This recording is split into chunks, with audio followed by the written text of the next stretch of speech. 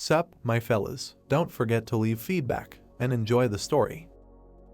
The bright moon shone on the houses, in the windows of which the light was burning, and the cold night wind, and the moonlight appearing between the clouds, and the feelings of the hired killer all whispered the same thing. The guy sitting on one knee bowed his head and listened to what was said to him. The man said that he had once again worked hard. A blue glow began to appear, which rose upward. Rayon raised his head and looked ahead. In front of him stood a tall, long-haired blonde man, with whom the mercenary agreed, calling him Mr. Darius. Darius Robert. Today, the brunette will die at the hands of this man. He stood in front of the bowed guy and said that the dark-haired man showed a result worthy of his position as the leader of the shadows, and that thanks to his shadow activities, their family began to develop much faster. The killer closed his eyes and said that he was only doing what he had to. The long-haired man interrupted the second. Rayon was still sitting on the ground and was asked if he thought the shadow needed freedom. The boy, still holding his eyes closed, replied that shadows only needed to follow their master's orders and that things like thoughts, feelings, and hearts were of no use to them, to which he was told that he knew that well. The blonde looked at the mercenary, clenching his fist. His aura turned black and he asked why he had acted of his own free will then. The dark-haired man finally opened his eyes and wondered how he had managed to break free from the mind control. Rayon tensed and wondered how Robert had figured that out. Red chains were covering the strange figures. Mind control. 3 figures with black blindfolds were fighting with people. It was through mind control that the Robert family controlled the assassin group called the Shadows. Tears rolled down the little girl's face as a man's hand rested on her shoulder. 3 figures, dressed in black and with hoods on their heads, were looking ahead while their faces were hidden. After kidnapping or buying very young children, they turned them into hired killers, ready to dedicate their entire lives to carrying out the vile and dirty deeds of the family. In other words, they make them the dogs of the Robert family. The hands forcefully break the chain from the shackles and Rayon is surrounded by fire. The mercenary was also under mind control, but ironically, during one of the missions, he managed to break these cruel shackles. Looking at the gentleman, the guy asked Robert how he knew about this. Raising his hand, the long-haired one answered that all killers have 2 collars. The first is mind control, which the brunette somehow threw off. Snapping his fingers, Darius continued about the second collar. Putting his hand to his mouth, Rayon's face changed dramatically when a crack was heard and his hand turned red. The dark-haired one screamed in pain, falling to the ground, while the blonde man standing in front of him smiled. Blood flowed from the mercenary's mouth, and he did not understand what kind of pain it was, as if his heart was being sawed into pieces. The master smiled even wider. The brunette raised his head and looked at the man in confusion. It was a furious worm. The heart was wrapped in a glowing creature similar to a centipede, which was currently eating the heart on Robert's orders. A spell that could even determine the feelings of a slave. The killer got angry and said that the blonde man was not satisfied with mind control, so they also fed him a furious worm, and then reproached him for pretending to be the embodiment of justice and that it was cruel. The man replied that it was not cruel, but carefully thought out, because the killer got rid of mind control. Darius continued that people wear some kind of masks all their lives and his was just thicker and more special than others, while the guy was suffering from pain. He was kidnapped at an age when he did not even really remember anything. 4 black dogs bared their white teeth, foam flowing from their mouths. Rayon was raised as a hired killer and hunting dog of the Robert family, and even after becoming the leader of the Shadows, the brunette lived without a heart or emotions. The collar of one of the dogs breaks, and with it the chain. Then, completely by chance, the dark-haired man got a chance to master the Ring of Fire technique, and, as if to prove the power that in ancient times was only available to the strongest Swordmaster on the continent, he was able to get rid of the mind control. Rayon thought that he would finally be able to leave the Shadows and become free. He believed in it and hoped for it. The dog approaches a high cliff, passing by a skull whose gates opened. But why was it that what the brunette ultimately received was not freedom, but death? The mercenary lies on the ground, while a blue aura surrounds him. What sin did the guy commit that he must die so in vain? The protagonist clenched his jaw, cursing under his breath. His eyes glowed blue and Rayon clenched his fists, thinking that he couldn't end up like this. Getting up from the ground with a hand on his heart, he glared at Darius, who in turn was surprised and asked how the other could stand up in such a state. Taking a fighting stance in front of the long-haired man, the brunette placed one hand on his bent knee and the other on the ground. In his thoughts, he was trying to cause damage to his master, even if it was just a wound before he died, while his eyes continued to glow brighter and brighter. The mercenary ran towards Robert with a loud cry. The dark-haired man was not going to meet his end in disgrace, and so he ran even faster. The blonde frowned and his hand reached for his sword. The wary man was reflected in the dark-haired man's eyes. With one swing of the sword, the long-haired man cuts off the mercenary's head and turns away from him, while the lifeless body falls to the ground. Rayon's head falls further away from the body with a look of horror on his face and no longer shows any signs of life. Darius walked up to the body and looked at it. The blonde thought he had blocked it. Not only had this trash broken free of the mind control, but he had also managed to attack his master, resisting the pain of the furious worm. The long-haired man turned around and walked away, saying that it had been a long time since something like this had happened. Looking at his arm, which had a bleeding wound, Darius asked himself how many years had passed since he had last been wounded. He had been bitten by his own hunting dog, which had been raised as a disposable item. He was speechless. Well, the assassin was dead now, so there was no need to worry about it. Ordering his servants to remove the dead body, the master walked away. The dead pupils reflected the departing silhouette. Darius was said to be one of the strongest warriors on the continent. It was natural that the mercenary couldn't defeat him, because the blonde was so strong and the boy was weak. How could it be that nothing could be done? Rayon's expression didn't change. The little boy, surrounded by flames, sat opposite the corpse. It was a shame that the boy had to live such a life for no reason. The long-haired man raised his hand. It was a shame that he had been Darius's toy all this time. The killer was still standing, surrounded by flames. It was incredibly frustrating that he couldn't perfect the ring of fire he had received by fate.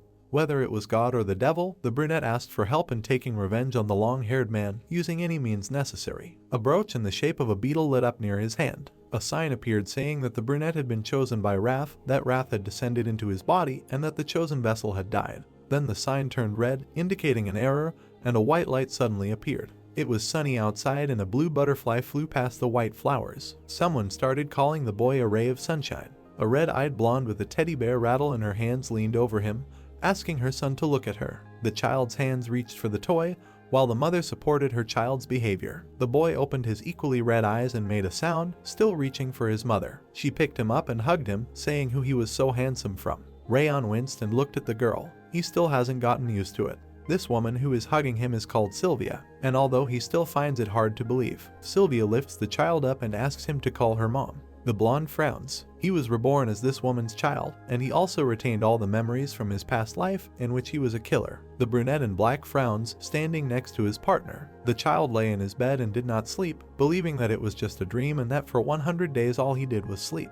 But time passed, and the boy did not wake up from this dream, and finally he accepted the fact that he was reborn. Sylvia held her child in her arms, noting that the weather was wonderful. She was impatiently waiting for the head of the house to return. Still standing with the child, the girl dreamed that the head would choose a beautiful and sonorous name for her son. Rayon pouted. He could not continue to wear the one he was called before birth, and the guy noticed that 100 days had already passed, and the head had not appeared even once, apparently busy. After his reincarnation, he did not have the opportunity to study much, but the former killer still realized that he lived in the house of the rich and very noble ones at that. The fair-haired man looked around the large and luxurious house, even higher in level than the famous one. A loud slam of the door caught his attention and Rayon turned his head in that direction. The maid, tired from running, ran into Mrs. Sylvia's room with a slight horror on her face. The girl shouts that the head of the house is heading to the chambers of the blonde. Sylvia is surprised and asks again if it is her father. The red-eyed boy raises his eyebrows, wondering about the fact that the head of the house is his grandfather. The blonde tells her maid that they need to prepare something, and her servant tells her that it is too late to do anything and that the man has already arrived. The creaking of the door interrupts their conversation. The girls turn towards the sound and it is clear that they are scared. The boy also tenses up, clenching his small hand into a fist. He wondered what kind of power this was. The head of the house has arrived. 3 tall figures appeared in the doorway, heading towards the girls while they stand silently waiting. Such pressure from just being there. Dark shoes walk on the blue carpet. A fair-haired man in a red cloak passes by 2 boys. Sylvia hugs her child tighter, and the child continues to look at the tall figure, thinking about his assumptions. The fair-haired woman spoke up when the man came closer to her. The head of the house, without greeting, asked about the child. Golden hair like the sun and red eyes resembling flames. An old man with a character as cold as an iceberg. The owner of the Seaguard House, which occupies one of the leading positions on the continent, the doom-bringing king of the north, Glenn Seaguard. The man frowned at the child. It seemed that Rayon was reborn into the strongest family on the continent. An unknown voice offered to take the child in his arms. What an irony of fate. An adult man named Jack, holding a child in his arms, says that from today on, the child will be called Rayon, so that he, in accordance with the meaning of his name, will live as a quiet shadow, as if he does not exist. The child watches with interest. In his thoughts, he says that as if in a continuation of his past life, he received his name again. Behind the man stands a blonde girl named Sylvia. The hero will be called Rayon. In the dead of night, Rayon lies in his crib and wonders if everyone has fallen asleep. He sits up and thinks that now that these depressing 100 days are over, he finally has a chance. All this time he wanted to sleep, and when he woke up, Sylvia was always there, so he could not use mana or do anything else, and he is glad that now he at least sleeps separately in a child's crib. Rayon sits down and decides to try to start. He forms a triangle with his hands and activates a ring of fire, imagining himself from his past life. The usual cultivation techniques on the continent involve obtaining mana from nature through breathing and then coordinating the aura in the danchin. But with the ring of fire that the hero was lucky enough to receive, everything is completely different. Like a mage creating a mana circle, it forms a ring of fire on the heart, allowing one to develop stamina and physical ability, as well as increase spiritual strength and sensitivity to mana. This technique creates the perfect conditions for becoming a warrior. The blonde guy holds a sword in his hands and calls it the best cultivation technique. Even a transcendent like Darius, a long-haired man, cannot detect the presence of a ring of fire, which is undoubtedly another plus. Rayon imagines himself in battle and says that if he develops his body and spirit with the ring of fire, while also mastering the techniques of the Jack sword, then revenge on this Robert will no longer be just a dream. The hero imagines the man and looks warily. The surprised boy notices that it is probably the peculiarity of this body, but the mana circuit in it is filled with the most terrible cold, so that is probably why even after 20 hours of sleep, the whole body was still so cold. Rayon is wary and thinks that the 9 sealed places are something serious, because if this continues, the entire circuit will be blocked by the cold and he will die. The boy imagines the cold shrouded in fire and decides that he needs to break through it using the ring of fire, but at the same time, the purity of this cold is quite high, and it would be a shame to get rid of it so easily, so he wants to try to connect with the flow of fire and move them together. A beautiful landscape with the moon and the rustling of leaves. The hero with a serious face thinks that the process is good, because although it is slow, it is without problems, so he decides to continue, but suddenly he is stopped by a sharp blurring of vision. The shocked boy lying on the bed is surprised that he only did a little cultivation, and he is already tired. He frowns and tries to fight sleep, saying that he can't. Eventually, Rayon can't stand it and falls asleep, while Jack stands next to his crib and watches him. The man stretches his hand over the boy's head. Gradually, it begins to get light outside the window. The child crawls on the carpet, making different sounds. Sylvia praises him and offers to crawl some more, to which he does not look very pleased. The hero frowns and thinks about how difficult it is to play, since even though he is an adult inside, he feels like he will die pretending to be a baby. The girl holds the child in her arms and continues to praise him, saying that he really can do everything, to which he thinks that it has become much easier to endure the cold energy. Suddenly, the girl's speech is interrupted by a man's voice calling her. The girl smiles at the adult man with a beard, calling him saint. The man smiles and says that she can call him uncle. Rayon in his arms is surprised and assumes that this man is the same saint in rags. In the boy's mind, the man appears as a famous healer standing with a staff. Divine power, the art of healing. In them, the man's abilities reach the heavens themselves, but due to his love of wandering, it is very difficult to meet him. Joyfully, he says that he heard that the girl gave birth to a child, so he stopped by on the way, to which the girl confirms this. The man takes the boy in his arms and admires his golden hair and red eyes, mentioning that this is the first time since Sylvia, to which she comments on his beauty. He continues that the child is very cute and is the complete opposite of Jack, after which he asks his name. A little worried, the girl replies that the boy's name is Rayon, after which the saint frowns and clarifies whether this name was given to him with the meaning of shadow. Sylvia in the background confirms this, and he is indignant, holding the child in his arms, which Jack thinks about, calling the child a shadow. The boy tenses up and thinks that the man is not using formal address now, but calling him in a friendly way, because he has certainly heard rumors that the King of the North and the Saint in rags are close. But he did not think that it was true. The man smiles and picks up the child, saying to go to grandfather. Unexpectedly, he put his hand on the child's chest. Sylvia watched with concern as the man determined that Rayon's condition was not very good. The girl asks if there is any problem when the man answers that this child carries the curse of the bitter cold. His mana circuit is currently blocked by cold energy, and because of this, it will be difficult for him to become a swordsman. But more importantly, he will not die only with treatment, but if he is left as is, he will not live long. Sylvia became very nervous, holding the child in her arms, and said that this is not true. The man said that he would first prescribe medicine for the boy, but was suddenly interrupted. The maid came and said that the head of the house was calling him, but the saint replied that he would go as soon as he finished the conversation, hearing in response that the head of the house wanted to meet him right away. The man frowned and said that, as always, it was not the right time. He agreed, standing in front of the maid. Rayon thought about finding out that this was a curse of bitter cold, although knowing about it did not change anything, because in any case, he was using the ring of fire now, so it was not a problem. A tear suddenly fell on the boy's face because Sylvia began to cry. She again said with a tear-stained face that it was not true. Wiping away her tears, the girl continued that she could not lose the boy like this and the man's claims were nonsense. Holding the child close, Sylvia shouted that she would find and cure him by any means necessary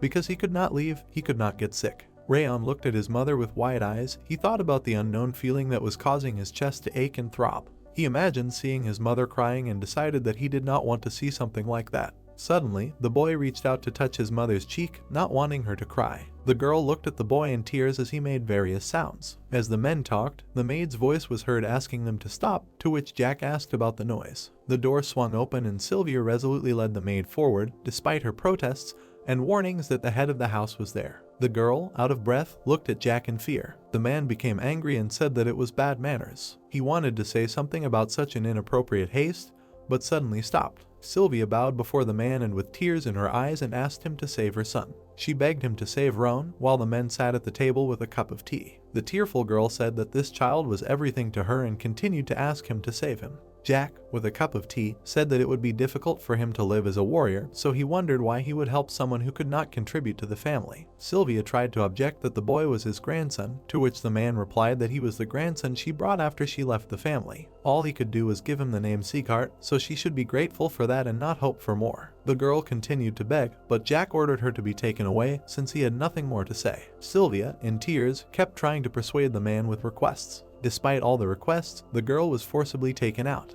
The man sat silently with a mug in his hands. The saint frowned and called him stubborn because it was so difficult for him to show his sincerity, although he himself called him to look at his youngest grandson, and now he was doing this. Jack only took a sip from the mug and asked him to tell him in more detail about the boy's condition. The saint began to tell him that his mana circuit was blocked by cold in 9 places, and as he grew older, the situation would become even more dangerous. Although Jack repelled the cold with his aura and there would be no problems for some time, it would be almost impossible for his grandson to become a warrior. The man, bringing the mug to his mouth, replied that it did not matter and that it was enough for the boy to live. The saint noted that this was the complete opposite of what had happened a few minutes ago, after which he asked if he also considered his grandson cute. Still sitting at the table, he asked why Jack had called him Rayon, since there were so many good names, and then suddenly, Shadow. The man answered sullenly that Rayon meant more than just shadow. Looking at his reflection in the drink, he said that 1,000 years ago this name had a completely different meaning. It was daytime outside, illuminating the building.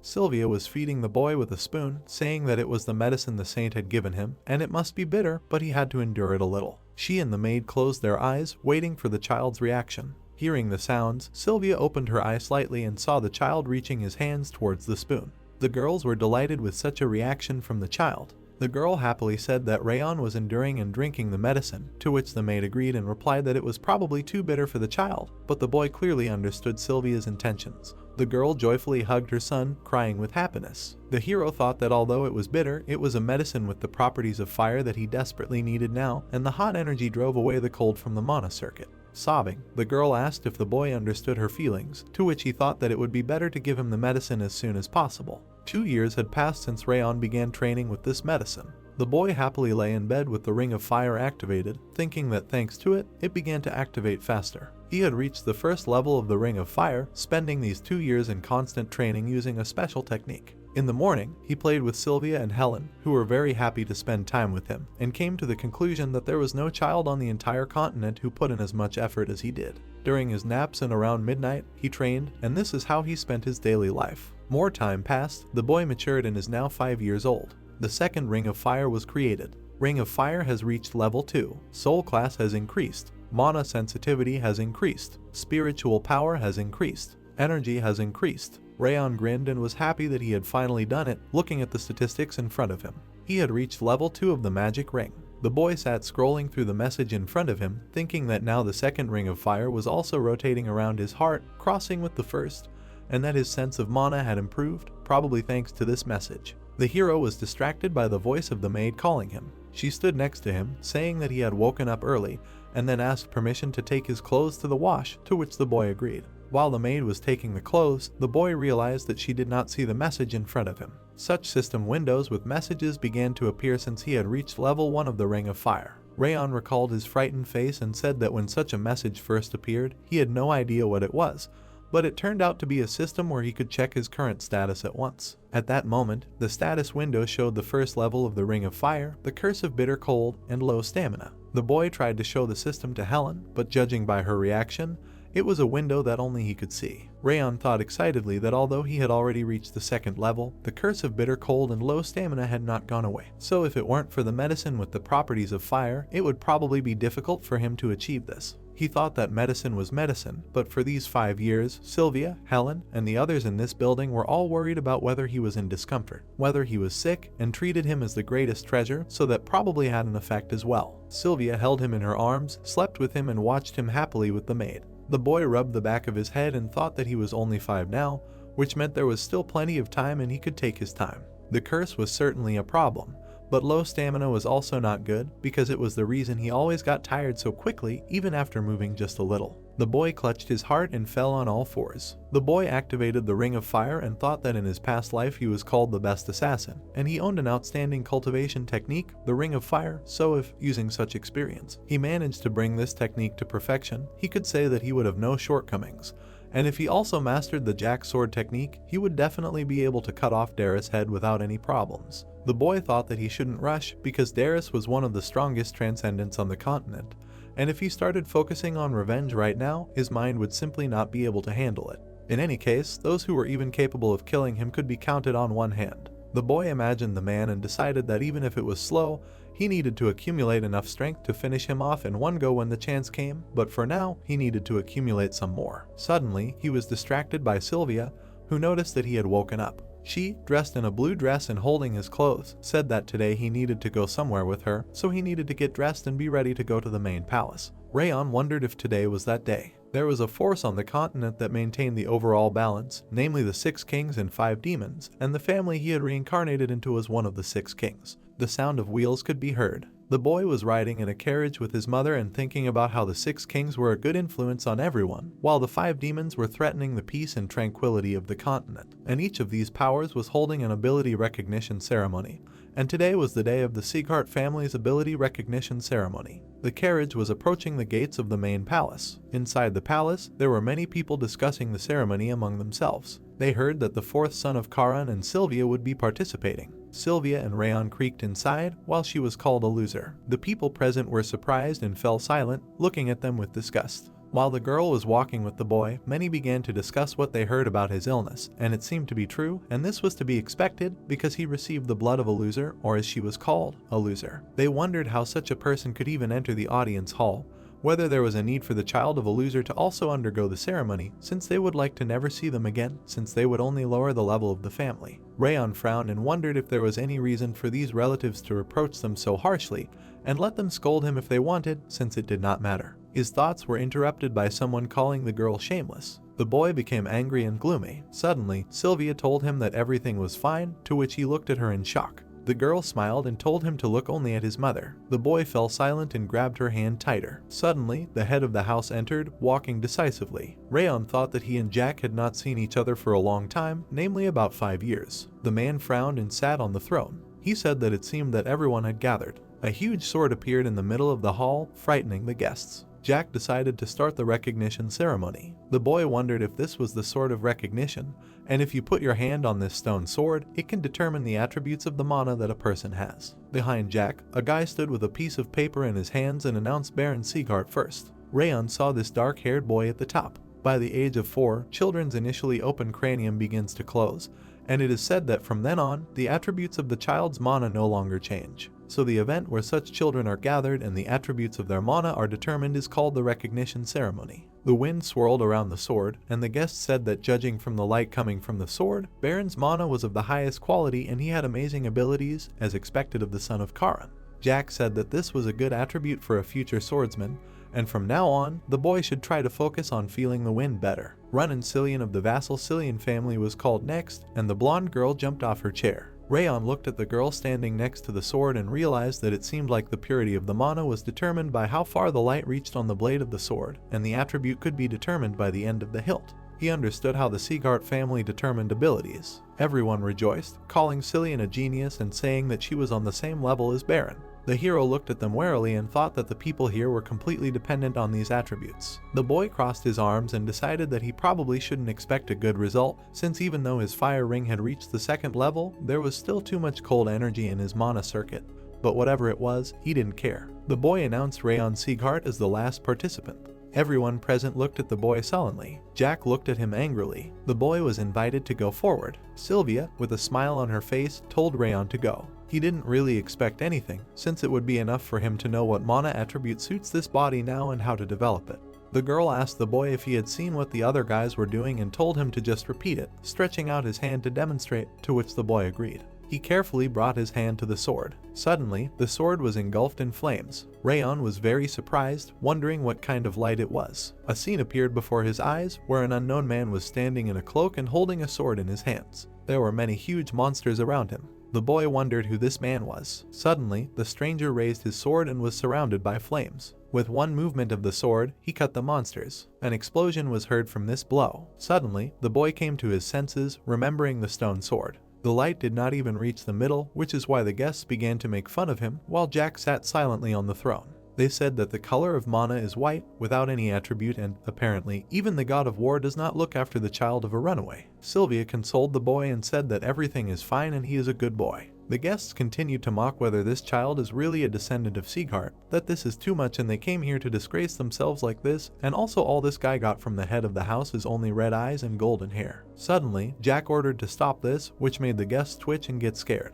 The man, sitting on his throne, said that it was too noisy. He said sullenly that the ceremony was over and ordered everyone to leave. Everyone continued to laugh at them. The butler motioned for Mr. Baron to leave. The sword remained in the hall. Jack said that it seemed that nothing could be done and that he did not expect much. Suddenly, the sword was engulfed in flames, which surprised the man. The sword's light burst out everywhere. The man said in shock that the light from the stone sword was golden, like the sun. He read in a book that the aura of the first head of the Sieghart family was distinguished by an extreme fire power that could melt even the fire of the underworld. The man, holding the book in his hands, tensed up, because the golden mana and golden flames had only appeared once in the history of the Sieghart family. The mana was a rich golden color. The golden flames were dazzlingly beautiful and radiantly shining. The man stood in front of the sword engulfed in flames in shock. He was surprised at what Rayon did. Rayon looked at his status window. Name, Rayon Sieghart. Title, none. Status, Curse of the Bitter Cold, low stamina, decreased physical strength, decreased mana sensitivity. Trade unknown, 2nd tier fire ring, 2nd tier water attribute resistance. He thought happily that it seemed like the number of fire rings would increase to 3 very soon.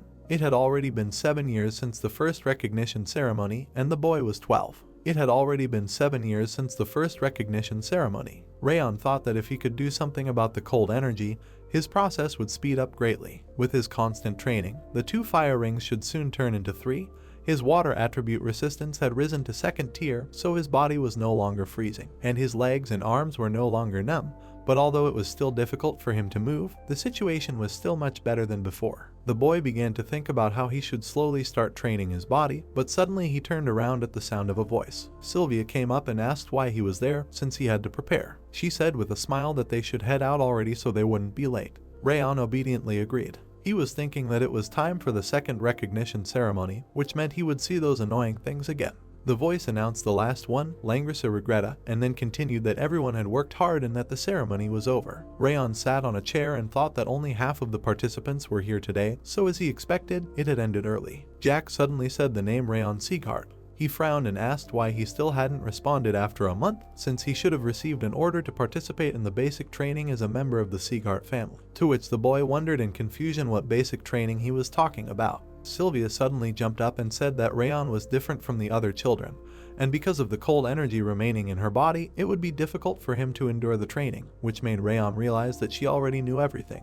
The leader said menacingly that they were now in the territory of the Sieghart family, and for those who bear the name of this family, there are no exceptions, and if you can't walk, then crawl, that's what it means to be a Sieghart. The girl answered fearfully that they cannot accept this, and they need to be given at least a little time. Jack asked if, since she cannot accept it, she will leave the family again. This time with a child, because on this land one can only live as a Sieghart, and if she does not want to, then she should leave immediately. Sylvia pursed her lips in fear. The guests began to wonder if she would run away again, because it would be interesting to see, but now she has neither a dantian to break nor a mana circuit.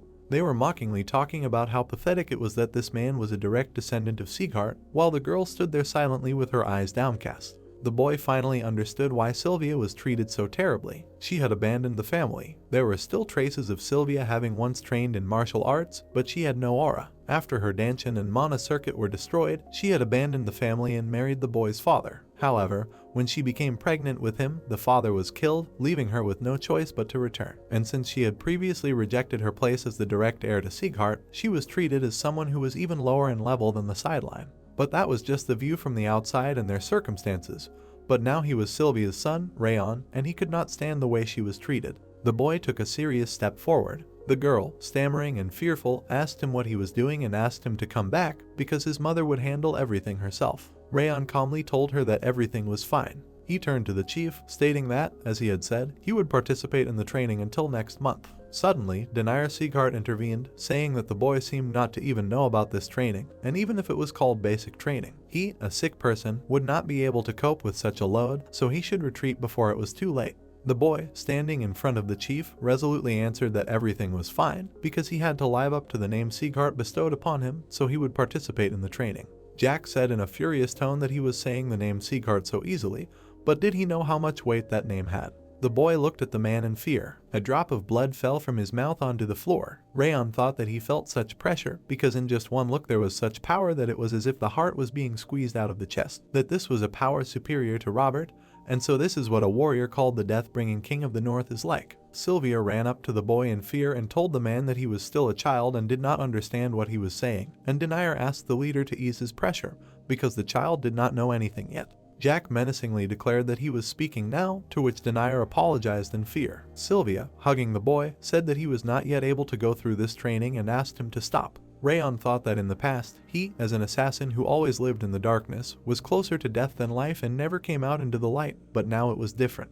The boy from his past life pushed his present self, deciding that he would no longer hide in the darkness and no longer live as the assassin Rayon. The boy gritted his teeth and resolutely walked forward, deciding that he, Rayon Sieghart, would return Sylvia to the place where she was originally supposed to be. He told the head that he couldn't know, because he didn't grow up in the main palace but in a remote outbuilding, so he didn't know how high-ranking or successful the Sieghart family was, but he wanted to participate in the training and find out what kind of place this was. The boy, imagining his childhood, decided that as Rayon, he would protect Sylvia as well as the happiness and smiles of those dear to him, so he would definitely return them with his own hands. Jack asked him if he had decided to understand the level of the Sieghart family through basic training, and he replied that it was the only way he could do it now. The man said that he should tell the teacher to prepare properly then, so as not to disappoint the boy. Suddenly, Rayon collapsed to the floor, thinking that in his past life, he was the best assassin, and now he is the one who has mastered the legendary Ring of Fire on the continent, so if he can use all these skills, he can rise up in this family. Clenching his fists, he decided that he would show them how hard the stone they all looked down on would become.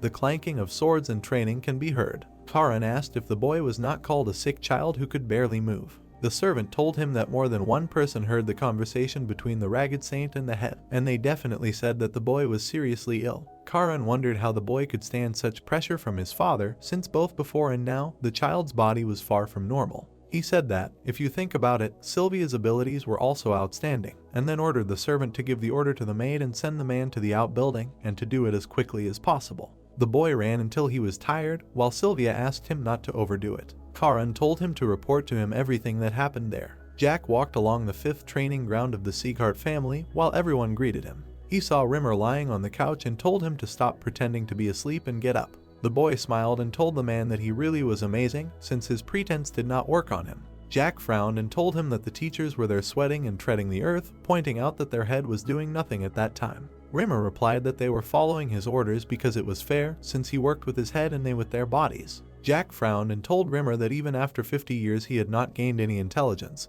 and Rimer replied with a smile that people change before they die, after which he remembered that he was an elf. The guy asked if he was here because of his youngest grandson. He told the man that Sylvia had been here before him asking for help, but he did not think that he would come now. Jack asked what he meant, to which Rimer replied that she had asked to look after district so that it would not get hurt. He continued with a smile that if the head had come for the same reason, then it was in vain, since he himself had said that at least he would not interfere in the affairs of the 5th training ground. The guy frowned and said that even if it was his youngest grandson, he would not make exceptions. Suddenly, the man surprised Rimer by saying that this was what he needed. He ordered not to reduce the intensity of training, but on the contrary, to increase it as much as the guy wants so that all the unworthy ones will be weeded out. Rimer put his hand to his mouth in shock, saying that then his grandson will fail too. He happily suggested that the leader, it seems, loves his youngest grandson more than it seems and really gives this child the love that Sylvia was able to give. Jack replied that if he were not his comrade in arms, his head would now fly off his shoulders. Jack orders not to give indulgences to anyone, separating the strong and the weak, so that only the worthy can study with him, to which Rimer says with a smile that then he will do what he wants with a clear conscience.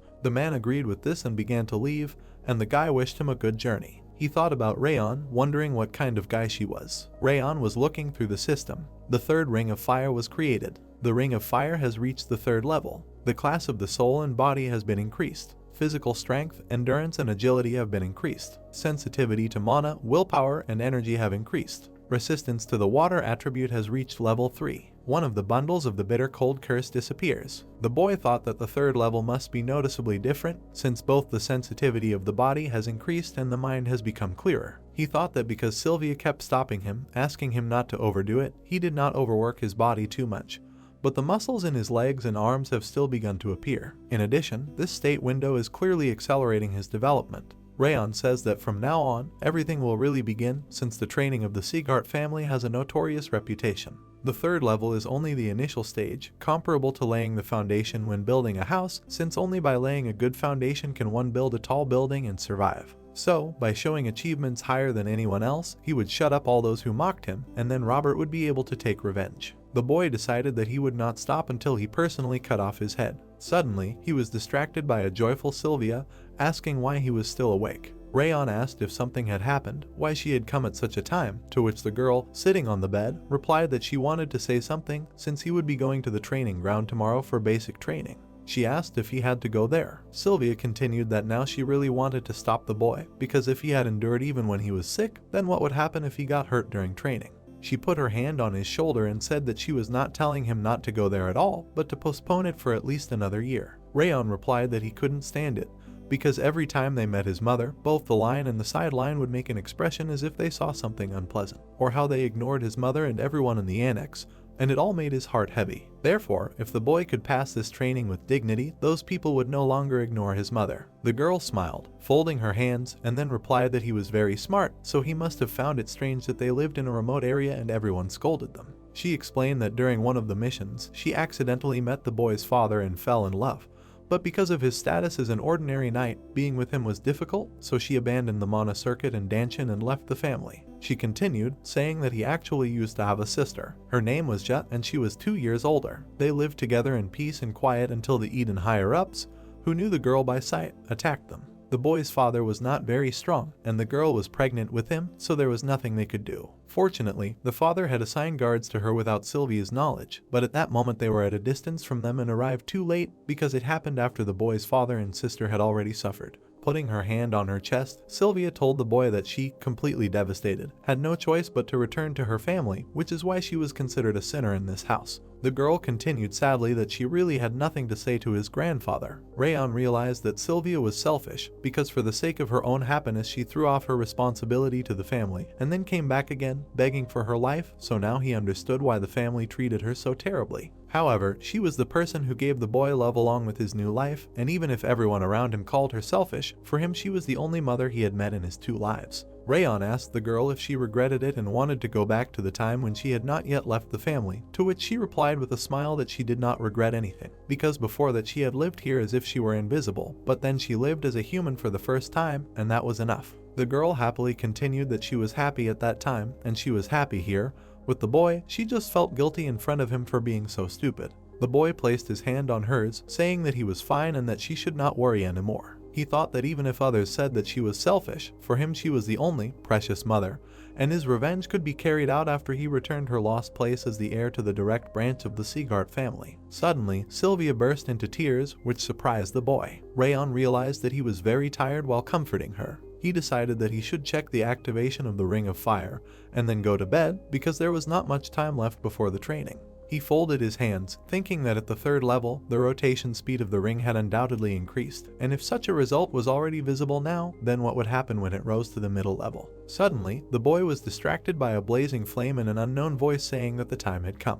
The king of the underworld, who appeared from the flames, said that the anger that arose in the boy had reached him, so in the name of Wrath, the second king of the underworld, he would avenge the boy. The boy asked in shock what it was. A status window appeared. An unknown ability was unlocked. The trait Wrath was created. Wrath awakened. In exchange, the king offered to give him his soul and body, but was suddenly surprised that there was a child in front of him. The boy asked the creature who he was, and he asked the same question, because the anger that had reached him, the king, could hardly belong to such a boy. He realized that he was a boy, because deep inside his heart there was indeed an uncontrollable anger. The anger told Rayon to give him his soul and body, so that he could carry out the revenge he had dreamed of for so long.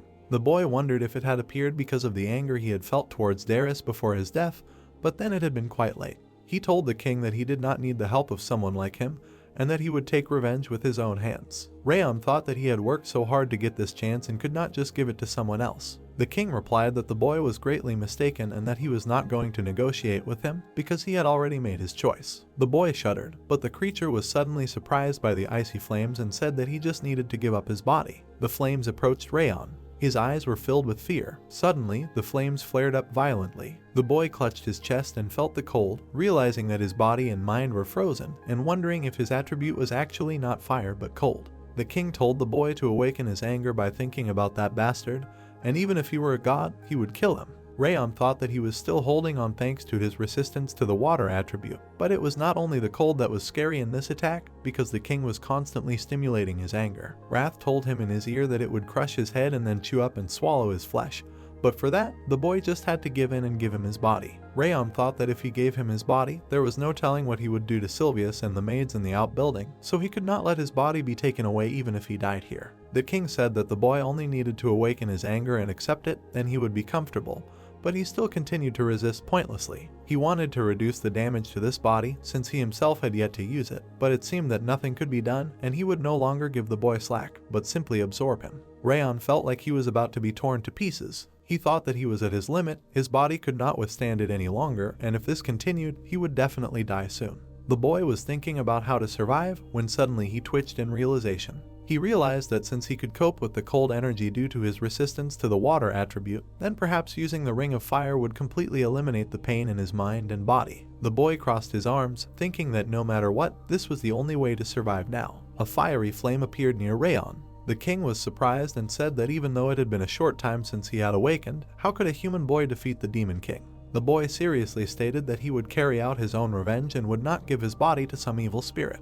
The king was furiously indignant that Rayon called him the king of the underworld, an evil spirit, to which he replied with a smirk that he was a spirit that could not deal with him alone, and was the king of the underworld, adding that perhaps all the kings had died and it would be better for him to disappear silently, to which the king was indignant. The boy thought that he had said that he had just awakened, so that meant he could not properly use his power. Suddenly, a status window appeared with a message about opening an additional ability, surprising the boy. The spirit was surprised, asking the boy where he got the status window from, since it was the ability of the Demon King. The boy saw that his abilities became visible in numerical values. Rayon asked the king what this message and the status window in general were, and if it was somehow related to him. The king of the underworld replied that he had created this system personally, but where did the boy get it from? To which he asked what this system was for. The spirit replied that he had no reason to tell him this, to which the boy guessed that it was to speed up growth. The king was surprised by this, to which the boy thought that he was not at all good at hiding his emotions. Rayon thought, no wonder he thought it was strange that the effect of the ring of fire exceeded the one in his past life, but it turns out that it was all thanks to the system. The spirit began to get angry, demanding that the boy give him either his body or his ability. Suddenly, the boy punched the flames, causing indignation in the spirit, to which he replied that suddenly it would work, because he even put mana into the blow. Rayon thought that maybe he, as a soul, had no material component, because in that case the aura would not have any effect. And besides, based on the fact that even after his aura pressure no one came here, it seemed that only he could see and feel him. The boy began waving his hand, trying to drive away the spirit. Suddenly the king told him to stop, after which a blue flame appeared near the boy's hand. Rayon saw a bracelet appear on his hand and asked what it was. The king answered that even though he was only freed now,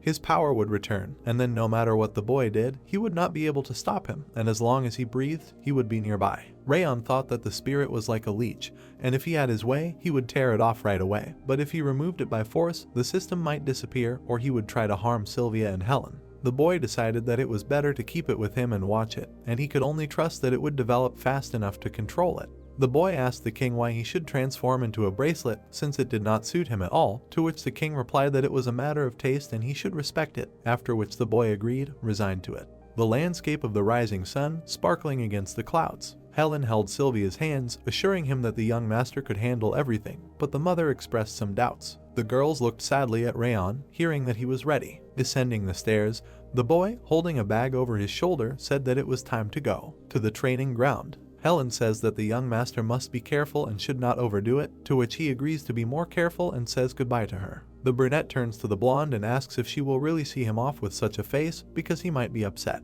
Sylvia wishes Rayon luck, to which he asks her not to worry because, as he said, he will not overexert himself and will give up if it is too difficult. The guy waves goodbye to them. Sylvia asks if everything will be okay, to which Helen notes that the young gentleman has become much better, he can just complete training and return. The blonde thinks that he has become much better compared to himself before, but this child. Helen turns to Sylvia with the words that this time the children will have the strictest instructor and Rayon will have to make every effort. The boy gives positive answers, saying that he promises that he will train and not get hurt.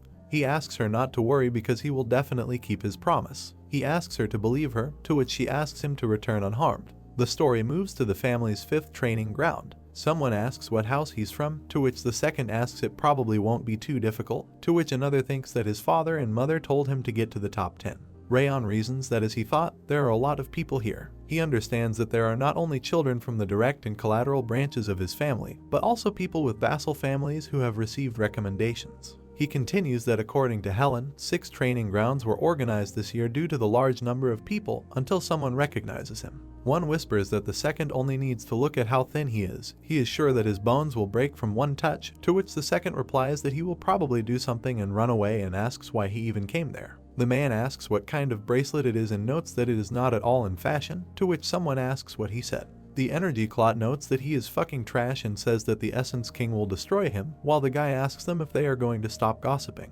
He clarifies if they want to say all this to his face. The blonde asks if they were taught that talking about people behind their backs is bad, to which he replies that he should shut up because he was carried away after one fall into the annex and how dare he even talk like that, and in fact, he is not a direct descendant. Rayon asks what right they have to talk to him in such a tone when they themselves are from the side branches. While they look stunned, he adds that aren't such words used when the opponent is lower in rank. The brunette says that he really does not know his place and is preparing to hit him. He grabs the guy by the collar. Someone commands him to stop. The man says that training will start soon and asks what they are doing and adds that there are outsiders here and how dare they desecrate the name of this family. The two apologize to him. Baron notes that he also did not understand his situation. He adds that for him he is just dust under his feet, which he will sweep away if he wishes, and asks to behave quietly and calmly if he does not want to be kicked out of there. The direct descendant thinks that then he attracted the attention of the head of the house not with his skills, but simply managed to take advantage of the situation correctly. He grins and notes that he is a pathetic piece of trash who randomly got a chance to train. The guy turns away and adds that if he does not have plans to participate in the training, he can leave right now. Someone like No will not pass in any case. Rayon says that he has heard enough from him. The blonde asks what he thinks who he is, only a direct heir but without status. What rule does he have to make such a conclusion? He adds that he thinks that he can get this rule if he whines to his daddy himself. Baron angrily asks how dare he talk about him like that. Rimer opens the door with his foot. He asks with a satisfied expression on his face if they have already started a fight, because he did not expect anything else from young people like them. Rayon realizes that it is a sort of light named Rimer. He heard that he retired after injuring his energy center. The red-haired man asks why they don't continue fighting after the opening ceremony, to which the blonde continues that he never thought he would be here. Baron walks away angrily. Rimer says that he welcomes them as he is the head instructor who will be overseeing their training. He smiles and continues that his name is Rimer and he can't wait to work with them. The instructor continues that he heard that there will be about 160 participants in the training and there are too many people around, so they will reduce this number with the help of general testing. He bends a couple of fingers and says that the number will be reduced by exactly a quarter. The guy is puzzled why there can't be that many, to which the girl clarifies that something is meant here, while the red-haired man says that he is dividing the grain from the cutting and only the strongest will survive. The energy sphere says that he is a selfish bastard.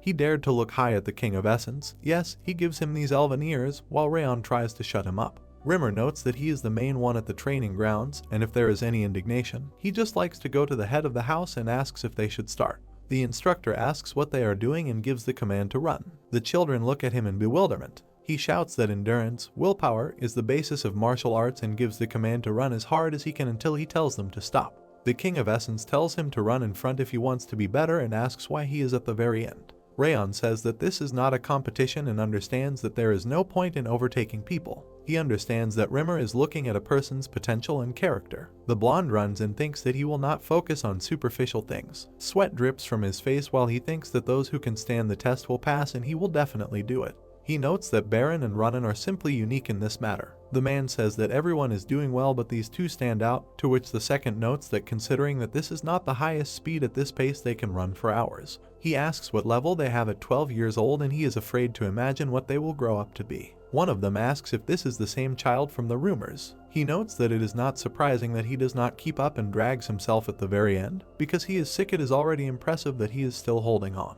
Rimer listens as he continues that he looks tired and it seems to him that he will soon fall. The red-haired one smiles. He notes that this is interesting and asks if he has seen anyone like this before. He continues that he thought that strong people are those whose potential he cannot measure. He explained this by the fact that he could not comprehend their depth. He can determine by color and shape what a child will grow up to be in the future, but he does not understand why Rayon does not have one or another color. The red-haired man says that this means that his potential is beyond his capabilities. For him it seems funny. The guy asks if he sees it, because he behaved like an egoist and in the end he is the last one, to which the second notes that he should be grateful for this too. But he will soon fall and just look at his stupid face, because he is sure that he will not last even 10 minutes. Rayon thinks that this is strange. He does not understand why they are just running, because this should be training.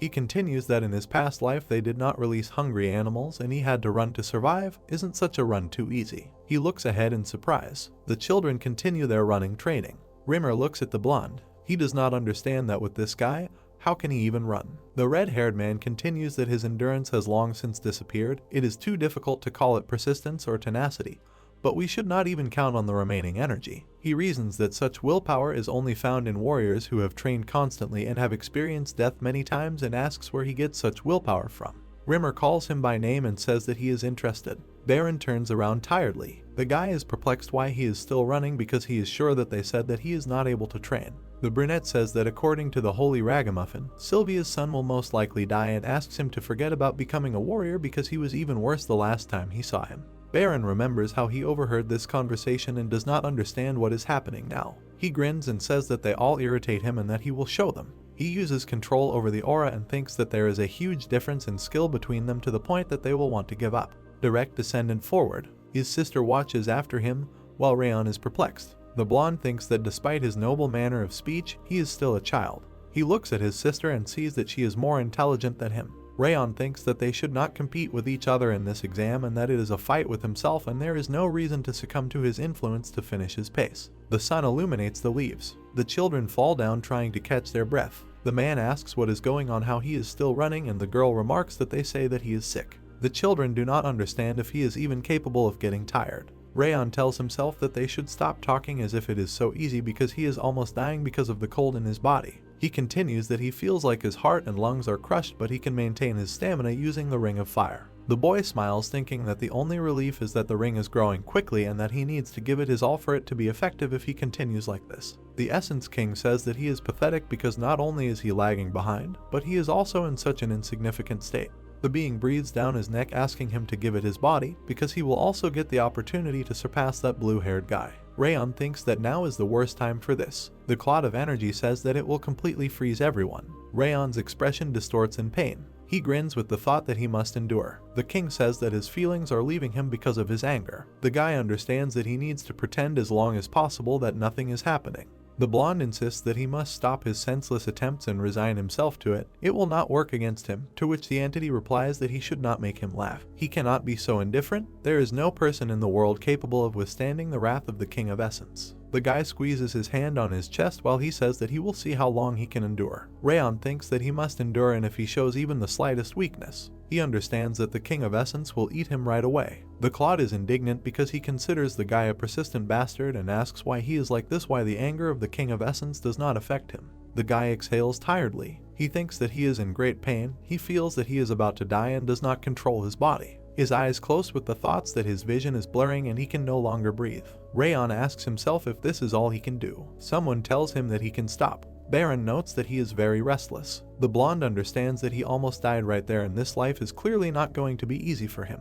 The sister of the direct descendant turns to him. The Clot says that he is a monster and asks how he could, to which he receives in response that he told him that it is pointless and will not work. The guy smiles because it definitely helped his ring grow and his body also developed thanks to the status window. If he continues to train like this he will definitely be able to. The Clot and the guy look ahead in surprise. The system notifies him that the conditions have been reached. Extreme movement exceeding the endurance limit indicators have increased, strength has increased, and with agility has increased, endurance has increased. The King of Essence is indignant because what is happening at all and why does overcoming his persona give additional stats? Rayon understands that this is madness. Rimer says that everyone is great and this will be the end of the test. He continues that about what he said before the start. The red-haired one smiles and says that he lied about it.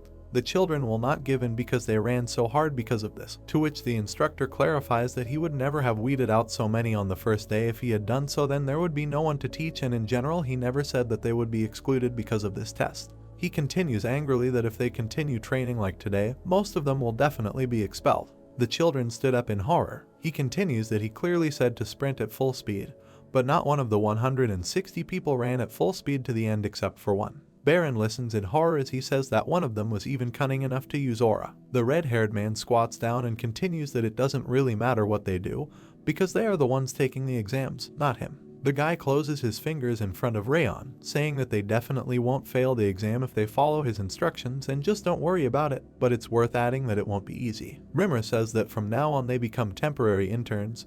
He will give them a temporary rank if they successfully pass the exam in 6 months. He smiles, saying that he plans to choose the best intern, but he won't be the one judging them. He continues that they can now move into the high-class houses prepared for them and that there is a training ground on the left that they can check out. A small path between 2 trees. Rimer goes to someone. He says that a guest is waiting for him. He turns to his lord while he clarifies how everything went. The red-haired man replies that he should not have asked this question because he probably already knows everything since he has come such a long way. The guy continues that the lord already knows how well he can judge people and as expected, Baron and Runin showed themselves from the best side and the other children also have the potential to become the support of the house in the future. The red-haired man crosses his arms over his chest. He notes that he did not see anything from Rayon at all. Rimer says that he does not understand how he ran to the end because his endurance should have already failed because this is the first time since he has not seen anything like this after himself. The red-haired man smiles and says that every day has been so boring after the depletion of his energy center, but he feels that this will be interesting.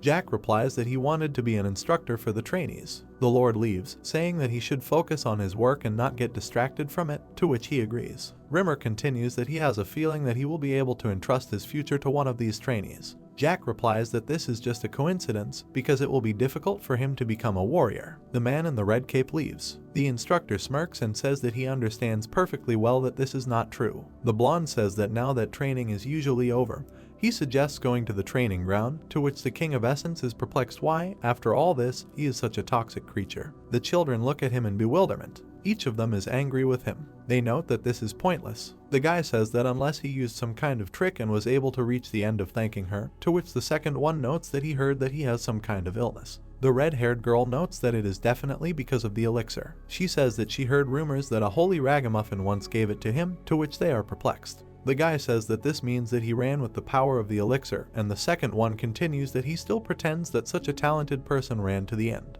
The girl says that she thought, should they teach this guy a lesson? Rayon is pushed into the wall. He does not understand why this suddenly, to which she asks again is it true that he does not know this. The guy says that he still dares to brag, abusing the power of some lucky elixir that he got, and the second one continues that he would not even be able to run if not for the elixir from this ragamuffin. Rayon listens to how he even dared to use such a vile trick on people from the sideline who do not even have abilities, while he thinks that they are scolding him for such a ridiculous reason, as was expected from children. The guy says that he should not be scared, they brought him here to have a comfortable conversation with him, to which the second adds that everything will be exactly like this and they will have a casual conversation. The girl asks him not to worry because this often happens. She is going to hit him with a question whether they heard her correctly, the words of the instructor, and offers to talk to each other. The King of Essence asks himself if his carrier will really hold back after such treatment, because even if it is not that serious. Rayon responds by hitting the girl in the face. The two guys are perplexed by what he is doing. The girl flies back. The clot of energy is no less surprised. Rayon asks again what they said there about conversations to note that they are right. The blonde says that conversations with fists. The brunette wants to hit him, but he blocks it.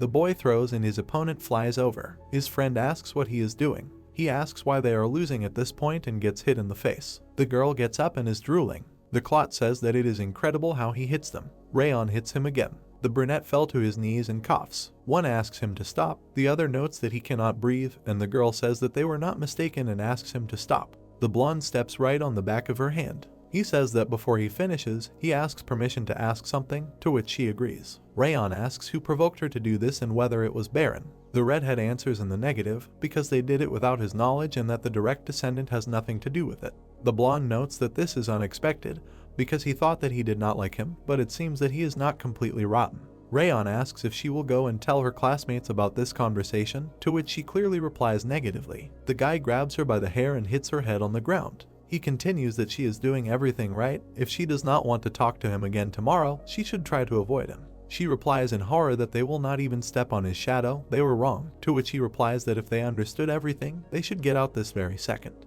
Rimer is happily eavesdropping behind a tree. He thinks it was just a great show, like seeing the Lord in his youth and his blood doesn't lie. He also has a talent for martial arts. The red-haired man says that an unknown talent hidden among the greatest talents, he's looking forward to it from Rayon.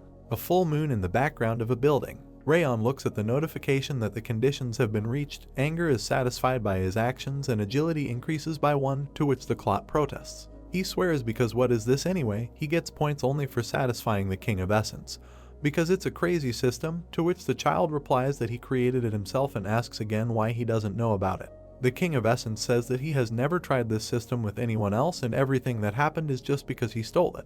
The blonde asks again if that's really true, to which he receives in response that he is an ungrateful, shameless brat. The clot looks at him and gets angry. He says that he has a proposition for him, to which he asks again. He offers to make a bet with the King of Essence, and if he wins, he will give him stat points, but if he loses, he will take on his wrath. The system says that Wrath offered to make a bet with him. The conditions of passing the test for official trainees are to take first place on the list. If successful, all stats receive +2 units to each in a random trait, and if unsuccessful, the creation of 10 points of emotion and anger. Rayon asks what they told us about first place in the test to obtain the status of an official trainee, which their instructor told them about, to which he receives confirmation of the correctness of his statement, and that he said that first place will be there for the results will be clear. The blonde clarifies what he means by a random trait, to which he receives in response that one of the traits that the King of Essence possesses will be granted to him. Of course, his level will be lowered to match his mediocrity. Rayon asks another question: what does 10 points of anger emotions mean in case of failure, and also gets an explanation of what it means that it is written you will receive the emotion of anger that the King of Essences has.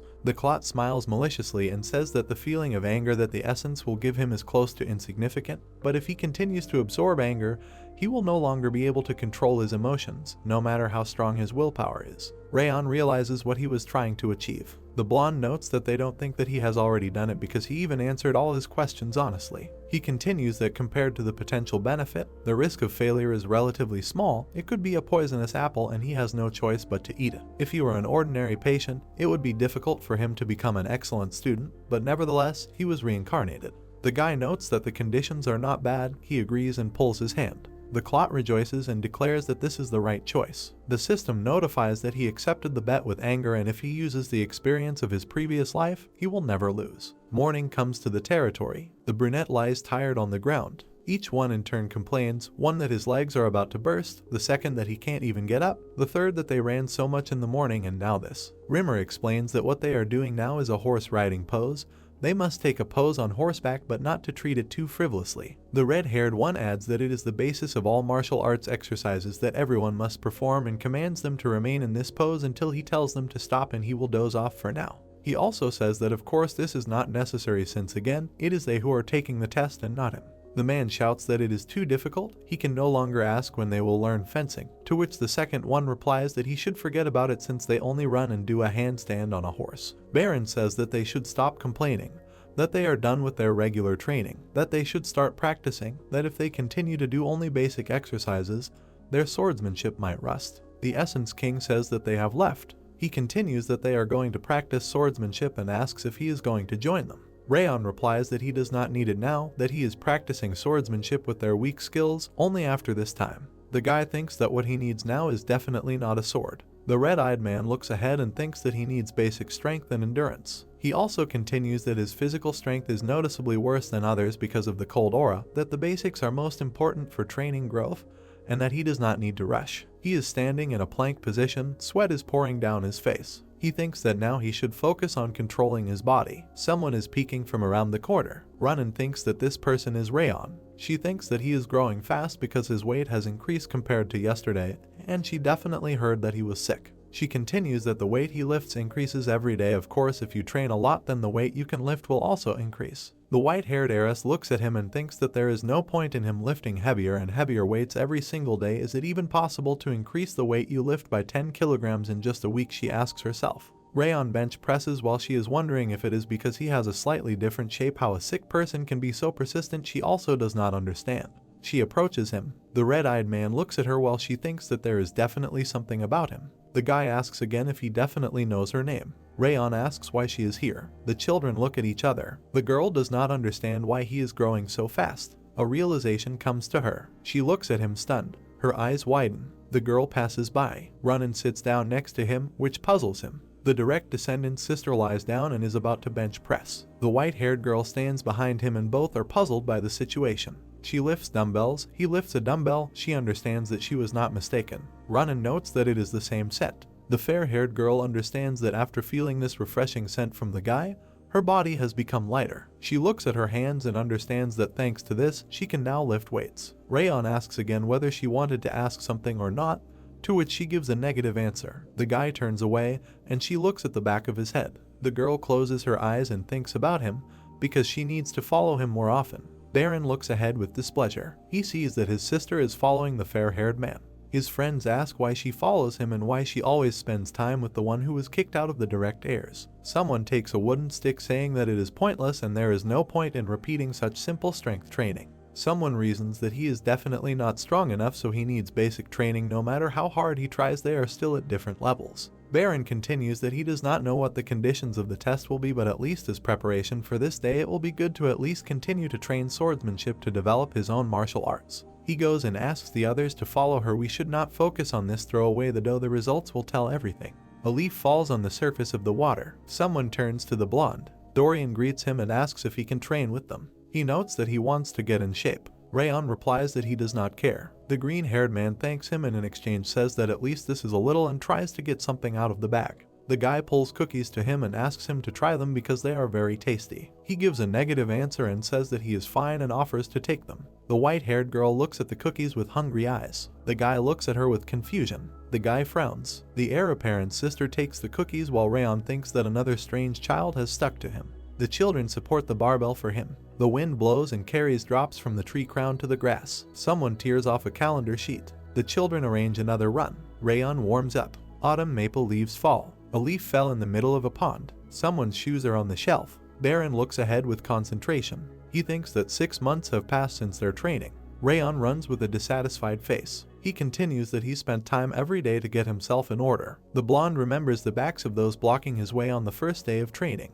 The guy notices that these backs no longer appeared in front of his eyes. He thinks that he takes a deep breath. He focused on the few who were still ahead of him and there were only 2 of them left. Rayon looks at Runin and Baron. He reasons that time has passed. The plot says that it is morning for the test. The red-haired one thanks them all for coming all this way. The voice continues that this time all the guards are present, so they ask to follow the rules and act in an orderly manner. The Essence King addresses the guy by his full name, saying that he hopes that he remembers their deal. He notes that he was never able to surpass those 2, so he should prepare to take the wrath of the Essence King. The red-eyed one brushes him off, saying that the test is something completely different and no one knows what can happen on it. Rayon asks Dorian what he is doing there, to which he receives the answer that he is just too worried about the tests and trying to let off steam and does not understand if he, as a weakling, can pass it. Runin addresses the guy. She gives him a cookie saying that he needs to eat something. He refuses. Baron turns around at him with displeasure. The Essence King does not understand why he is surrounded only by such people. Sylvia asks Helen to take a look. She is glad that her son is standing there so confidently, to which the maid continues that of course he is confident, he would have endured 6 months of difficult training. The maid continues that it seems to her that he has made friends, if his character is not surprising. The girl remembers that the young master has never been indignant since childhood. He was understanding and now he already has friends. She is incredibly proud. Sylvia proudly looks at her son. Someone gives the command to meet the head of the house. Jack comes out in a red robe. His beard and mustache were recently trimmed. People are perplexed by the fact that it is the head of the house. Did he come to see this in person? The elder blonde looks ahead sullenly. People are perplexed why he came now. He would never have come before. The instructor is also perplexed why the head of the house came. The father of the family notes that this event will decide the future of the house, and the instructor reacts as if he is where he should not be. The red-haired man laughs nervously, saying that he does not think so and is happy about his arrival. Rimer believes that since even the head has arrived, they have no time to idle and urges everyone to immediately begin the official testing. Turning to all the ladies, gentlemen, boys and girls who are there, that the conditions for passing the test that they were all so interested in will now be revealed. A leaf falls from a tree. The instructor turns his attention to it. The red-haired man's green energy covers the leaves in the area and moves towards the children. The children look at Rimer in horror. Rayon is also frightened and awaits the continuation. Rimer says that the test will include an assignment to break through his pressure and that this is the whole test. Rimer spread his arms and released his power. He closed his eyes and explained that pressure is only one of the integral characteristics of a warrior, and this test will determine the level of development of this ability. The spectator folded his arms and said he was against it, because the children had only recently learned aura. He did not understand why Rimer was making them face the pressure so early. The others supported him, exclaiming that there were children who had not learned aura at all, so they thought the pressure test was too much. In addition, they had heard from some children that Rimer only slept during lessons, which made them even more outraged by the test. The teacher stood with his hands in his pockets. He listened to the crowd and sighed. Rimer explained that pressure was not just a type of aura, and true pressure was the sole level that a warrior increased through achievements. It was a warrior's dignity that could be obtained without aura. The spectator wanted to object, but someone noticed that Rimer was right. He looked up and saw Master Jack sitting there. Jack confirmed that a person could only gain pressure through their way of life. The trainer looked at him and smiled. The head of the house added that even a person without an aura could have incredible pressure based on the difficulty of the training. Rimer laughed and noted that he expected nothing less from the master. He happily spread his arms and announced that that was all, hoping that now no one had any questions for the test. The teacher called for them to forget about arguing and begin the test immediately. He asked Runan to step forward and everyone else to step back. The atmosphere between the two of them became tense. Rimer warned the girl that the pressure he was about to apply should be just the right level for her to surpass him after good training. He said that if she could overcome it and touch it, she would pass the test. The teacher smiled evilly. He gave the start and doused Runan with his pressure, continuing to keep his hands in his pockets. The girl hugged herself. She was having a hard time. Rimer, smiling, said that if she used her aura, she would fail immediately. He wanted her to pass this test with just the willpower she had developed in her training. Runan closed her eyes and took a step forward. She reached out to the teacher in front of her. Then she grabbed his hand. Rimer patted her head. He praised Runan for her efforts. The teacher admitted that he could see the results of her work. The girl sat on the ground, breathing heavily, unable to get up. Rimer wished she could continue with this attitude. Then he called out Dorian's name, and the boy became scared, not understanding why he was next. The teacher gave up on choosing the order himself and asked him to hurry up. So a nervous Dorian took over from a tired Runan. Rimer towered over the boy, asking if he had seen what Runan had done, and stated that he wanted him to use only willpower to break through the pressure. The boy said in a thin voice that he doubted that was possible because everyone knew that he had a weak willpower. The trainer smiled, said that in that case he would simply fail the test and release the pressure. Dorian took cover, immediately beginning to experience difficulties. He dropped to one knee in front of Rimer. Alex watched them carefully. He noticed that the teacher was creating a certain level of pressure for each of them. The boy realized that Rimer adjusted the amount of pressure released depending on the level of the children and the amount of training they had received, which meant that he was really watching everyone. Alex was amazed at this man. Rimer beamed when he saw Dorian holding onto his leg, was glad that he had managed everything and declared that he had passed. The boy at his feet was shaking from the strain. The teacher noticed that Dorian had little confidence with his skills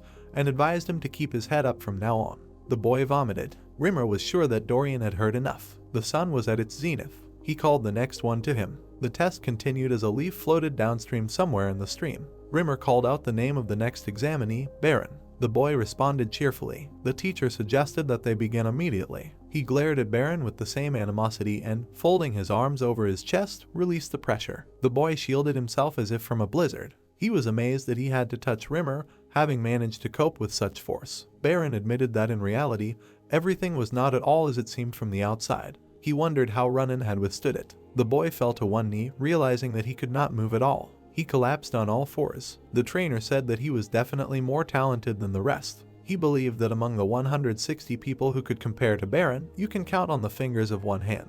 However, Rimer declared that the boy, like everyone else who listened to him, was wasting their time. He couldn't understand the point of empty fencing, which had no reason at all. Baron despaired. The teacher added that they needed to train their body and willpower instead of wasting time. He saw that the boy used his aura whenever he had the chance. Rimer warned him that if he did the same now, he would fail immediately. Baron gritted his teeth, not wanting to fail the test. He decided that he would never forget the day his father refused to let his older brother in.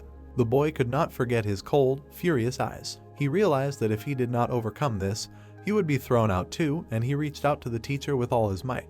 Baron made a lunge. The boy touched Rimer's leg, and Rimer said that he had passed. Baron was breathing heavily. The teacher noted that he was still only 12, and therefore he had better stop pretending to be an adult and train according to his age. He added that if the boy only looked ahead, he would not notice the branches that were creeping up on his legs from behind. Rimer, however, was pleased. He turned around, wanting to call a new student. It turned out to be Rayon, who confidently stepped forward. The boy took a few more steps towards the teacher. Rimer smiled, said that the protagonist was the last one, and asked if he was ready. The boy confirmed without a doubt. The trainer released a very powerful stream this time. The protagonist stood under this squall. Rimer continued to increase his strength. Sylvia and Helen worried about their boy. Jack was shocked by this pressure. Rayon endured this test with confidence, and therefore even doubted that such an amount of power was intended for him.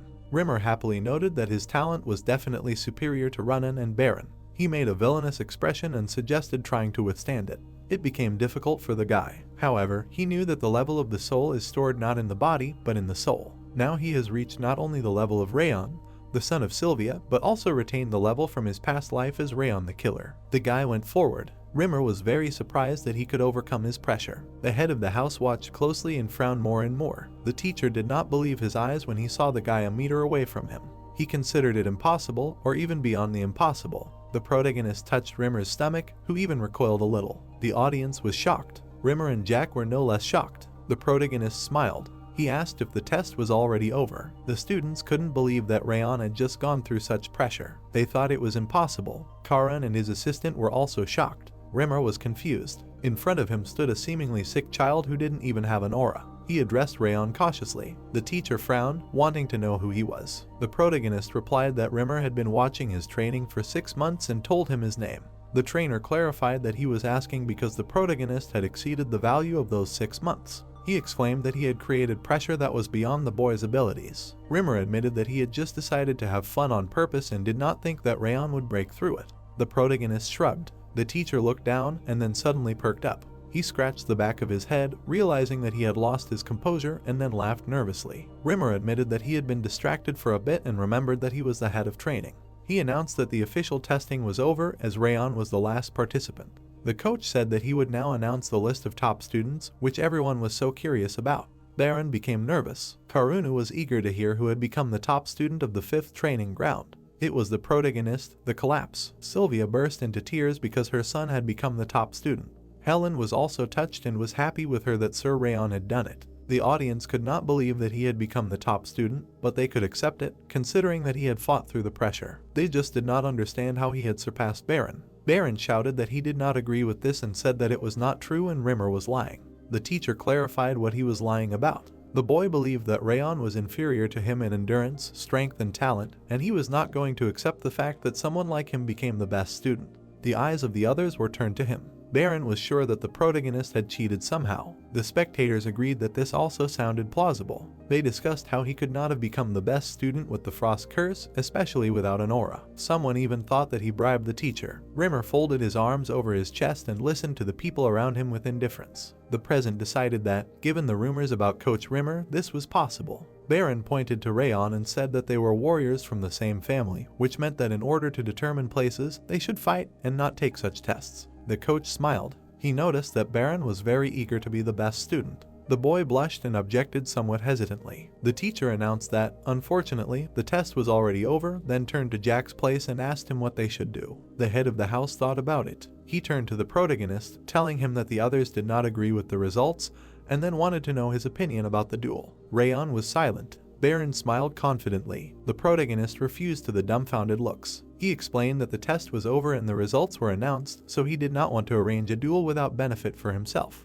Baron was shocked. Rayon noted that Baron always talked about a straight line and honor, and therefore the protagonist did not expect that he would lose like this. The guy's pride was hurt and he silently insulted the protagonist. Jack decided to do something a little different. He proposed to hold a duel for the position of the best student, and if Rayon wins, he will reward him with a bronze token. The guy perked up, hearing about such a reward. Gold, silver, and bronze badges are awarded depending on how a family member has performed. The rewards also vary depending on their number. Even the bronze badge is awarded personally by the head of the family, so Rayon thought he should get something good. He noticed that Jack was not very happy with his place either and agreed. Jack propped his head up with his fist and announced that it would start right now. It was decided that this time the best student would be determined by the family. Rayon and Baron stood opposite each other. Rimer explained that it would be a one-round duel and warned that if they used aura or weapons, they would be disqualified. He allowed them to use only his body. Baron took a few steps towards the protagonist. The coach raised his hand, preparing to begin. He gave the signal and the fight began. Baron immediately began to attack with his fist. The protagonist barely managed to dodge. His opponent prepared to kick. He took the blow on his forearm. Rayon realized that this would be quite difficult. Baron claimed that it was the Abyssal Tiger Fist that he personally inherited from his father, and since there was no mention of hand-to-hand combat techniques, he did not consider it a cheat.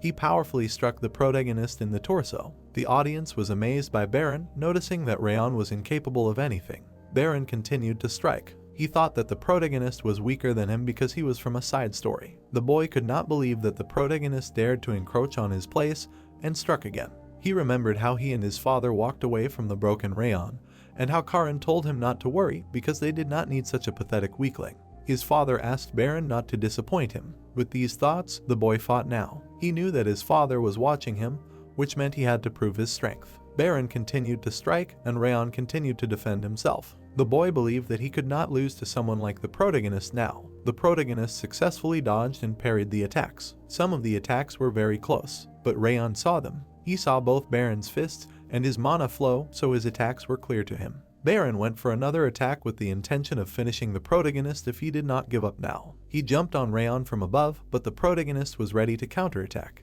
The protagonist did not understand why he would give up and clenched his hand into a fist. He swung. His fists and Baron's clashed. Rayon's opponent pulled his hand back and recoiled, unable to cope with this force. Baron did not understand what was happening and why his hand did not obey him. The protagonist was ready to deliver the decisive blow. He punched Baron right in the head. His opponent almost lost consciousness. Karin gritted his teeth. The spectators thought it was impossible. They noticed that this was also the fist of the Abyssal Tiger. Jack could not believe his eyes. Baron was on all fours, trying to catch his breath. He asked Rayon how he was able to use the Abyssal Tiger Fist. The protagonist replied that Baron had shown it to him. He explained that he had simply copied his technique. People did not understand what had just happened. They thought it was pointless and that he could not have done it. The audience assumed that he had somehow been secretly given the technique, since there was simply no other option. Everyone agreed that it was impossible. Rayon calmly rubbed his palm. He stood in front of Baron, who he had defeated. Rimer was watching them. He put his hand to his mouth, admitting that this child was something special. The trainer noted that the protagonist was able to cancel out the Abyssal Tiger Fist by using a counterattack from the opposite direction.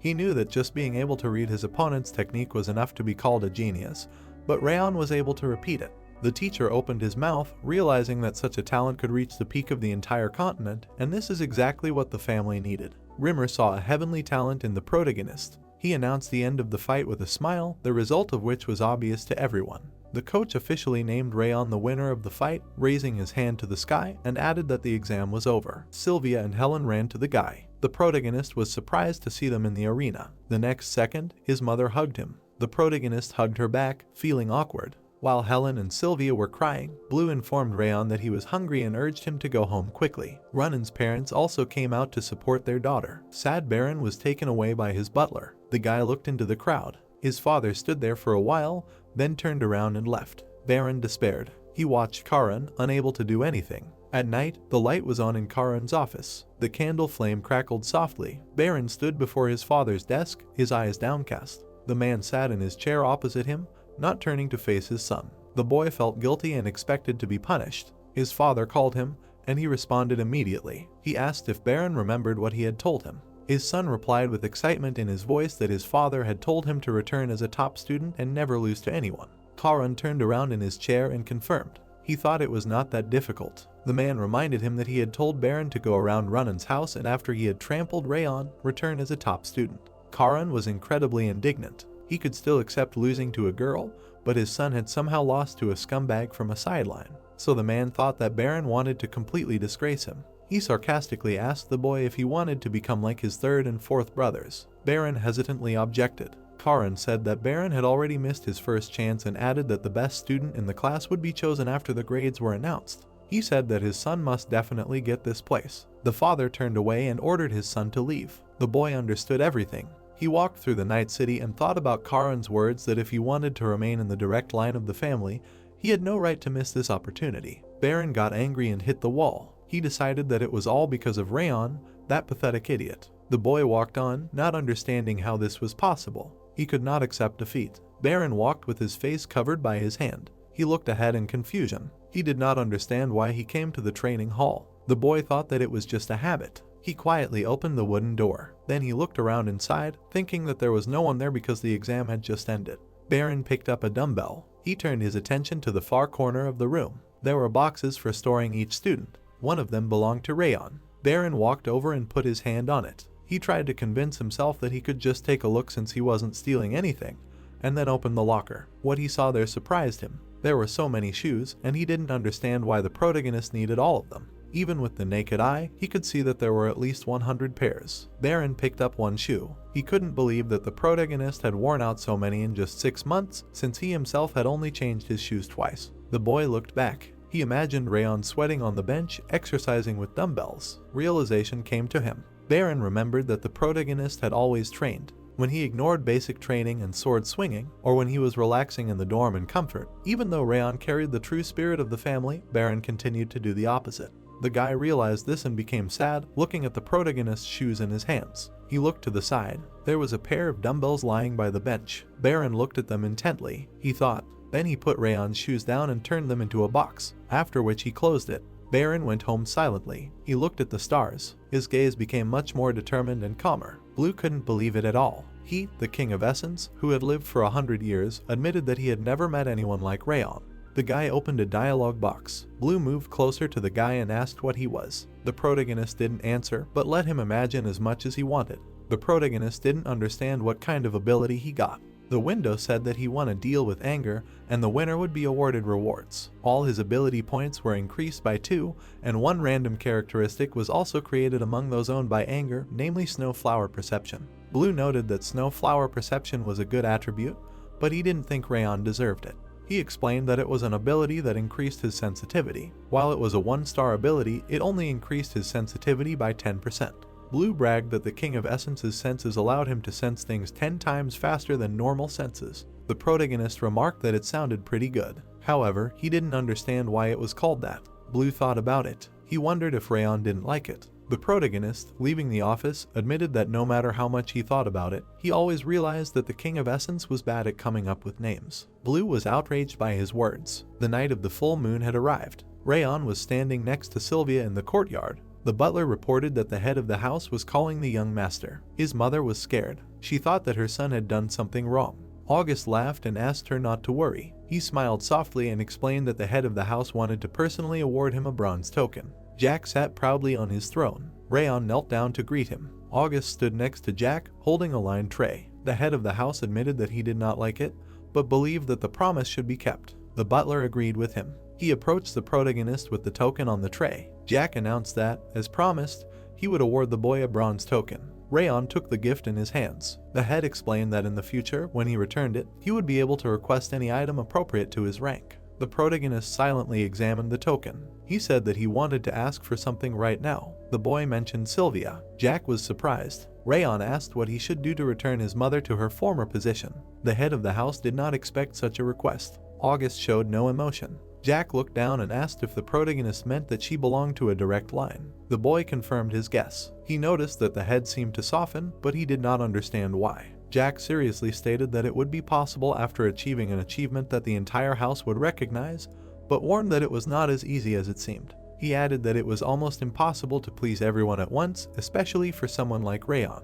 The protagonist looked sadly at the bronze token. He smirked, noticing that the head of the house did not say that it was impossible. August widened his eyes when the boy placed the token back on his tray. The protagonist accepted this answer and thanked him for the reward. After that, he silently turned around and left. Jack asked him to stay. Rayon stopped. The head pointed out that the protagonist did not ask for a reward, but only asked a question that he could answer without the token. Rayon was surprised. He never thought that the destructive king of the north would say something like that. Jack called for his wish to be voiced. The protagonist clenched his fists. He had already thought of something. What he needed most right now. The protagonist said that he needed a cultivation technique. The head of the house replied that the trainers would teach him this after the basic training. Rayon put his hand on his heart and declared that he needed an aura cultivation technique much better than the ones taught in the basic training. He asked to be allowed to learn a cultivation technique corresponding to a bronze rank token. The boy believed that the shadow cultivation technique from his past life was not enough. He decided that in order to restore Sylvia's position and cut off Robert's head, he needed an impeccably strong aura. Jack thought about his request. He snapped his fingers and the doors in front of the protagonist swung open. Inside were a huge number of books and bookshelves, making Rayon look like a dwarf. The ceiling of the library was made of glass, which let in a lot of light. The protagonist, looking around, was finally able to speak after being so surprised. The leader explained that this was one of the family's bookcases. He added that if he put his hand near the center of it, the book he needed most would immediately appear. The surprised guy said that he understood everything.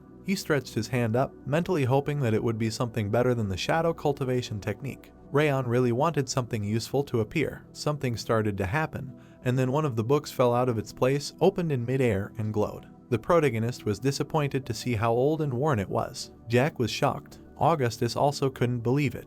The head of the family exclaimed when he saw the glowing book, sincerely not understanding what it was. He wondered how the guy even got it. The book sank lower, and the protagonist stopped stretching his hand up. He looked inside. The skill described in it was called 10,000 Lights Cultivation. The protagonist had no idea what kind of technique it was and touched the sheet. The book suddenly started turning pages very quickly. Rayon was shocked. Many pages flew into the air. The boy looked at the book that had fallen to the ground. He did not understand what was happening.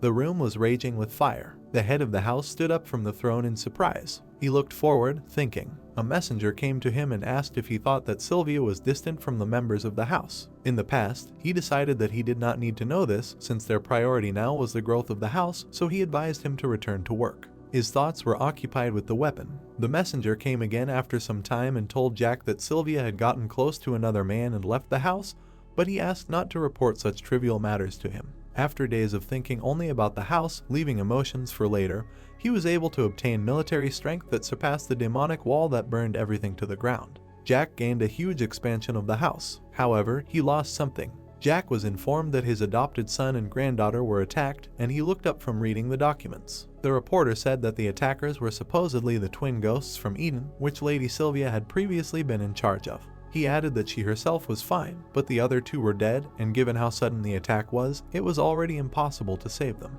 The head of the house clutched the papers and trembled. The messenger couldn't bring Jack out of the thoughts he was lost in.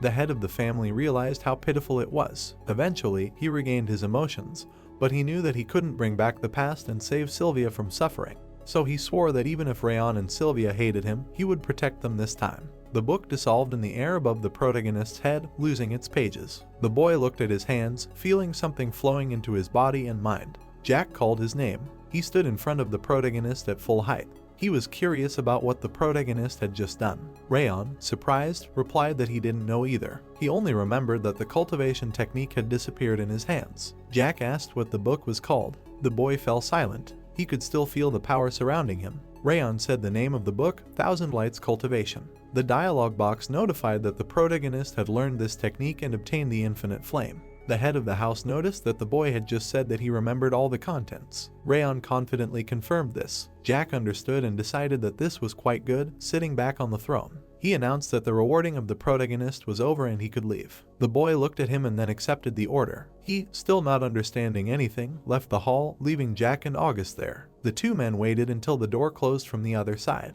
The butler understood what kind of cultivation technique it was that Master Rayon had received and began to talk about it. The head of the house confirmed this without listening to him. He threw his head back. Jack said that this was a technique that the first patriarch of their family had possessed. He added that after him, no one in the history of the house could either receive or read it, and he was especially surprised that Rayon had succeeded. August warned that if this was found out, both he and Lady Sylvia could be in danger. Jack asked him not to worry because no one knew about this technique. The butler asked why the book had disappeared. Jack replied that it was supposed to be so since it had already been learned. The protagonist walked back to his room with Blue, thinking about what had happened. The head of the family noted that no one would have been able to learn this technique anyway, so if it weren't for this child, it would have simply rotted on the shelves. Jack thought about it. He thought that things would change a little now. The protagonist sat on the bed and looked at his hands. Blue was flying next to him. Rayon thought that it was strange that the head gave this technique to him, because not only a silver token, but also a gold one would not be enough for it. He knew that it was in no way inferior to the legendary Ring of Fire, so he decided that learning it would definitely not be superfluous, relaxed, and closed his eyes. The guy mentally went to the fire. He touched it. Unfortunately, the fire did not react even when Rayon tried to grab it. The protagonist was upset that he could not do it again. He looked at his palm, thinking that he had tried several times, but it was still too difficult to collect the aura. The protagonist, however, understood that it could not be learned in one go. Suddenly, Blue noticed that it was very difficult for him. He urged the boy to try harder and warned him that he needed to be careful because if someone touched him during cultivation, it could be dangerous. Blue thought that it would be sad to die after just receiving such a cultivation technique. Rayon had no idea what he was planning, but he still knew that he was right. Moreover, the cultivation of 1,000 fires absorbs the user's mana to strengthen the aura in the energy center. He knew that if someone interrupted him at such a crucial moment, his mana flows or energy center could break and he would simply die. Also, because of his curse, the danger only increases. Rayon agreed with Blue and urged him not to interfere either. The Essence King smiled and admitted that he was just curious about what would happen. The protagonist looked at him blankly and then realized what Blue wanted to say. The Essence King grinned and asked to be allowed to interrupt his cultivation just once. The protagonist warned that then Blue would also have to absorb the destroyed body, but he thought it was not important. The Essence King smiled widely. He thought that the human was too weak and would not be able to surpass this, but he was sure that if Rayon's limbs were cut off or his energy center exploded, he would be able to restore them. Blue approached closely and said that the situation where his body was collapsing and he was ready to give up would be the best opportunity for the Essence King. The boy understood everything and agreed to do it just once. He admitted that he couldn't wait to see how Blue would attack him now, but in reality, he seemed tense. The Essence King began to fly around the room, thinking that Rayon was bluffing. Blue urged him to tremble in fear since he could pierce his mind at any moment. The protagonist looked at his smirk and was convinced that he really was his enemy. In front of him was an envoy from the devilry, trying to get his body whenever possible, and the very embodiment of anger. He thought that Blue had finally given up because it had been so long, but now he realized that he had to be more careful. The protagonist leaned his hand on the bed and decided to think about it later, but for now, he had more urgent matters to attend to. He walked to the window, and the Essence King remarked that he was finally going to take care of her. Rayon confirmed this since it was definitely not a coincidence that she came to him every night. He and Blue looked out the window. The boy said that he needed to deal with her. He realized that a long time had passed, so he was going to return to his old work. The maid was sitting on the shore. Her name was Rachel, and she was the maid of the annex. She wrote on the paper that he only talked to himself occasionally lately, but she still had something to report. The girl did not expect that Rayon would obtain such an advanced cultivation technique with only a bronze token. Moreover, the flow of mana that she felt from cultivating his aura when she sat on the tree next to his window was, in her opinion, outstanding.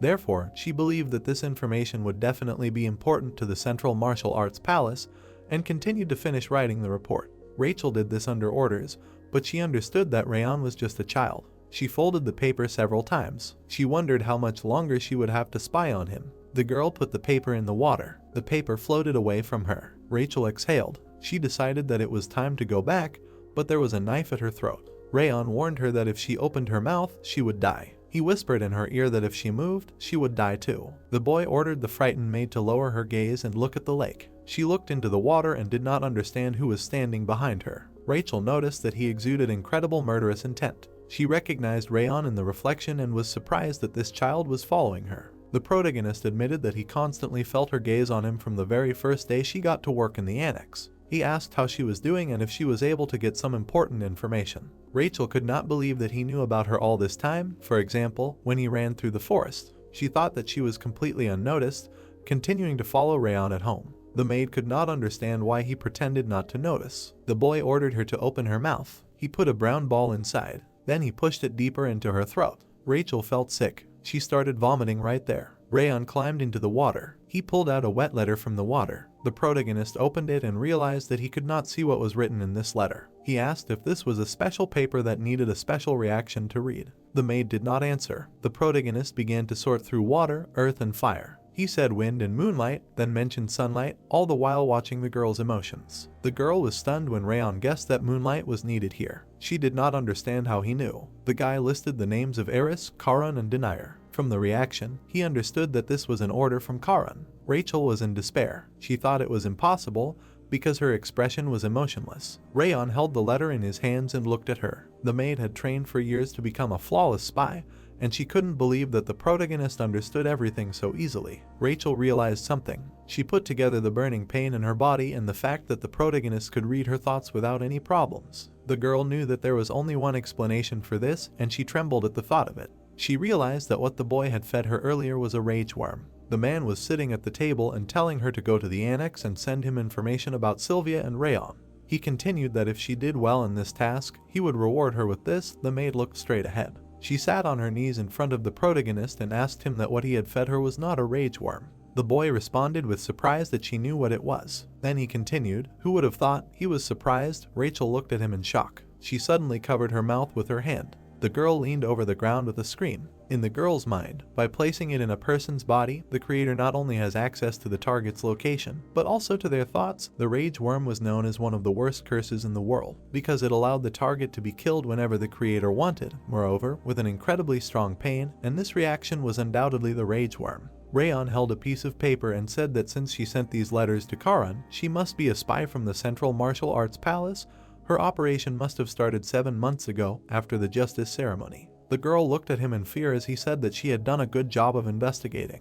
He continued that it was not only about him and his mother, but also about Helen and the other servants. Rachel thought in fear that she thought this mission would be easy. She continued the thought that getting information about Rayon, an ordinary child, and Sylvia, whose body was crippled, seemed very easy. The girl looked at the hero and thought that but inside him lived a real monster. She suddenly exclaimed that she would rewrite the letter, not reveal the truth. Rayon answered to forget, and that even if she changed everything now, Karan would find out about him in time. He said, towering over her, that this would only make him realize her incompetence. The protagonist appeared right in front of the girl's face. Then he said that from now on she would be a double agent. Rachel trembled and the guy said that she should report obvious things that would be revealed anyway, one way or another, to him, while hiding more important information, and also let him get information about him. The girl answered that yes, as she wishes. Rayon smiled at her. Then he passed by, saying that the next time he comes. The girl sat alone on the ground and the voice continued that he was waiting for useful information. Blue flew next to the guy and spoke when he summoned the rage worm, to which the guy replied that he would never use something so disgusting. He fed her poison. Because of this there was severe pain. The creature said to wait, and asked, so he read her thoughts without the rage worm? Rayon said that by various factors you can understand certain facts others do not know, but he is not like that.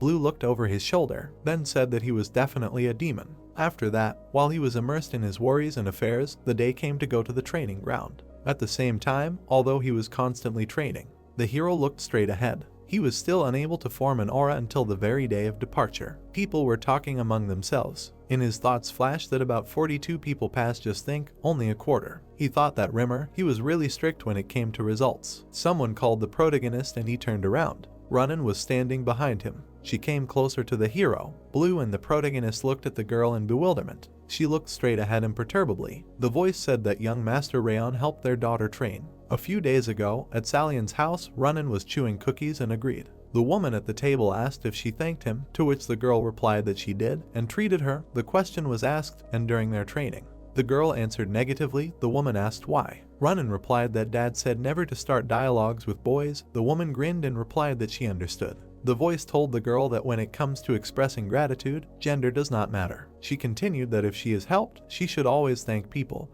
and that this is simple politeness. Ronan's eyes widened. The woman asked if she understood and told him not to forget.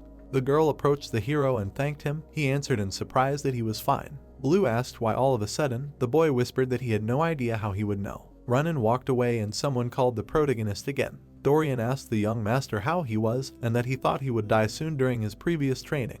He continued, looking at the hero, But now that he had finally become a real student, it had become even stronger. He constantly had nightmares whenever he lay down to rest. He couldn't even sleep normally last night from fear, but still, speaking of this, however, the creature said that he talked too much. The boy continued that he was very lucky that he was the best student if Mr. Baron had become him.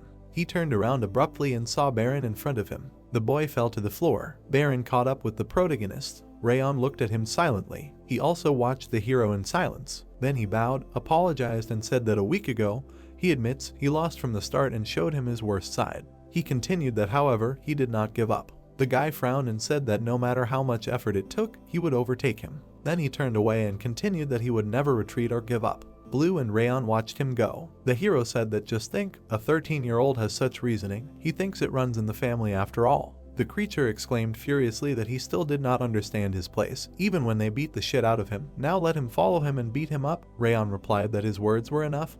Let him calm down already. Blue continued that it didn't matter whether it was enough or not. Someone apologized and said that he was a little late. Rimer closed his eyes and said that the other day he drank too much wine and overslept. He continued with a smile that they had also rested during this time, right? Looking at the people, he said that firstly, congratulations on passing the test. The training would begin today, or rather right now. The hero watched as he said that their exercises would be generally the same, but several training programs would be added. Someone said that the first was aura cultivation techniques. Everyone turned to the voice. The girl stood, resting her hand on the wall. She spread her legs wide. Then she said that she was an idiot. She almost got into trouble because of the door. Dorian exclaimed in shock that this was it. Rimer said after him that she was finally here. Everyone, let them listen carefully. He did not supervise her, but she was one of the failed students of the last batch. He continued that since they would now be studying together, let them say hello. He continued, looking at the girl, that this was Martha. The girl exhaled, a straight line, Martha. Rimer said with a smile that she was kind, even though she didn't seem so. The girl interrupted him with the words, for starters. She put her hand on her hip and asked how their best student was. She said that she couldn't stand it when someone worse than her got cocky. She wanted to check this idiot personally. She said to come out. Martha offered to fight with a smile. Martha said, come on, what, is he afraid to fight? The protagonist answered that the stars were always out of alignment. Why was he being punished like that? Then he came forward and said that he was Rayon, the best student. The girl sighed with a grin. She put her hand on her hip and said that she didn't look like that at all. Well, it didn't matter. She warmed her fists and said that less talk, more action. Someone said the girl's name. Baron stood next to her and asked why she was behaving so dishonorably. The girl turned around and asked in surprise what he had said to the elder. She stood in front of him and called him by his name. Then she said that he would kill him if he continued to spout nonsense without thinking, and that she advised him to choose his words carefully next time. The boy frowned and said that Rayon had been recognized as the best student by the instructor and the head of the house, and she said that she did not agree with them. Marta smiled and said that she remembered. He had made a scene at that time too, hadn't he? The voice answered that that was why he was doing it. The boy stood in front of her and said that he did not want to see the pathetic ugliness that he had shown himself earlier. The shocked boy's thoughts flashed that Baron had changed a lot. Ronan stood in front of the hero. She stretched her arms out to her sides and told Marta to leave. Someone chuckled and said that it was funny. Martha said with a smile that she absolutely loved all their friendly love. That's how trash takes care of each other. She walked past and continued that she thought she would be wrong if she continued. Right, okay, she would be a bad girl. She grinned and said that do they know, she really is. The voice continued that it can't stand cowards who hide behind other people's backs. They are worse than any egoists. A moment later, the girl flew at them. Ronan and Baron turned around in fear. Martha swung and said that he should get it. But the protagonist dodged in time and the girl flew to the ground. She looked ahead in bewilderment. A fist flew towards Martha's face. She looked towards something flying nearby. Flashes were heard around. Martha and Rayon staggered from the blows. Baron exclaimed in shock, what? Rimer watched what was happening with satisfaction. Martha's eyes widened in shock. Then she exhaled sharply. The girl said how stupid, looking at Rayon. The ground cracked under her feet. She went straight ahead, saying not to expect to get back on his feet when she was done. Rimer grabbed her hand and said that was enough. She turned and wondered when the man told the boys not to think that they were underestimating him too much. They could think of him as anyone they wanted, but it was still unpleasant when they pretended that he was not here. He looked at the trembling girl and continued that Baron and Ronan had learned the aura, but Rayon had not yet, and did she think it would be bad to win with such an advantage? Marta threw his hand away and the man said that he would let her and Rayon fight when he gained the aura. The girl replied that she had planned to stop anyway. Rimer pointed to the side and told Rayon to go back too.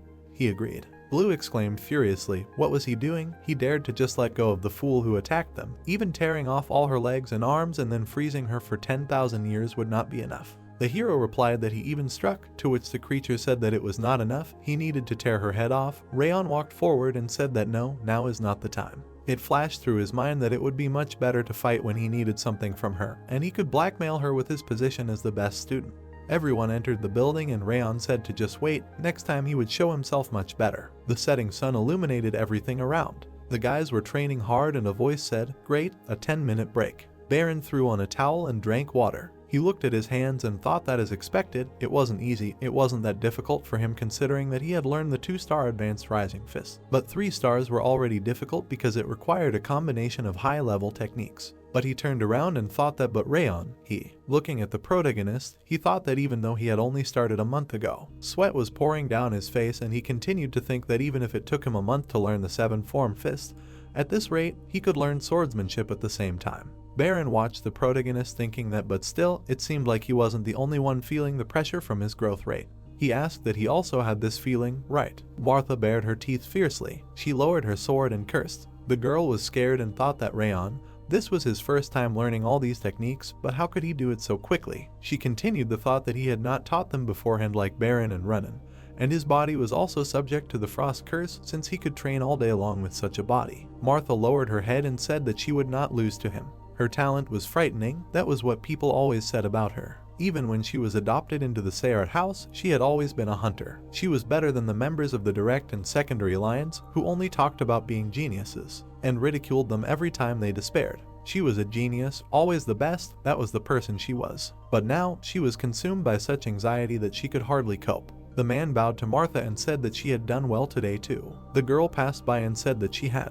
The man watched her go silently. A voice said that there was no need to worry so much, and the girl stopped abruptly. She turned around and asked what he meant, to which the man replied that what he said was that everyone knew that he had been showing great results recently, but she would never face defeat at the hands of young Master Rayon. Martha frowned and asked that he would never defeat her. Then she asked how he knew. The man looked into her eyes. The voice spoke because young Master Rayon had a critical weakness that he could never get rid of. The man held the wooden sword tightly. The hero let out a tired sigh. Someone told him that he wanted to ask something about his posture. Could he look like last time? He was told that no, he could not ask him, but his swordsmanship was truly great. Martha clapped her hands and said that it was great, amazing. The girl said with a smile that she didn't expect him to train as well as her in such a short period of time, and that he was more than a genius, learning so quickly. Then she continued that but does he know? She said that because he has a poor sensitivity to mana, all this is pointless, it's a pity that his talent will lead to nothing. Everyone watched what was happening attentively and the girl continued that maybe he will at least become a fencing instructor. Rimer twisted his arms at his chest and watched silently. Marta turned around and thought that no one was saying anything, as expected. No one would have thought that this idiot would not master the aura even after 4 months. The protagonist held the sword tightly in his hands. The servant said that the young Master Rayon has no talent. If we are talking about the aura, Marta asked again.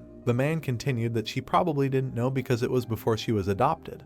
But at the evaluation ceremony, young Master Rayon's mana receptivity was the lowest. The voice said that the only person who had yet to learn aura in the 5th training hall was young Master Rayon. Plus the bronze tablet would only give him a training technique that was either average or slightly higher, slightly better than the Linden technique that everyone started with. He continued that but considering that he had yet to learn the training technique, he was sure that the results of the evaluation ceremony were correct. Martha's eyes widened in satisfaction and the servant said that he could be the most talented in swordsmanship and combat, but if he couldn't handle aura well. The man said that then he wouldn't be able to become a true martial artist. The girl doubled over in laughter. She thought with a smirk that she was still angry that she lost to that boy. Then she continued the thought that but she should not worry about him first of all. Ronan suddenly appeared in front of her. Martha asked what she wanted to tell her. Ronan told her to go. The girl answered with a smile that yeah, that's all she wanted to say. Ronan repeated again for her to go. Martha closed her eyes and said that she would go, yes. She passed by saying that she needed to go to an advanced lesson, intended only for direct bloodlines. Ronan looked ahead without emotion.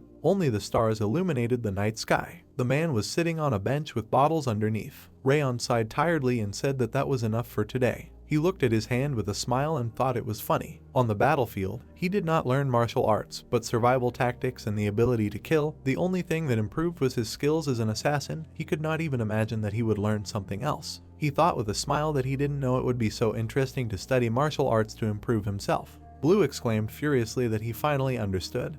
He couldn't believe he did nothing while being insulted. He was an idiot. Rayon asked again about insulted. The creature screamed at the black-haired girl. She kept muttering something about him. The hero replied that he didn't hear and was too focused. Blue said that he should pay more attention. If she said such things about him, he would freeze her in place. The protagonist interrupted him with the words that he already told him. There was no use in fighting her now. He continued that even without the Thousand Flames technique, he could easily defeat someone like her. Ronin appeared in front of him. The hero called her name. The girl had a box in her hands. Rayon asked in confusion why she was here. The girl opened the box and pulled something out of it. She handed him the treat and told him to eat it. The hero took the ball and thought that it was cool.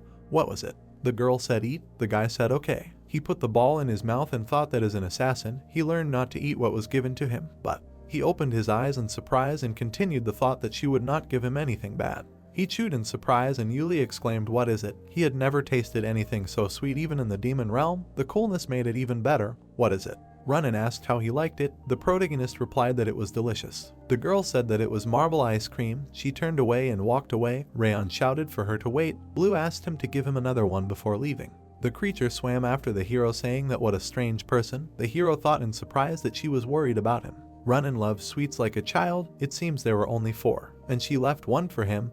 It would be hard for her to give him what she likes so much. The hero smiled and said that he was really pleased. He continued that he should repay her later. Blue said that then he should ask her for another one. The voice said that he had returned. Someone called out his name and said that it had been a long time since they had seen each other. Why so long? Rayon replied that it had only been a week. They asked him if he was hungry and that they would cook him something right away. The guy replied that no, he did not want to which they quickly answered. The man was holding a paper in his hands and the voice said that he was going to send this report to the Intermediate Combat Hall. Rayon asked what they said, to which Rachel replied that it was nothing special. She continued that they had ordered her to study everything in detail recently because he had mastered swordsmanship and combat so quickly, but she thought that they had lost interest because they had not been able to train his aura. Rayon asked what about his mother. The girl lowered her eyes and replied that they were also less interested in Miss Sylvia. She said that at this rate they might drag her in again. The guy thought that it was bad. He still needed to use her. Rachel hesitantly called out to the young master. Then she asked that maybe he hadn't learned the aura on purpose yet.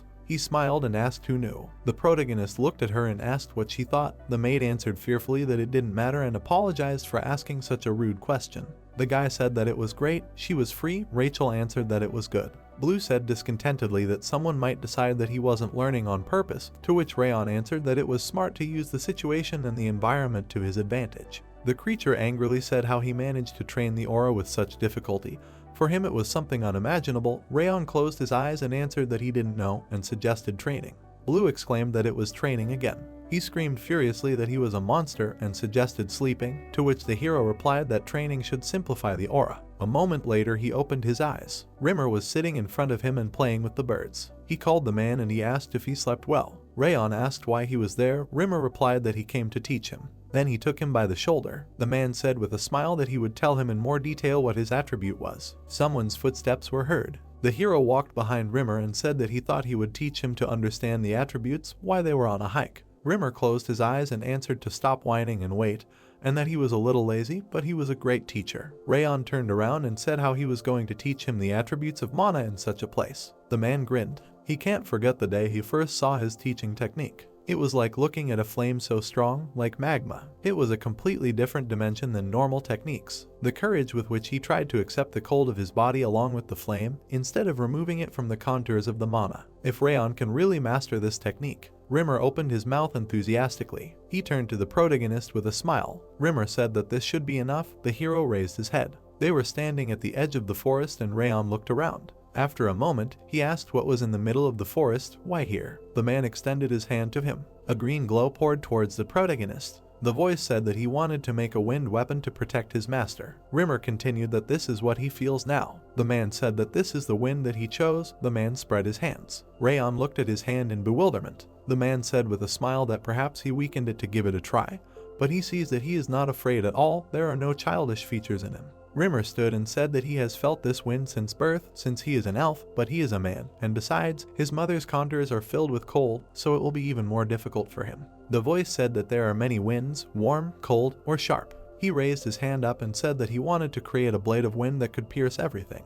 Rimmer continued that he had achieved this too. Rayon looked at his hands. The man said that he needed to find what was his. The man said to think about the fire that he wanted to possess. The protagonist looked at him and replied that but this was the north. If he did not set the forest here on fire, he would not see real flames. The man said that if they did, their heads would be cut off. He turned to the guy with a grin. The man was sitting in front of the fire and the voice said that however, there was an ideal place for him. Rimmer entered the room and shouted to the old man that he was here, to which he replied that he thought why the flame behaved like this, he was ruining it.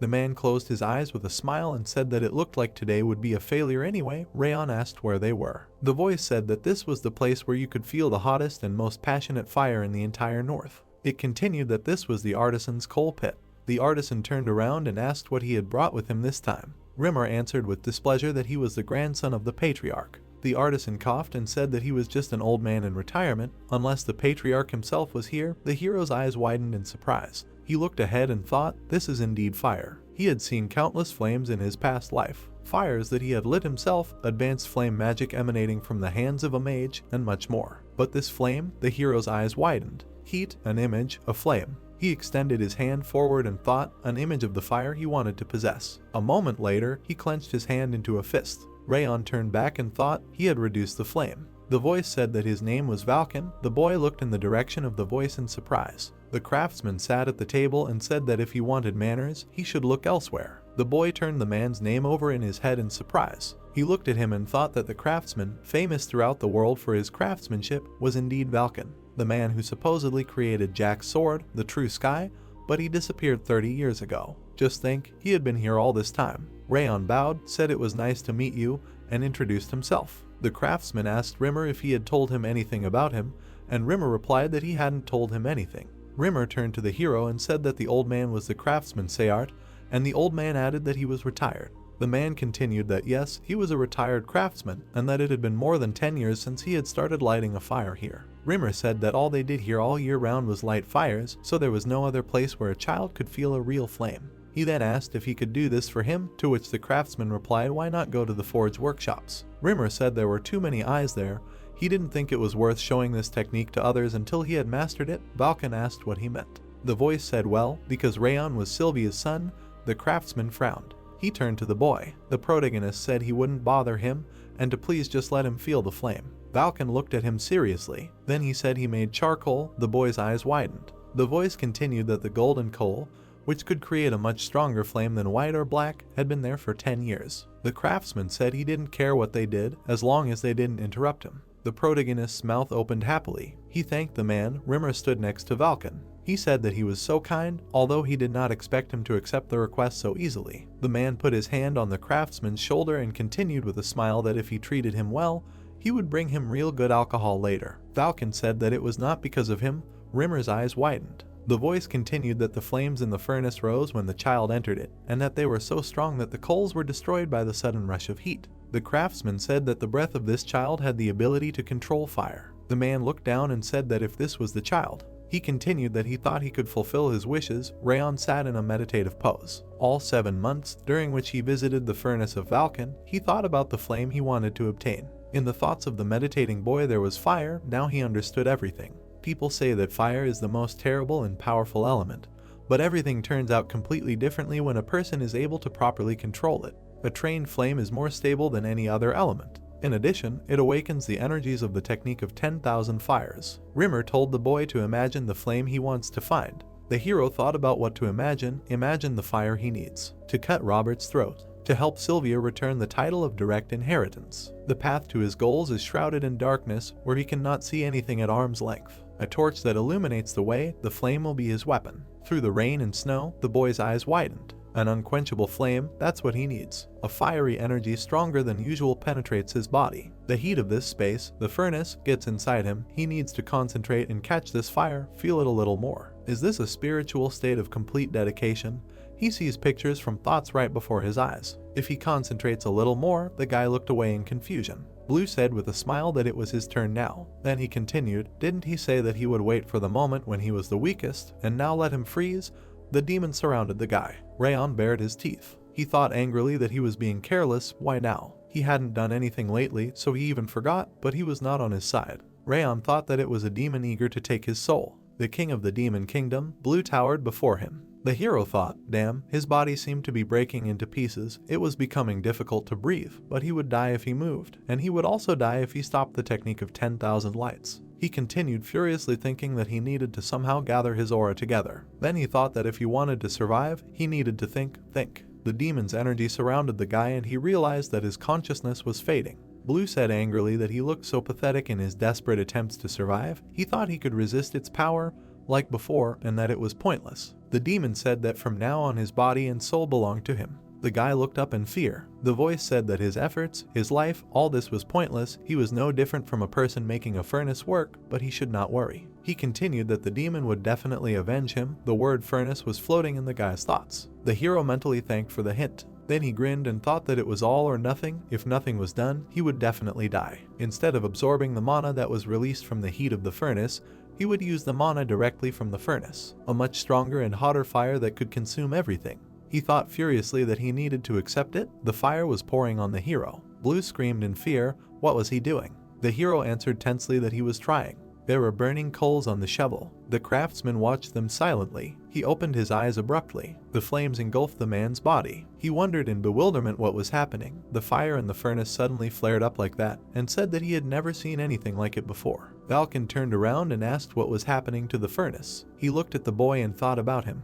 His whole body was shaking and the man continued to think why it was so cold, although the furnace was burning so strongly. The craftsman approached the boy and asked if he was okay. He pointed at him and continued, why was he shaking so much? Let him say something. Rimer suddenly appeared in front of the boy's body. The man called him in bewilderment and he answered to leave him, not to dare touch him. The man exclaimed, what is he talking about? He could die. Rimer said that he was in a spiritual state of complete selflessness. They couldn't do anything anyway, and that if they did anything, he would vomit blood and die. Valken asked what was that cold in his body that he was talking about. They really couldn't do anything. Rimer said no, it was too dangerous. In the mentor's thoughts there was a request for the hero not to die. Rayon fought furiously with the demon's energy. Blue shouted at him to stop this immediately.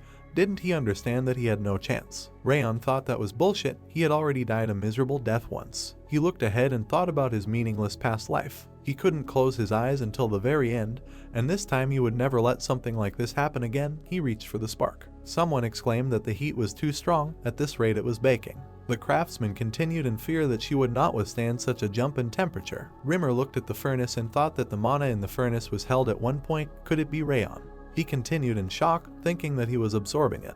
The protagonist opened his mouth from the tension. Blue screamed furiously. The boy stretched his hand forward and reached the fiery spark. It was in his body. There was a devastating explosion. The fire tore everything around. A hole from the fiery explosion formed in the roof of the craftsman. Rimer screamed in fear to Rayon if he was okay, and to answer him, the craftsman called the boy. The mentor's eyes widened. Rayon gradually got to his feet. Looking at the hero, he thought that the golden flame. The board said that he had studied the production of 10,000 fires. Rayon looked at his hands. Around him, signs began to appear with inscriptions that the production of 10,000 lights reached 2 stars, received a powerful impulse of fire. As a result of achieving the production of 10,000 lights, received an escort to the fire. 2 contours of the cold curse opened, the state of low stamina disappeared, a flower formed near the guy's chest. After receiving a powerful stream of cold from anger, the frosty cold reached 2 stars. A flower was glowing in the guy's hands. In his thoughts, he did not think that he would stumble upon such a hidden blessing, but this is an excellent support for blooming. He continued the thought that he went through all these difficulties without even hoping, the guy thought. Next to him hung a sign that he withstood the intervention of anger at a critical moment. Rayon was perplexed that this was a dream, such a great compensation. Thanks to Blue, he was able to achieve what would have taken 3 years. Blue bared his teeth fiercely and cursed. Then he exclaimed what the hell he was at his limit. How could a human being endure this? Rayon replied that he had helped him. Who was it that said it was useless? The guy looked at the creature and thought that he had really miscalculated today.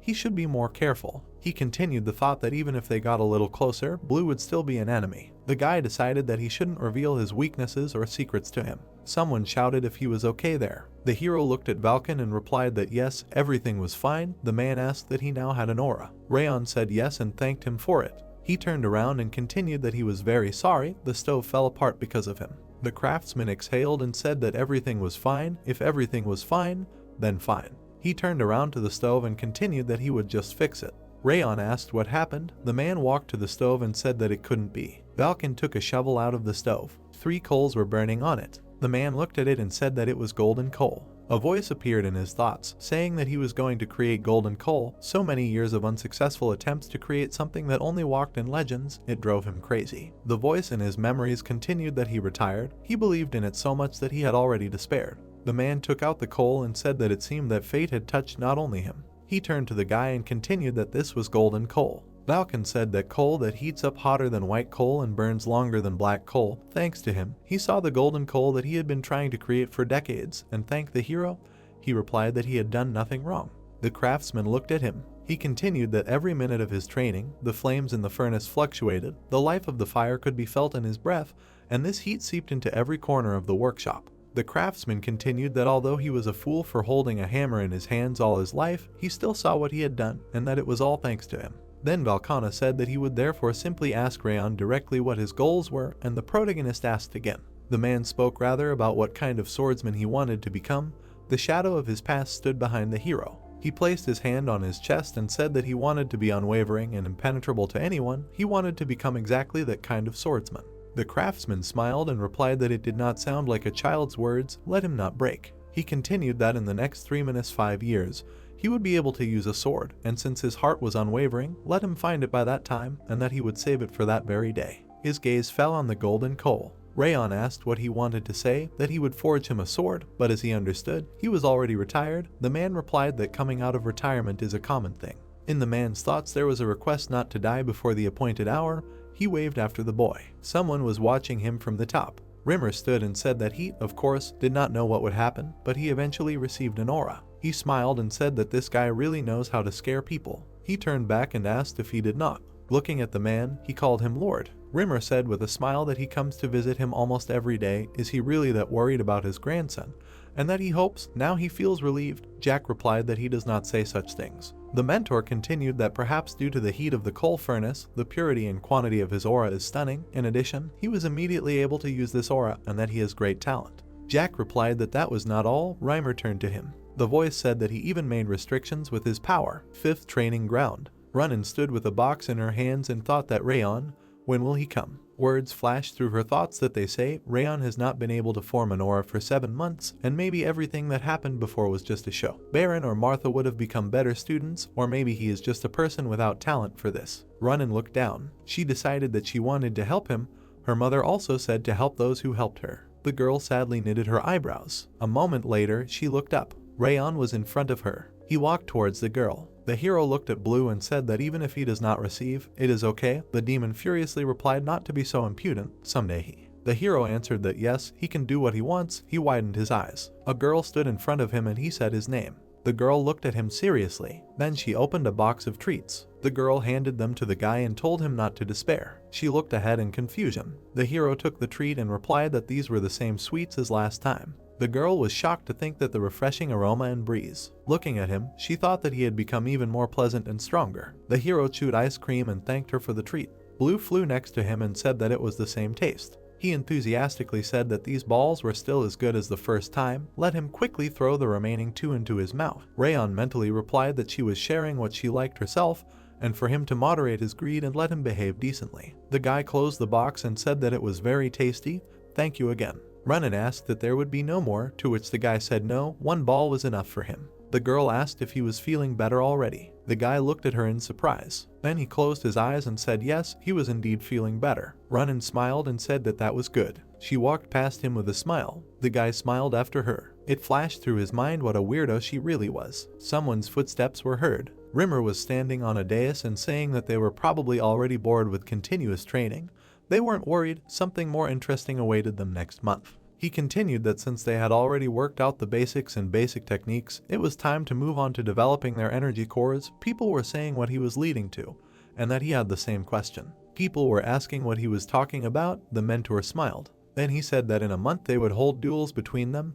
Marta smiled contentedly. Rimer looked at them and said that the results of the duels would affect the likelihood of them being kicked out or not. In addition, a rating of the students would be made based on them. He continued that this is why they needed to do it properly this whole month. Someone raised their hand and asked to wait. Martha stood with her hand raised and asked what about the laggards who couldn't even get an aura. The hero stood behind Martha and everyone turned towards him. Rimer closed his eyes and answered that he heard that the one she was hinting at had already gotten his aura. Martha widened her eyes and asked when he had managed to do it. The mentor answered that it was like yesterday or today, he couldn't say for sure. The girl turned towards the protagonist. She said with a smile that finally she had a chance to finish what she started. She thought she would die of boredom until he finally finished training.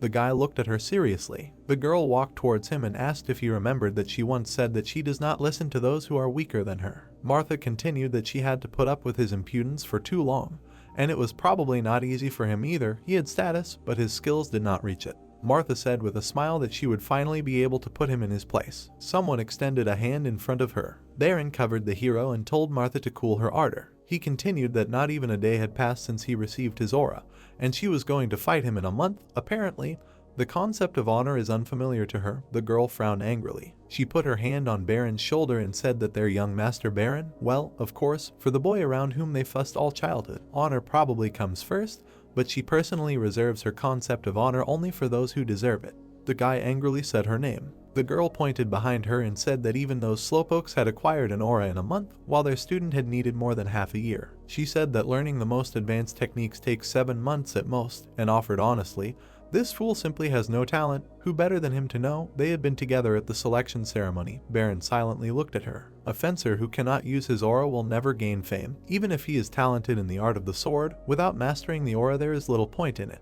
Marta turned to the instructor with a smile and asked him to admit he decided to hold duels because he also believed that someone else should take the place of the best student.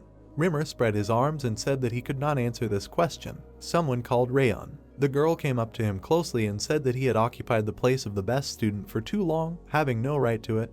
It was time for him to come down to earth. She put her hands on her hips and continued that this is what she was getting at. Let the winner of the duel become the best among. Someone answered that no. Martha's eyes widened. The guy continued that he thought that sports without money worked like that. Since he was risking his place as the best student, she should offer something of equal value. Martha asked why he still hadn't gotten it, or what, was he completely stupid? There was no one here who would be on his side. The hero asked why he was so afraid of losing. The girl's eyes widened. The guy looked at her with a smile. The girl asked what he had said. He said it to her. Someone started laughing. The girl doubled over and exclaimed how funny he was. She closed her eyes and continued that okay, she got him, let him think. She bought into this stupid provocation, which meant he didn't want to start a bet like this without a return bet, right?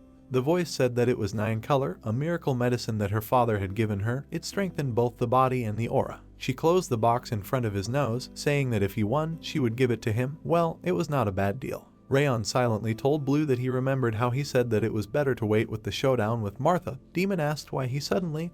The guy continued that now he could finally get something out of her. Rayon said with a smile that this was their chance. A month later, Martha stood near the shelf with weapons. She held a calendar in her hands and said that now the time of reckoning had come. Martha continued that today he would answer for everything to her. It flashed through her mind that before meeting him, not a single child her age had managed to hit her. She frowned and thought that after 8 long months, she would finally get revenge for how he had disgraced her. She walked down the corridor and thought that this idiot had acquired an aura only a month ago. She had no chance against her, the one who had been learning to control her aura for over 3 years. She continued the thought that she was not going to wait any longer. He had no talent anyway. He had to become stronger as soon as possible to save the person dear to her. She looked straight ahead seriously. The voice said that Rayon was finished. The hero looked at the board in front of him with a smile. Someone shouted that attention. Rimer was standing in front of the people. He said that watching the fights was as useful as the sparring itself, and let them watch all the movements and plan in advance how they would act in such a situation. The students looked at him and the voice continued so that they would not be nervous and demonstrate their skills to the best of their ability. Rimer said that so, Baron and Dorian would be first. The guy exclaimed affirmatively. Someone raised a shaking hand and apologized. The mentor asked in bewilderment what had happened. Dorian answered fearfully that he would rather give up. Baron's eyes widened. Rimer said that but the fight hadn't started yet. The boy shrank and said that he didn't feel well. Since yesterday he had a stomach ache and chills. He couldn't even sleep properly. He was telling the truth. Blue shouted angrily that if he were his slave he would have cut his head off already. Rayon said that well, that was expected. Rimer stood in front of Dorian and told him to try fighting at least once, and that even if he lost, he would definitely learn something. The boy answered fearfully that it was fine. Baron towered over Dorian lying on the ground, who was saying that he was giving up. Rimer looked at Baron and said that he still couldn't control his emotions. If he had fought properly, their swords would have touched only 5 times. The boy replied that he was angry because of what the boy did, which he himself did not even notice. The voice asked Dorian why he was always trying to escape. He could have done more. If he had resisted him, he would have held out longer. The boy apologized and said that but he was so scared. The mentor shouted okay, next. He called the name of Runnin and Grain. The girl looked up. Grain frowned. The voice shouted that they had begun. The girl made a sharp blow. A sword flashed in front of Runnin's face. The hand held the weapon tightly. Grain and Runnin merged in a real battle. The girl exclaimed in bewilderment, "What?" Someone shouted that they had won. Rimer put his hand on his hip and continued that Grain was too nervous, let her hold the sword more freely, then her attacks would not be so straightforward, and that Runnin's counterattack was good, but she could not hold the aura until the end. Runnin replied that it was good. The voice said okay, next. The sun began to set. The people looked at the mentor, who said that they were probably a little upset that they were the last ones. Martha and Rayon clashed in a blow. The voice called the girl's name. The second name was Rayon. He held the weapon tightly. Martha struck with a smile. Rayon frowned and dodged. Their battle was intense and sharp. The girl struck blow after blow. Rayon launched a strong attack and the girl's eyes widened. She looked at the guy in bewilderment. He swirled the sword around himself, advancing on Martha. They stood opposite each other in combat stances. The girl said that she did not think that she would be able to parry all her attacks. She admits that he is talented. She continued that, but only in fencing. Martha furiously shouted that this is the way of an unfinished warrior with an insignificant aura. Everything is already predetermined. Martha raised her hand up. She pushed off the ground with her foot. The girl jumped up towards Rayon. Her hair fluttered in the wind. The hero parried her sharp blow. He clenched his teeth from the tension. Martha exclaimed that he blocked that too, but how long would he last? It flashed through his mind that swordsmen were not only talented in fencing, he had to spend 7 months cultivating his aura, which was not enough to become a real swordsman. A sword flashed past Martha's face and she said that if he did not give in, she would break his arms. The hero attacked her with alternating blows. Rayon said that he kept saying talent, yes talent. Of course, he had heard that people in this family were crazy about talent, but she was already annoying. Martha smirked and replied that for someone who lacked it, it might seem annoying, that's why she wanted to show him this gap in talent. Rayon replied that if that was the case, let him show her the opposite. He held the sword tightly and said that there was something much more important than talent. Martha's eyes widened in confusion. The hero frowned and said that it was the production of 10,000 flames, the first flame. The girl asked in shock, what fire? Then she frowned and thought that it was dangerous. This was not an ordinary fire, there was something behind this small, quietly burning flame. What a terrible, but at the same time beautiful way of the sword. Martha looked at him silently. An aura began to develop around the sword. The voice said that it seemed like it was time to stop joking. She took the pose of a hard stone, the first style. The hero's thoughts flashed that the first style gathered all the aura in one place, that he could use it at such an age, it was impressive, and that apparently she would put all her strength into the final blow. Martha frowned and said that she recognized his strength, but no matter how much aura he had, he would not withstand it. The hero looked at her furiously. Her foot pushed off the ground. Martha and Rayon merged in a bright fight. The hero repelled Martha's sharp attacks, an aura hovered around them. The students shouted that the earth was shaking. What was happening there? In front of the people, nothing was visible except smoke. Someone's sword broke in two. Martha lay on the cracked ground with a broken weapon. Someone exclaimed that Rayon won.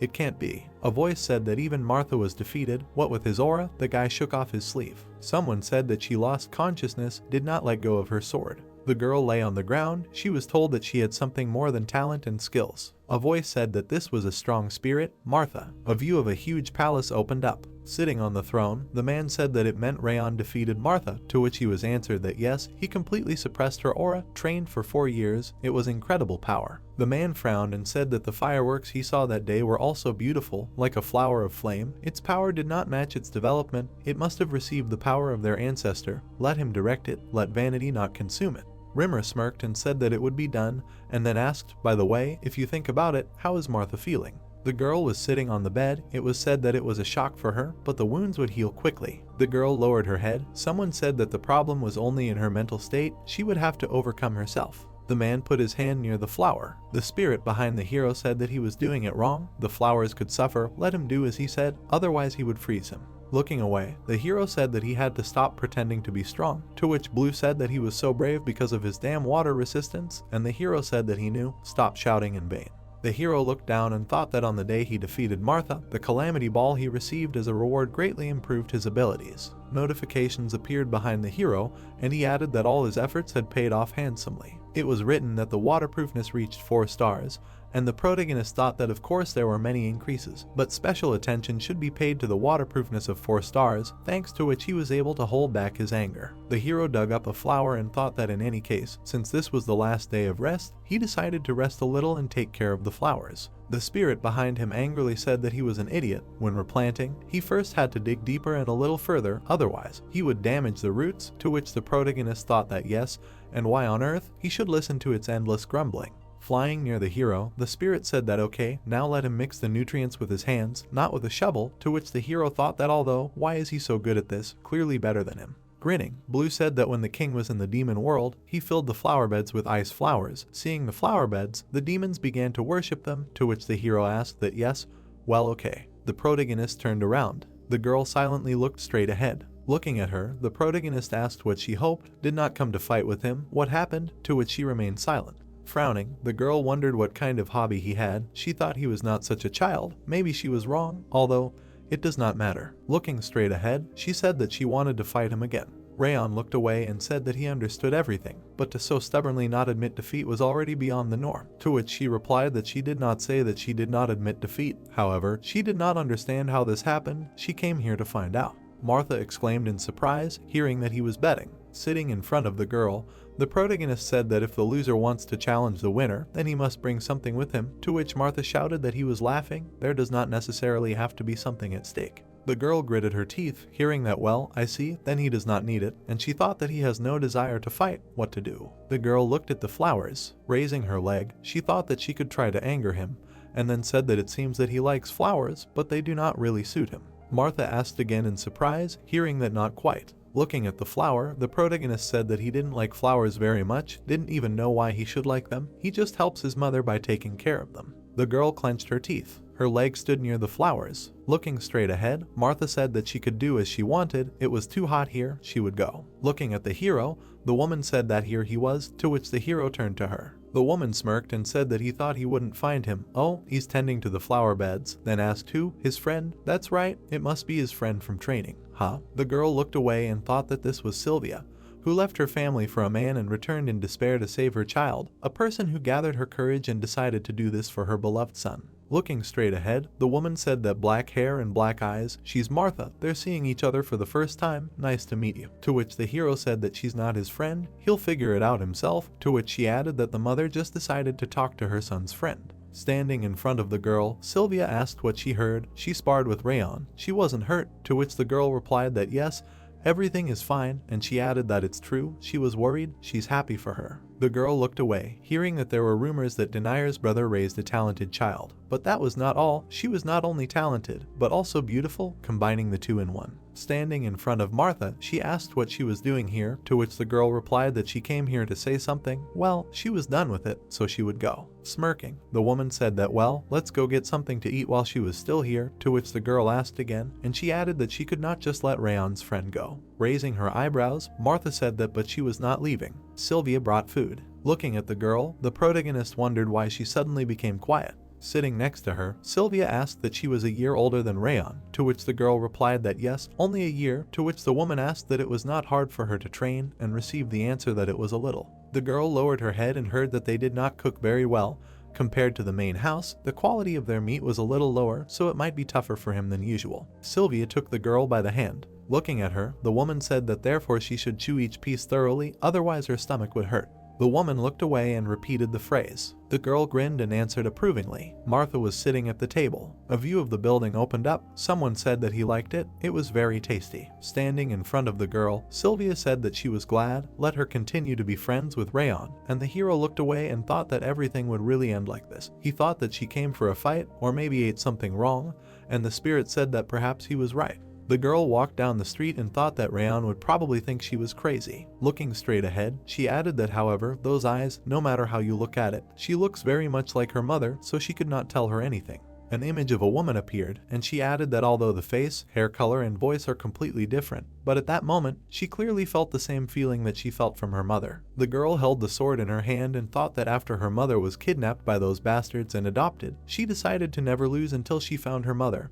And until now, her winning streak continued. Until that very day, after losing to Rayon. The girl looked at the man and thought that the sea guards had seen her talent and accepted her. After such a loss, they could kick her out. Martha stretched out her hand forward. A thought appeared that although her father looked like a soft person, but what if all this was just a mask? If this was so, then his last hope of finding his mother would dry up. The girl clenched her teeth and thought that she should not lose to anyone. Looking at her, the man said that she had returned, and she was quite late, to which she asked what and who he was waiting for, and the man replied that the gentleman had told her to deliver the letter personally. The girl looked at the letter and asked what her father had written, to which the man said that yes, he had written it right after the sparring. It was written that he congratulated her on her first defeat. The first defeat does not brand her as an eternal loser, so she should not worry too much. Let her think better about why she lost and how she lost. These thoughts will lead her to future growth. He would like to come and console her in person, but the task given to him took longer than he would like. He is sorry that he cannot be with her at such a time. The girl read the letter. Holding the letter in her hands, she saw that about the search for her biological mother. They continue to search. He did not give up, so she should not give up either. Walking straight, the girl said that he should tell her father that she will keep this in mind. And one more thing, let him know that she values him very much, to which the man responded approvingly. Martha went to the door and thought that for the first time she lost miserably. The girl touched the weapon and added that it was not because she was too inattentive, she simply lost.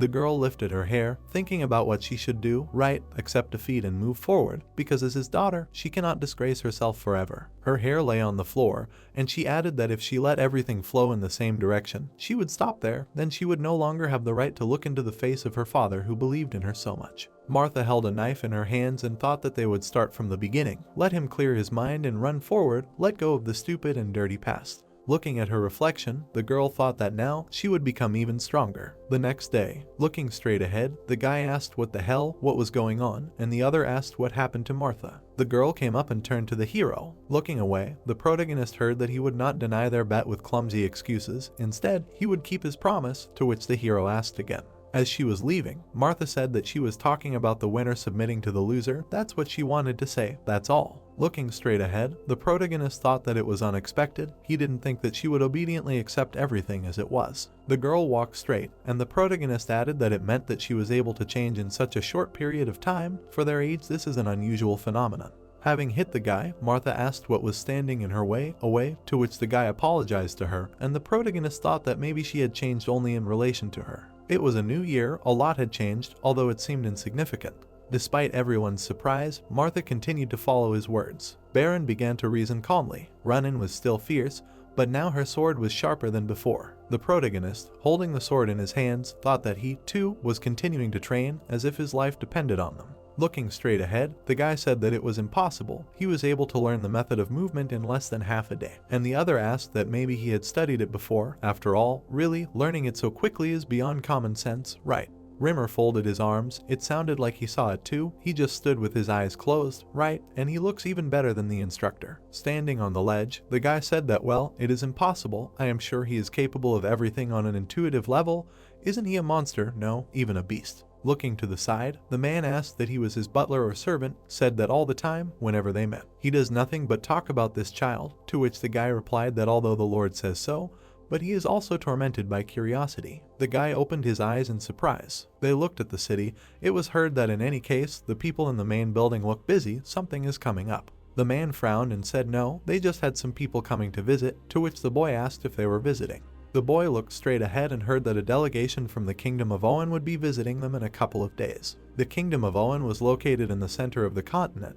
Being one of the 6 kings, one of the few powers that maintained friendly relations with the Sea Guards, although they rarely interacted with each other, a knightly kingdom that valued the sword and martial arts. Looking at the man, Rimer asked what the Kingdom of Owen was and who was the head of the delegation, to which Jack replied that they said the 3rd prince, but in fact, most likely the Duke of Tartan, to which the boy replied that this psycho eventually became a duke. Looking straight ahead, the boy asked that he should wait. Isn't the 3rd prince too young? He must be the same age as Rayon or Baron, to which the man replied that he knew, but he didn't really care. The boy's eyes widened in surprise when he heard that he hoped he was watching his student's stance as well, to which he asked if he was talking about his 5th training ground. Looking to the side, the man said that along with the 3rd prince, the students of their kingdom would also come. They wanted to observe the training of their trainees. The Sea Guards were not inclined to show their bad side. The boy put his hand to his face and said that the 3rd prince and their students were the same age as Rayon. Rimer grinned and asked if everything went well they would be able to see an interesting spectacle, wouldn't they? To which Jack replied that his face showed that he had something in mind. Looking straight ahead, the boy asked what? Sparring with the students of the Kingdom of Owen. Standing in front of the people, Rimer said that it was true. They must have heard about the delegation's arrival. It so happened that the third prince who arrived with them also wanted to fight them, to which they asked why so suddenly. The boy looked to the side. He heard why suddenly. He always said, if he remembers, a swordsman should always be ready to immediately take up his sword, even after a sudden awakening. The boy grinned. Someone said that, but he heard that they were going to the 6th training ground. Why did they suddenly change it to the 5th? Entering the tent, the boy said that he had visited the 6th training ground today, right? And judging by his expression, he was not so pleased. Looking straight ahead, the prince heard that if he had free time tomorrow, how about visiting the 5th ground? He wanted to see more, didn't he? Turning his head, the boy said that well, it was sudden for him too, but nothing could be done. First, at least get to know each other, and then think about it. People walked straight. It was said that they could pass, asked to love and favor. The prince walked straight. It was heard that these were future knights and the pride of the Owen kingdom. The boy raised his hand and said that let him greet them all. His name is Greg. Looking straight ahead, the protagonist thought that the third prince of the Owen kingdom, he is definitely strong, certainly beyond his age. The guy walked straight, and the hero added that even at first glance, he radiated the strongest aura. Looking at the hero, the guy asked what about him, did he not want to spar too? Standing in front of the prince, the protagonist thought that if this was the prince in the center, this would be a good opportunity to practice his recently learned fighting techniques. The hero turned his head to the side and replied that no, he would also like to test his strength in a duel. Standing in front of the people, Rimer said that well, if the leader agrees, then everyone too, they will start choosing. They need 20 people to participate in the duels. They will choose from those who want to participate under the leadership of their captain. Looking straight, the guy said that he forgot about the most important thing. The guys looked at him in fear, hearing that he put his entire salary on the fact that they would definitely win. If they lose, they will not get off with a simple death, to which they asked again. Looking at the guys, the protagonist said that so, it seems they have finished choosing the participants of the duel. Looking forward, the protagonist added that first they will study the students with whom they will fight.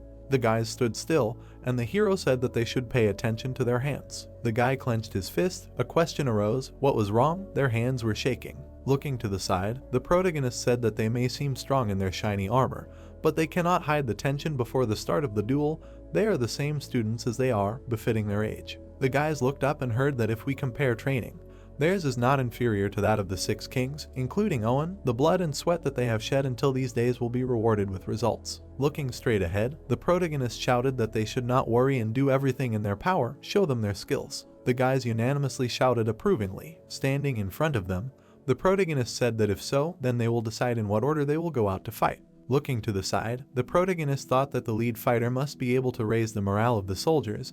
This is a very important role, so they need a strong card that will definitely win. The girl looked up, hearing that she will be the first. Looking at her, the hero asked that she will manage, to which she replied that yes, she will quickly finish and return. Looking straight ahead, the people heard that if everyone is ready, then let them gather in the center, to which the guy asked that let him stop. He is definitely their age. Martha stood in front of the guy. A question arose. Why are they so big? He looks like a seasoned knight.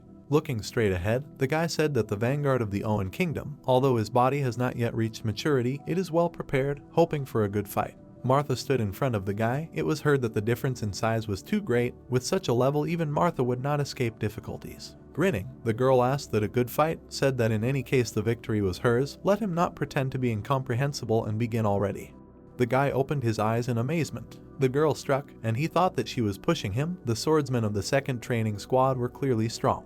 The guys fought among themselves. The guy thought that they justified the name of the Sea Guards, and their skills could be compared with the Knights of the Kingdom. Looking to the side, he added that however, the 6th training squad was disappointing. They were well trained, but they lagged behind the family students. Surprised, opening his eyes, the guy objected. The girl swung her sword, and Greg thought that there were truly talented cadets here. Looking straight ahead, the man said that yesterday he suddenly came to them and suggested to visit the 5th training hall, asked what he came for. The guy closed his eyes and said that it was rare to have the opportunity to fight against one of the 6 knights of the Emperor as a training. He thought it would be a good lesson for them. The man looked away and said that it was hard to believe that these were the words of the one who used to be called an outstanding sword. Looking at him, the guy asked that then he should act like then. Why don't they make a bet? He still does this kind of thing. What will be the conditions? Putting his hand out to the side, the guy said that they will hold 20 duels and reward the winners, asked that it would be more fun if they bet instead of just watching.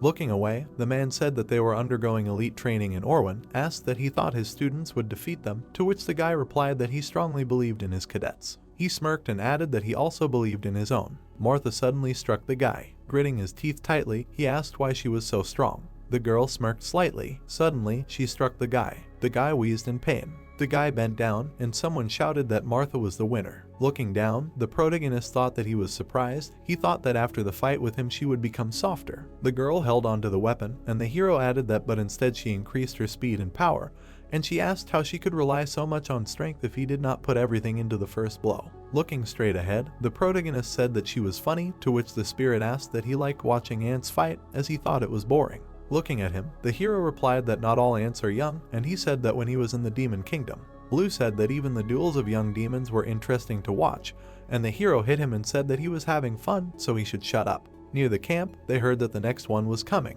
The main character looked at the girl. The 18th duel was announced, to which the hero said that it was her turn, and she responded approvingly. Runnin stood in front of the girl. Looking straight ahead, the girl asked what she was saying. Her name was Runnin, said that she did not like her detached look. A flame suddenly appeared around the girl. Looking straight ahead, Runnin said that she did not like fire. A glow appeared around the girl's hand. Blue particles emitted from the sword. Suddenly, their swords collided. White smoke appeared in front of the guys. The girl held the sword in her hands. Runnin appeared behind her. The girl swung the sword, hearing what was over there. Surprised, opening her eyes, she thought it was an illusion. The girl looked straight ahead in surprise. Runnin appeared behind her. Someone said that she won. Looking at her, she said that she lost, but the fight was good. Looking at the hero, the girl asked what he was looking at, to which the hero replied that she works her legs well. Well done. Sitting down on the ground, the girl thanked him. Stretching his hand to the side, the guy said that 9 wins and 9 losses. It became quite hot. Well, let's move on to the 19th round. The guys stood in front of each other, hearing the command. Looking straight ahead, Sam said that he was undergoing training. The guy replied that he was Baron, a cadet. Looking to the side, the protagonist thought that Sam was quite strong. He was the strongest among them, with the exception of the third prince. The guy swung his sword, hearing them start. The guys began to fight among themselves. Gritting his teeth, Baron thought his swordsmanship is almost the same as his. If he lets his guard down for even a second, it will all be over. He believes that he thinks the same way. Looking straight ahead, the boy shouted. Sam shouted back. The boys pulled the sword towards each other. Looking straight ahead, the boy said that both of their swords were broken, so the boy smirked and shouted that it was a draw. Looking at the boy, the protagonist said that good job, he was the strongest opponent. Gritting his teeth, the boy asked what difference it made. He was fighting, putting the Seagart name on the line, so he had to win at any cost. The hero put his hand on the boy's shoulder and said that he shouldn't worry. Walking straight ahead, the protagonist said that he would win the last match. Walking towards the prince, he added that he would bring glory to the family name. Standing in front of the hero, the prince thought that this meant that he would fight him. Looking straight ahead, he added that but he had the most ordinary aura, and then asked that he was a direct stream of Seagarts. The prince looked at the hero and heard that no, to which he thought that damn, he doesn't want to play a giveaway. The students looked straight ahead, and the thought occurred to him that it would be better if one of them became his opponent. The guy turned around and said that he had a suggestion, to which the instructor replied that he was listening. Pointing at the girls, Greg said that it seemed to him that the duels were too easy for those girls, and asked that if he won, he would allow them to fight him. Grinning, the instructor replied that it was no problem, but first he had to win, and the hero said that they should start preparing. His duel would be over quickly. The prince grabbed his sword and thought that he had to save his strength. He wouldn't even use his aura against him. Looking straight ahead, the man asked what kind of guy this was. He was hiding his presence, and she almost lost sight of him. The guys stood in front of each other, and someone said that he finally understood. He didn't think it was worth warning the prince. It seemed that he didn't take Rayon seriously. The prince held the sword in his hands. Someone said that but the day will come when Orwin's future will be in his hands. He does not know defeat, so he wants him to feel the taste of defeat. Looking at Rimer, the man said that and yet the third prince is not a weakling, does not think that this genius swordsman of his will easily defeat him, to which the guy replied that yes. What about him? Rimer grinned and asked that maybe another bet then.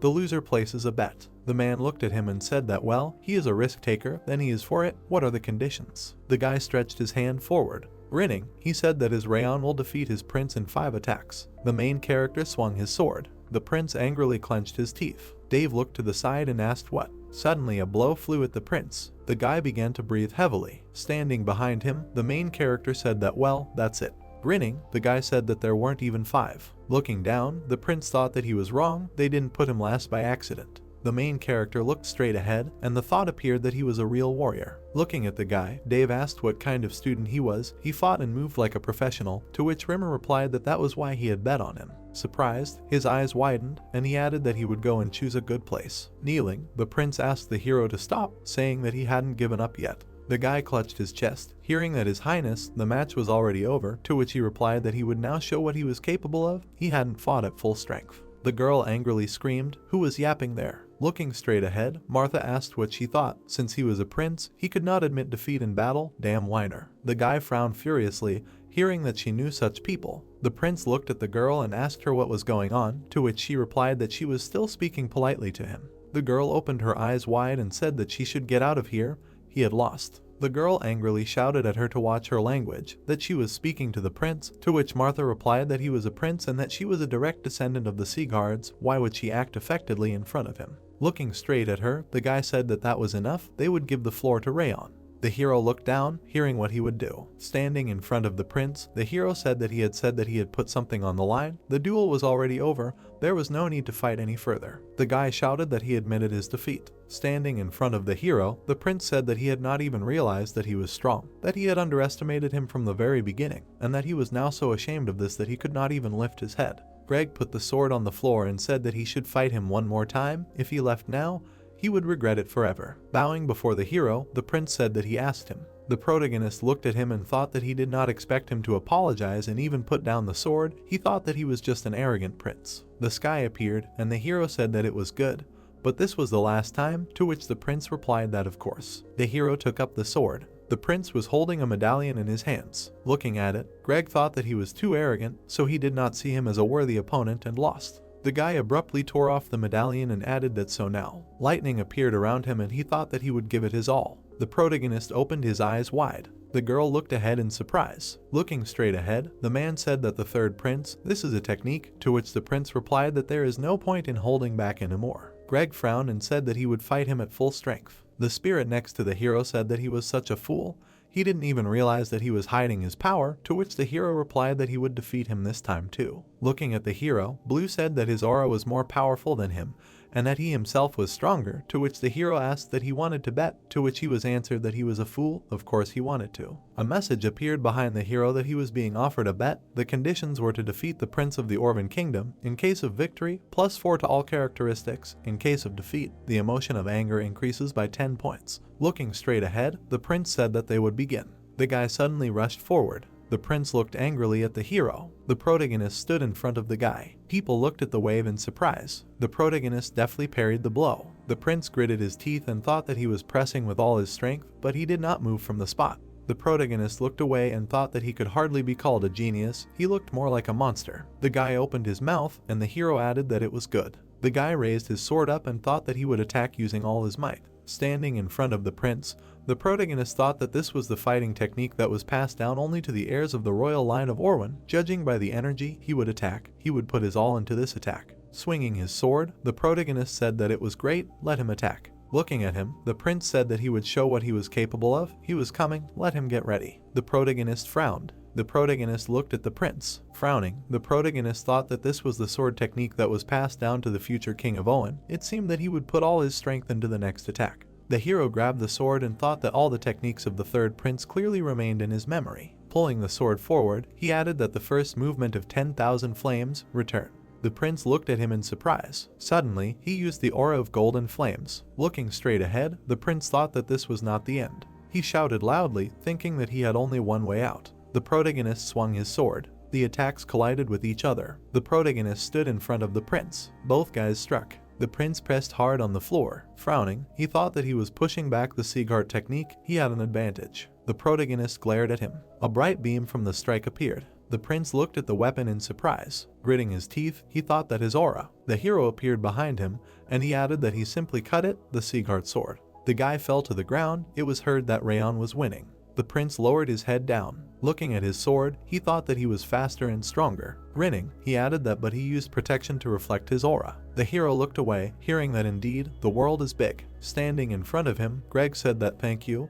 He learned a lot after this sparring, admits his defeat. Smiling, the protagonist replied that he learned a lot too. The prince shook his hand and said that to think that he was so blind that he did not notice this flame, asked that it was rude of him, but let him know his age, to which the protagonist replied that he would be 14 years old this year. Closing his eyes, the prince said that he lost both in fencing and in aura to a guy younger than him. Stretching his hand forward, the prince asked to accept this, to which the hero asked what it was. Holding the medallion in his hands, the hero heard that he was Greg, the third prince of the Owen kingdom, giving this sign as a fulfillment of one of his requests. To which the hero asked why he was giving him something so valuable. The prince grinned and said that although he had lost, his mind had cleared up. He felt like he had understood something. In fact, he was even lucky to lose to a swordsman like him. As he left, the boy added that they would meet again in the future. He hoped that next time he would be the same as now. Looking at him, the hero heard that, well, it was fun to talk. Looking at the boy, the prince said that he had lost, he had won the bet, to which the instructor replied that yes, he knew. Looking straight ahead, the man heard that it was time to go back, to which he responded approvingly. Grinning, Greg said that he remembered an urgent matter that needed to be taken care of right now. The hero walked down the stairs and thought that in his past life, it was normal to carry out missions without reward. Was it right to receive such compensation?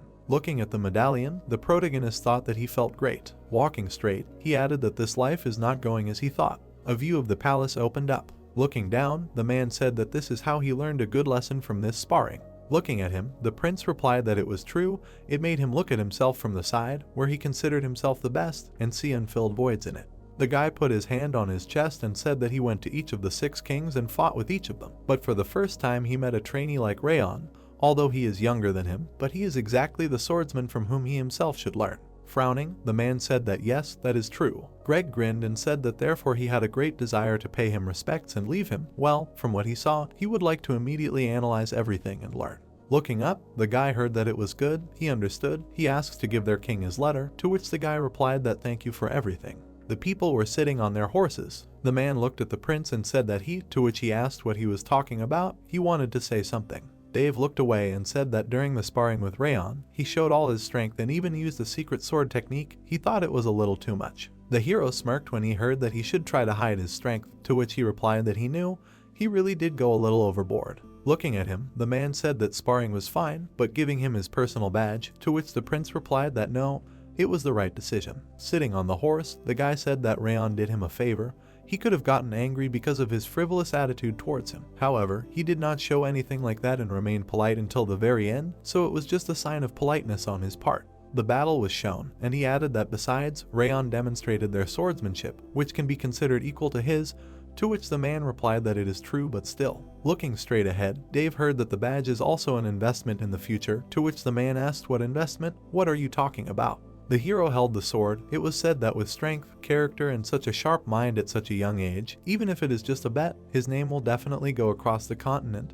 He will definitely be noticed by everyone. Looking to the side, the guy said that the benefits of being friends with him in the future are much greater, right? To which the man said that it is amazing that he was able to look so far. The prince closed his eyes and said that he grew up in a royal family. If he cannot even look into the near future, he will simply be crushed by others. Looking straight ahead, the guy thought about the hero. The protagonist grinned, and the prince added that he wondered how strong he would become the next time they met. The butler turned his head and said that he thought he was glad that his grandson was recognized by the prince of a foreign country, to which the man asked what he meant. The butler said that he was simply stating the fact that the Lord was smiling with such a warm smile, which he had not smiled for a long time. Putting his hand to his face, Jack asked what the smile was, and he answered that it was true ever since Greg mentioned the name of young Master Rayon.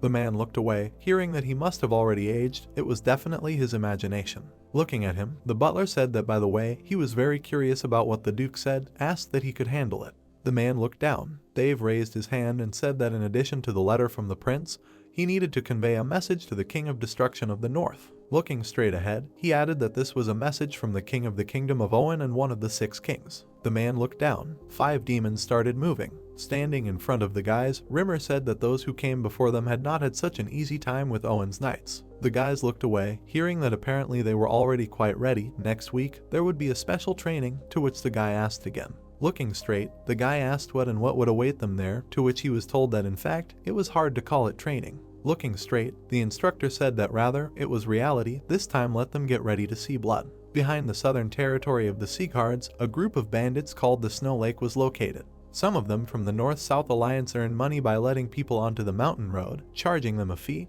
but nevertheless, lately their behavior was getting worse and worse. Looking straight ahead, the guy heard them say that they were robbing all the trade caravans and the number of innocent victims was growing higher and higher, to which he asked that their task was to eliminate the bandits. Rimer put his hand on his side and said that they had already been cleared out, to which the guy asked why he was speaking in the past tense. Looking straight ahead, the instructor heard that they had a different task, they just needed to attack them, to which he replied that it was not true. The bandits attacked one of the villages to the south, causing a bloody massacre there, and leaving everything on fire, the whole group disappeared. The guys looked straight ahead in surprise. Putting his hand on his side, the instructor said that that was why their task was to track down and destroy the snow lake, although they were ordinary bandits. But each of them was a famous swordsman, they should not lose their vigilance. The dispatch was tomorrow evening, so let them get better prepared. Someone cut the sheet of paper. The girl held a weapon in her hands. Looking down, she thought about improving her stance before tomorrow's mission, but she couldn't do it. The girl looked up and added that Rayon's strikes definitely seemed soft and unhurried. What was her problem? What was she doing wrong? Looking at the building, she thought that she was sure he was still training there, maybe she should ask him. Ronan turned her head to the side. Looking at the sword, she thought that no, she didn't want to bother him for no reason. Swinging the sword, she added that she would continue herself. A view of the forest opened up. A building appeared in the reflection of a puddle. Lying on the stone, the girl thought that now the power of the attacks had become weaker, but the movements had clearly become smoother. Okay, she thought that was all for today. Looking at the building, she thought that Rayon probably hadn't finished his training yet. She should say hello before going home. Suddenly, the girl exclaimed in surprise. The girl smirked and said that she bought him his favorite ice cream, so he should come early on the weekend. Walking straight, Ronan thought that she would definitely go early today. If anything, she would ask tomorrow. It would be worth giving him some ice cream too. The girl looked out from behind the corner. Suddenly, a man appeared behind her. The girl turned around, hearing her name. Looking back, she responded. Ronan opened her eyes wide and mumbled. Standing in front of her, the guy said that a long time had passed, to which she asked that it was him. The guy smirked slightly. Sirius closed his eyes and asked that they had not seen each other for a long time, that with her, if he continued to look like that, her brother might be upset. The girl looked away in fear, hearing that it seemed like he had already warned her not to show such a face. Kneeling in front of her, the guy said that by the way, it seems that Rimer's training is going well, she has become much stronger than he thought. Looking at the girl, the brother said that it was amazing. He added, widening his eyes, that however, it did not give her a reason to go to the battlefield and risk her life, did it? Suddenly, the girl screamed in fear. Sirius closed his eyes and asked, what the hell? It turns out that she had gotten better in the past time, he would have to remind her a little. Looking to the side, the girl heard that the squirrel she had once looked after was called Ruby, to which she turned to him. The guy was holding the squirrel in his hands. Grinning, the guy said that now he would remember again what happened to her, how Ruby died, and what would happen to her if she disobeyed him. The girl turned to her brother in fear. Ronan stretched out her hand forward and screamed for him to stop. The girl looked forward in surprise. The squirrels were lying on the ground. The girl bent over the ground. The guy was looking straight ahead. Ronan looked up in amazement. The girl grabbed her head and screamed. Looking down, she screamed no. The guy smirked and said she was his. Approaching her, the guy said that until the appointed day came. Ronan lowered her head and heard that she should not do anything dangerous or difficult. All she had to do was breathe as many times as she wanted. Ronan sat in front of the guy. Bright flashes occurred. Sirius looked away. The girl grabbed her head. Standing in front of her, the protagonist exclaimed. Looking straight ahead, the protagonist asked who he was. Standing in front of the guy, the hero asked who he was. Smirking, the guy asked that if he wanted to know someone's name, he should introduce himself first, right? Said that he had to teach such simple things. How problematic. The hero frowned and said that this was not what a person who stopped a girl at such a late hour should say. Looking straight ahead, the guy heard that a robber or a bandit. Looking at the hero, Sirius said that this is what he thinks, but he is not a robber or a bandit, he is the older brother of this girl. The protagonist looked at the girl. Clutching her head, Ronan said that no. Looking straight ahead, the protagonist said that Ronan looked scared. Is he really her brother? To which the brother replied that it had been a long time since their last meeting. He was so happy that he decided to joke a little. The guy laughed, hearing that is it a joke to kill a squirrel right in front of your eyes? To which he asked what he saw, said that however, it was not a real squirrel, just a toy. Stretching his hand forward, the guy asked what he sees. Nothing, yes. Looking straight ahead, the hero heard that he thinks he would kill a live squirrel, and then thought that he burned all the flesh and blood with aura. Putting the box on the table, the guy said that in any case, he had a long-term mission coming up, so he came to visit his sister before heading out. Looking away, Sirius said that she had a very good friend, let her continue to be friends with him. Waving his hand, the guy said that he was sorry that his sister reacted like that. Well, let them be healthy and see you again. Looking at him, the protagonist thought that he knew this guy. The guy grinned. This is a genius swordsman from the Salian family, one of the 12 monsters that will become the support of the next generation, the sword spear series Salian. Looking directly, the protagonist thought that even before his reincarnation, he had heard of him, but for the first time he meets him in person, he is really a psychopath who pretends to be good-natured. A disgusting stench, similar to Robert, even catches his nose. The hero extended his hand to the girl and addressed. Looking at her, the protagonist said that they would go, he would see her off. The hero and the girl were standing near the carriage. Turning around, the girl said that thank you for bringing her, to which the hero replied that yes, they were leaving tomorrow, let him go to bed early. The protagonist looked at the carriage. The girl lowered her head down. Ronan was sitting near the window. There was a box on the table. Lying in her arms, the girl thought that here it was again, the same as then. A cut appeared on the girl's hand. Looking straight ahead, she said that Ruby was just very sensitive, because she would soon have a child, everything was fine, she was fine.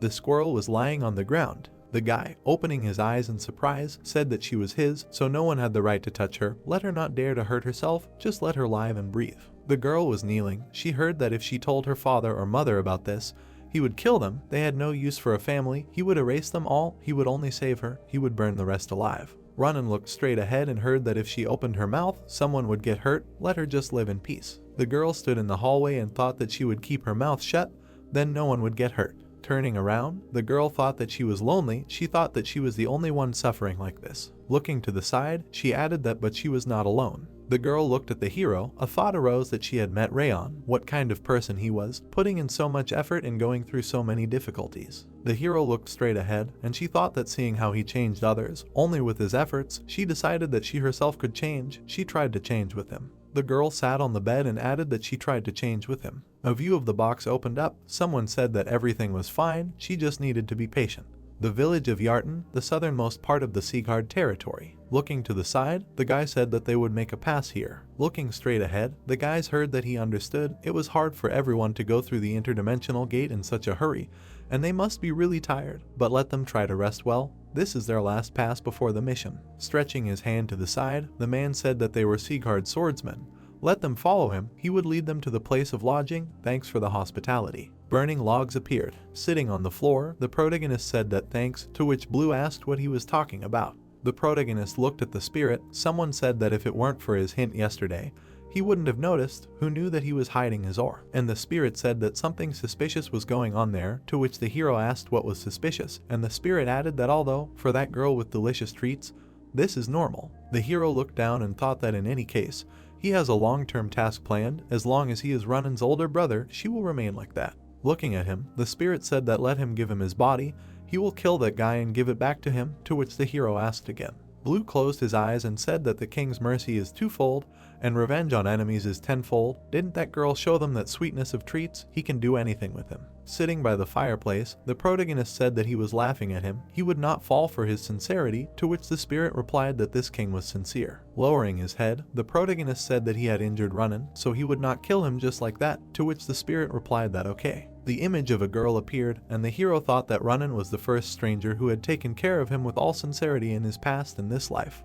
The protagonist frowned and thought that if necessary, he would kill him personally. It was the second day since leaving the territory of the Seaguards. They were already approaching the place where the snow lake had rushed by. A man was lying on the ground. Someone asked what the hell was going on. A black man appeared, and someone asked who could have done all this. Many people appeared. It was heard that this was too much. Looking to the side, the guy said that there were many. The hero turned his head and thought that it was terrible. They first cut him up and then burned him. The girl looked away, and the hero added that apparently Marta was not particularly scared of this. Perhaps she had already seen such chaos or killed herself. The hero opened his eyes in surprise and thought that they should stop. The girl was standing by the house, and the hero added that where was Ronan. A black hand appeared near her leg. Ronan grabbed her face. Standing in front of the guys, Rimer said that they saw the full scale of the tragedy with their own eyes. All this was done by the guys from the Snow Lake. The guy looked away, hearing that they should remember everything with their own eyes and not forget it, not to relax their vigilance when meeting them. Raising the whistle up, he said that this was a quiet whistle, as the name says. It does not make a sound, only specially trained people can hear it, so let it be used in case of danger. The girl looked at the whistle and heard that the instructors would be watching them and would rush immediately if anything happened.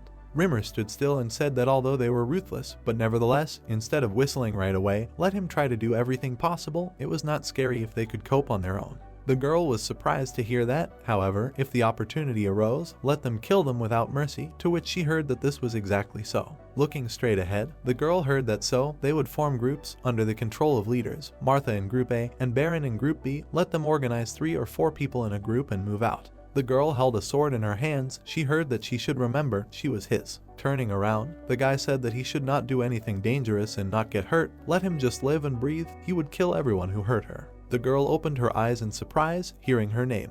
The hero grinned and asked what could join her. The girl stood in front of the protagonist. Ronan responded approvingly to the hero. The protagonist and the girl looked at the mountains. Raising his head up, the hero thought that this was the top of Mount Luton. Being on a hill, it was easier for them to inspect the bottom, and also in an emergency, they could easily hide from attack. The hero looked to the side and thought that although this was a standard strategy, but not this time. The man stood behind a tree. Those who knew that they were being chased would not hide here. Most likely they already knew their routes of movement.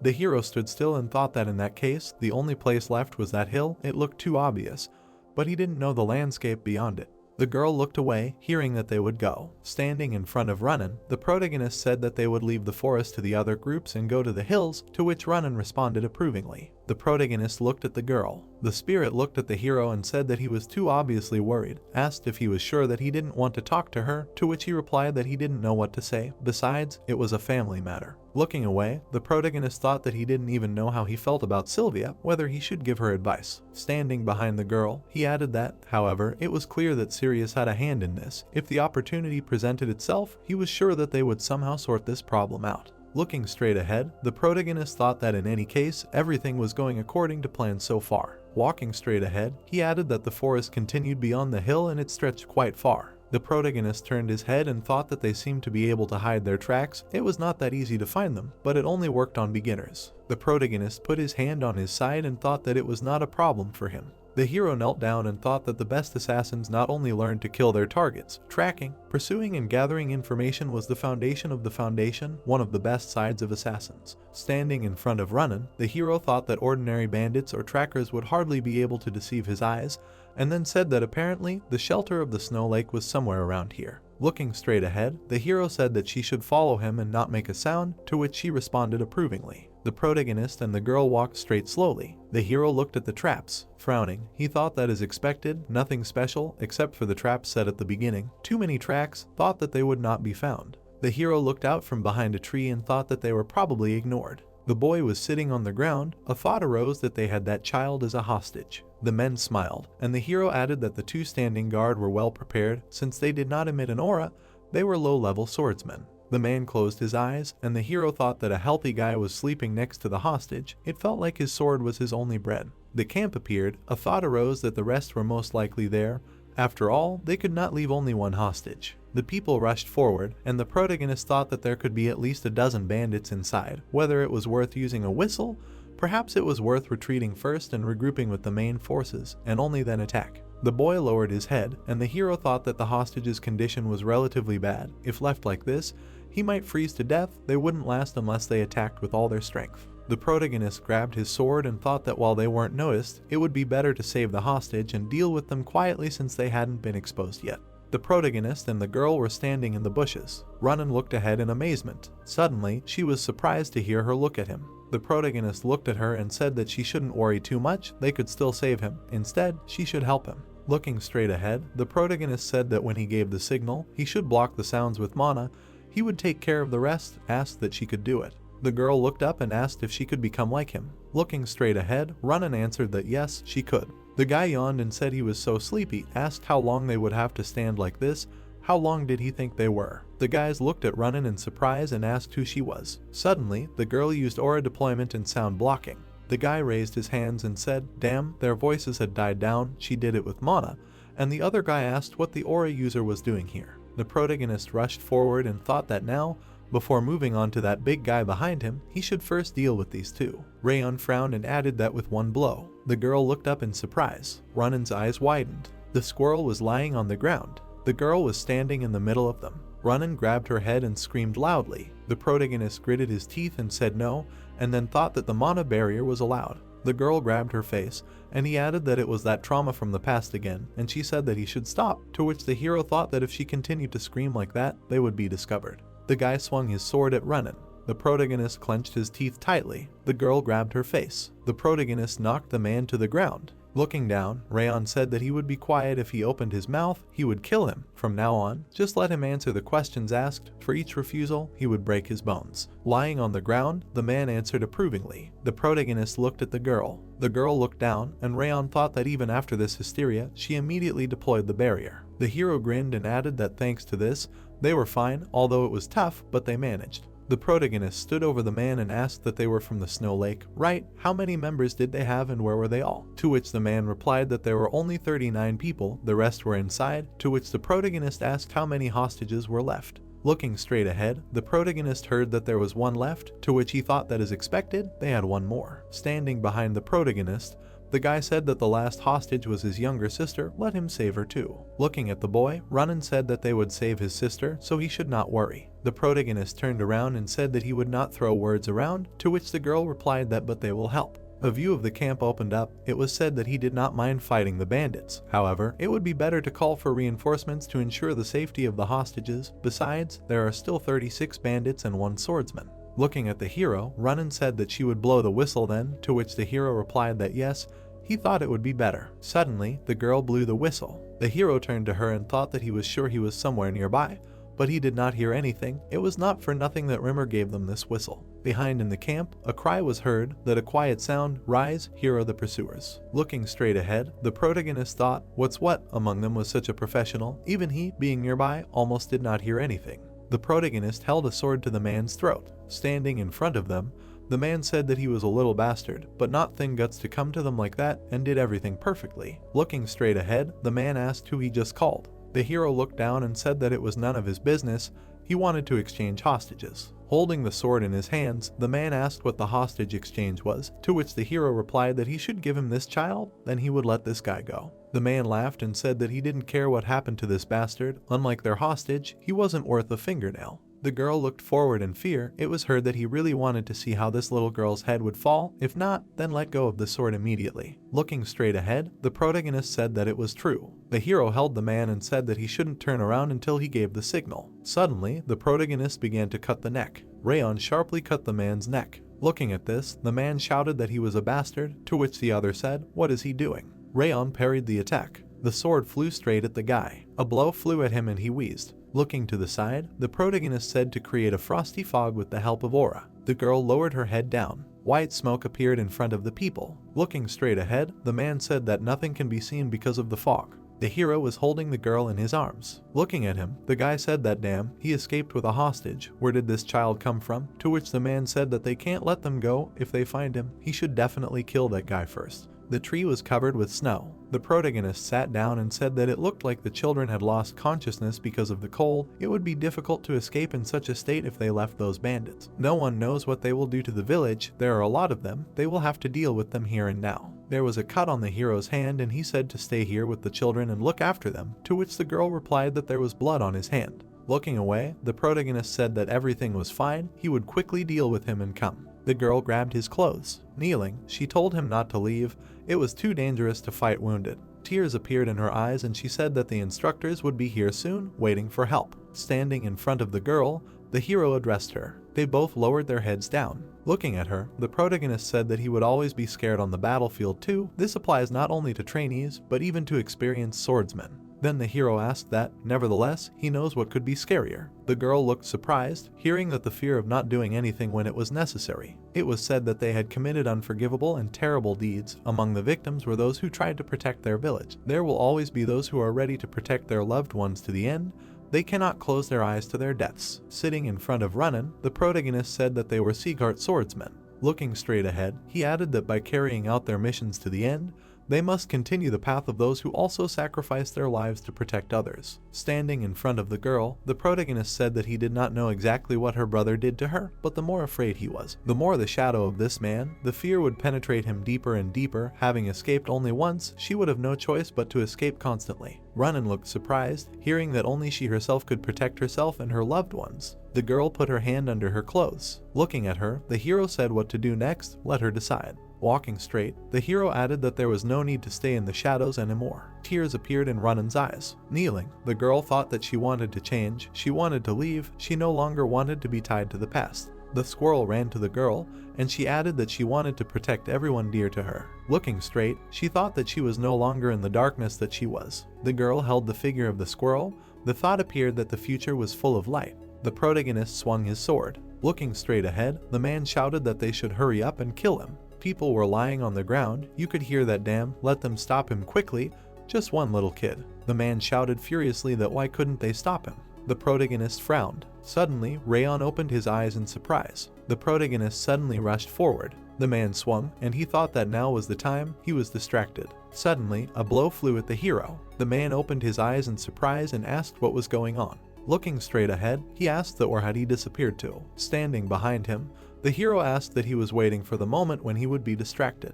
The protagonist abruptly chopped off the man's head. Looking at him, the guy asked that he was a monster. Where did such strength come from at his age? And the other asked that he was definitely a newbie. Looking to the side, the protagonist said that they should just give up, their leader is all ready. Suddenly the hero repelled the attack. It was heard that it was funny. Putting the sword on his shoulder, the man asked if it made sense to give such a young man a chance, and then said that it was a shame for the former members of the North-South Alliance. The hero turned his head and heard that by the way, his face and clothes are beautiful, he must be rich, yes, well, that's not bad. The man swung his sword and said that he was worried that the gifts might not be enough. It seems that the heavens did not leave this man. Having hit the hero, he shouted that now there is one more hostage. The main hero gritted his teeth and thought that it was him. He is definitely not a layman. His level of fencing is not bad. Suddenly, he heard from the side that they found it. The girl and the hostages are here. Runnin was holding back the guy's blow. The hero looked in surprise and thought, damn, Runnin is not in a state to fight yet. He needs help. The man smirked and shouted that he shouldn't be forgotten. He was so worried about what was going on there. Looking straight at her, he added that she shouldn't worry, they would have fun. The hero parried the attack and thought, damn it. Standing in front of Runnin, the guy said that she should be damned. With her techniques, you could tell from her face that she had never killed. The guy shouted that she should stop resisting, let her give them the hostages. Looking to the side, Runnin thought that she had to protect these children. Grabbing her sword, she added that for that, she would have to kill the enemy in front of her. Fortunately, it wasn't that hard to deal with. The guy took a step forward, and she thought that everything was simple. She had to attack. She could do it. She would attack. The image of her brother appeared, and she thought that he shouldn't forget what Rayon had said. The girl looked at her brother in surprise. Looking straight at him, she said no. Runnin sat on the floor and thought, no, brother came again. She needs to get rid of these memories. But she can't forget that day. Will he be able to protect someone like Rayon? Sitting by the bed, she added that even at a time like this, she can't swing her sword. It's scary. She won't be able to protect herself or those around her. It's scary. Runnin widened her eyes when she heard her name. The girl suddenly turned to look at the hero. Grinning, the protagonist said that everything is fine, he will protect them. The girl looked away. Standing in front of Runnin, the protagonist said that she shouldn't worry. Extending his hand forward, someone said that they will go with her. The girl looked straight ahead and thought, thank you for the words of encouragement. A blue glow appeared around the sword. Runnin swung her sword and thought, thank you for giving her courage. She stood in front of the enemy and added, thank you for helping her get through this. Suddenly she struck him. Frowning, the girl thought that she should believe in herself and her strength. The man looked away and said that these guys were so insignificant and pathetic. Looking straight ahead, the man heard that they were not to blame. The protagonist grabbed the sword and said that the person who overcame her dark past, she is a child with a kind and strong heart. Then the hero added that no, a swordsman who overcame adversity. A flower appeared. The hero used the production of 10,000 fires. The hero hit the man, used the flower of fire. Sitting by the chest, the protagonist thought that it was worth checking if there were any traps left before the instructors arrived. A two-color flower is a rather precious material. Did they really destroy the village just for it? What bastards. The protagonist turned around, hearing that they were already finished. The man said in surprise that this was the two-color flower that the man took. The boy smirked and asked if they had dealt with everyone. Rayon looked at him and asked if that was the case, to which he replied that he actually thought it was strange. Considering his combat experience and age, he had excellent combat skills and confidence in victory. The boy was surprised to hear that he was from the North-South Alliance. Looking straight ahead, the hero heard that yes, his name might be Michael, to which he thought that this was Michael. He had heard of him in his past life. Having joined the North-South Alliance, 10 years later he became famous as a genius swordsman. Compared to him, the Snow Lake was only ants. The boy smirked, and the hero added that he was a real swordsman with strong skills. Michael put his hands on his hips and said that he was a descendant of the famous family of one of the 6 emperors. C-card, there were no marks on his sword, which meant he was still a trainee. What should he do? Looking straight ahead, the boy asked if he should kill them. The heroes looked at each other. Rayon began to notice that the boy began to emit a murderous aura. For a hero living the life of a killer, this meant nothing. Michael asked the hero that he would cling to life with all his might. Rayon calmly looked away. The boy understood that he could kill him if he was attacked from behind, but in a direct confrontation, it would be much more difficult. The hero did not understand why he could not move. Rayon asked Michael to draw his sword and go attack. The boy calmly answered that if he drew it, he would die. The boy said that dying is natural for the weak. The hero was surprised that Rayon had a fiery spirit for such a young guy. Michael laughed, answering that his appearance deprived him of the desire to fight and now it would be a shame to kill someone. Rayon answered that death chooses its victims impartially and indiscriminately. Michael said that he had other reasons that could affect his honor. Rayon listened in confusion as he was told that the biting wind had been passing over this place for some time. The man left, answering that it would be great if the hero was a member of the North-South Alliance. Michael, with a smile on his face, asked Rayon his name. The hero calmly looked away. The guy answered that his name was Rayon of the Sea Cards. The man continued to smile. As Michael left, he told the hero that he would wait for his name to spread from the Terika Mountains to the Ravil River. Rayon noticed that the man calmly left. The guy looked at the girl, asking her to leave. The hero noticed that Runan began to call her. The girl, frightened, asked the man if she did well. Rayon looked at the heroine in surprise for the first few seconds. A calm smile appeared on his face. Runan smiled, listening to the hero answer her that she did well. The task, which was both short and long, ended like that. After all this, the heroes returned with the head of the bandit leader. Baron and Martha were confused because of the lag between them. Rimer calmed down those cadets who did not contribute to the task. Before the hero digested everything that was happening, it was time to report on the completion of the task. Blue still did not lag behind the hero, bragging about himself and talking about the memoirs of the adventure of the great and terrible. Since the rescued children lost their parents, it was decided to hand them over to the care of the family. The children quickly agreed since they were attached to the Runan all the time. After returning from the task, the Runan and I were called to the main house. In recognition of their contribution to the task, they were awarded a bronze medal. That day, surprisingly, the head of the house praised them. As a trophy, Rayon was given a 2-colored flower, which is a rare medicine. The hero looked away in surprise. The guy asked Dorian what he was doing here. The boy laughed, saying that the madam asked him to report everything after finishing the task. Rayon was surprised to understand that the boy told her everything. Dorian said with a smile on his face that he told the master about his entire feat in the smallest details. The lady came out of the palace, fearfully calling Rayon.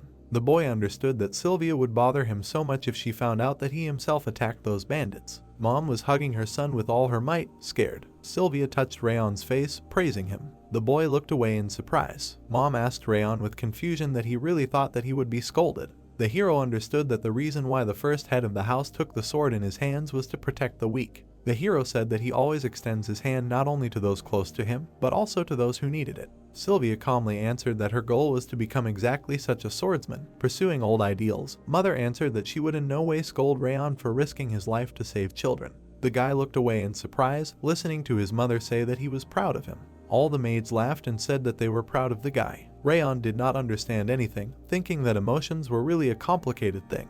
The hero tried to find Dorian, who quickly left. Blue answered not to look back to everyone, since this coward had run away a long time ago. The guy noticed that everything had not gone so badly. Hands were putting the toy away on the shelf. The girl looked at it with a smile on her face. A memory appeared in her head, where Rayon said that she did not need to stay in the shadows anymore. The heroine understood that she should tell the guy at their next meeting how grateful she was. Rimer was lying in a hammock. He began to remember how Michael responded to take out his sword and attack. There was calm on his face. The hero did not understand how long ago he had felt the same feelings as the Lord. Rimer began to understand that the seed of the new king began to work. The main house of the Robert family. The man sat calmly at the table. His gaze was confidently directed to the side. Robert began to notice something. His hand was writing something. The hero noticed that it had not healed on his hand. The man understood that 17 years had passed unnoticed for him. The hero continued to take high-quality elixirs. Robert turned to experienced doctors and famous priests, but no one could erase this scar. It was an unhealed wound. It looked the same as the first time, as if it wanted to be remembered.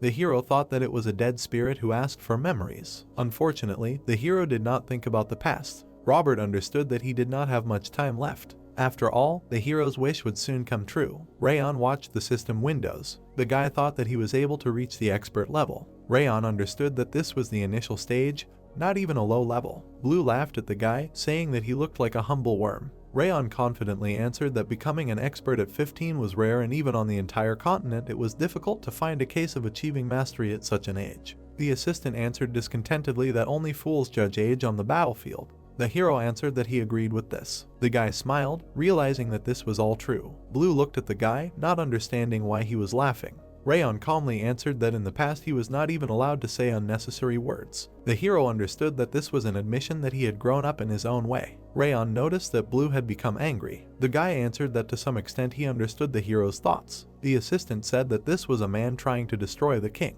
Rayon smiled, realizing that his anger was nothing compared to what had happened before. Blue answered that this nonsense reminded him of the old days. The guy ran away from the assistant, answering that he needed to warm up. The hero clapped his hands, asking to put everything aside. Rimer smiled, answering that everyone was great today. The guy stood to the side, answering that the instructor was 20 minutes late.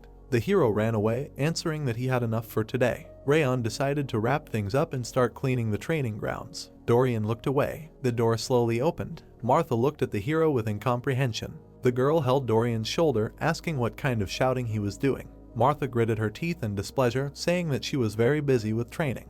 The girl shouted at everyone to clean up. Rimer understood that the guy was the only one who had not changed. Rayon did not understand what it was. The guy asked about whether they had run away because of the nagging. Rimer answered that he had forgotten something, so he decided to go back. The guy calmly said that he had to tell them something important again before he forgot. The guy left. The guys were assigned a second task. Rimer stood on the stage, watching the guys. The hero laughed, holding his head. Rayon understood that half a year had passed since the first mission. It took longer than the guy thought. Orcs attacked near a small village southeast of the territory of Sigard. The guys need to go there and defeat the orcs that threaten the residents. The guys were given the task of protecting the village and enslaving the monsters. Everyone was glad that they were given such an interesting task. Rimer was surprised that they liked such similar missions. The hero understood that in this mission the instructors would not accompany them, and all the people would be the only ones who would go there and who would have to work hard to complete it. Rimer understood that understanding the risks was also their skill, and if the mission was unfavorable, you always need to surrender in order to return alive. The boy said that leaders are destined to always be decisive. Dorian asked the hero what would happen if he ran away from the mission. The hero was glad that he would be able to run away and not be punished. Rimer calmly answered that they would sail the day after tomorrow at dawn. Rimer said that the departure was the day after tomorrow morning, after which the guys were taken aback. They looked at Rimer and asked why there was so little time and why such a rush, noting that it was almost night outside, less than 2 days left. Rimer looked at them and said that for hunting monsters, unlike defending a village or a standard sortie, they need to collect a lot of equipment. Smiling, he noted that otherwise, they would harm the villagers if they were poorly prepared, so they should be more careful. The boy cried out that they would have prepared carefully if they had known in advance. Turning around, he heard Rayon's voice, who told them to stop. Standing among the boys, the protagonist noted that Instructor Rimer always warned that they would not know about the upcoming missions in advance. Slightly looking away, Rayon said that it was not the time to panic, it was time to get down to business. The more they whined, the less they would have to prepare. The dumbfounded boys began to discuss that the protagonist was right and it was stupid to expect that the missions would appear on schedule. Rimer watched them with a smile on his face. He introduced the orcs and told them that they were much more aggressive and stronger than they could imagine. They were not even comparable in size to the opponents they had encountered before, and there would be more of them than them, a very disadvantageous position. Standing in front of the boys, Rimer said that in their current form it was better not to fight them face to face, so in battle they needed to concentrate on dodging attacks, not on defending against blows. He asked them to take a minimum of things, adding that he would wait for them there in 2 days. The evening sky enveloped the fortress. Morning came.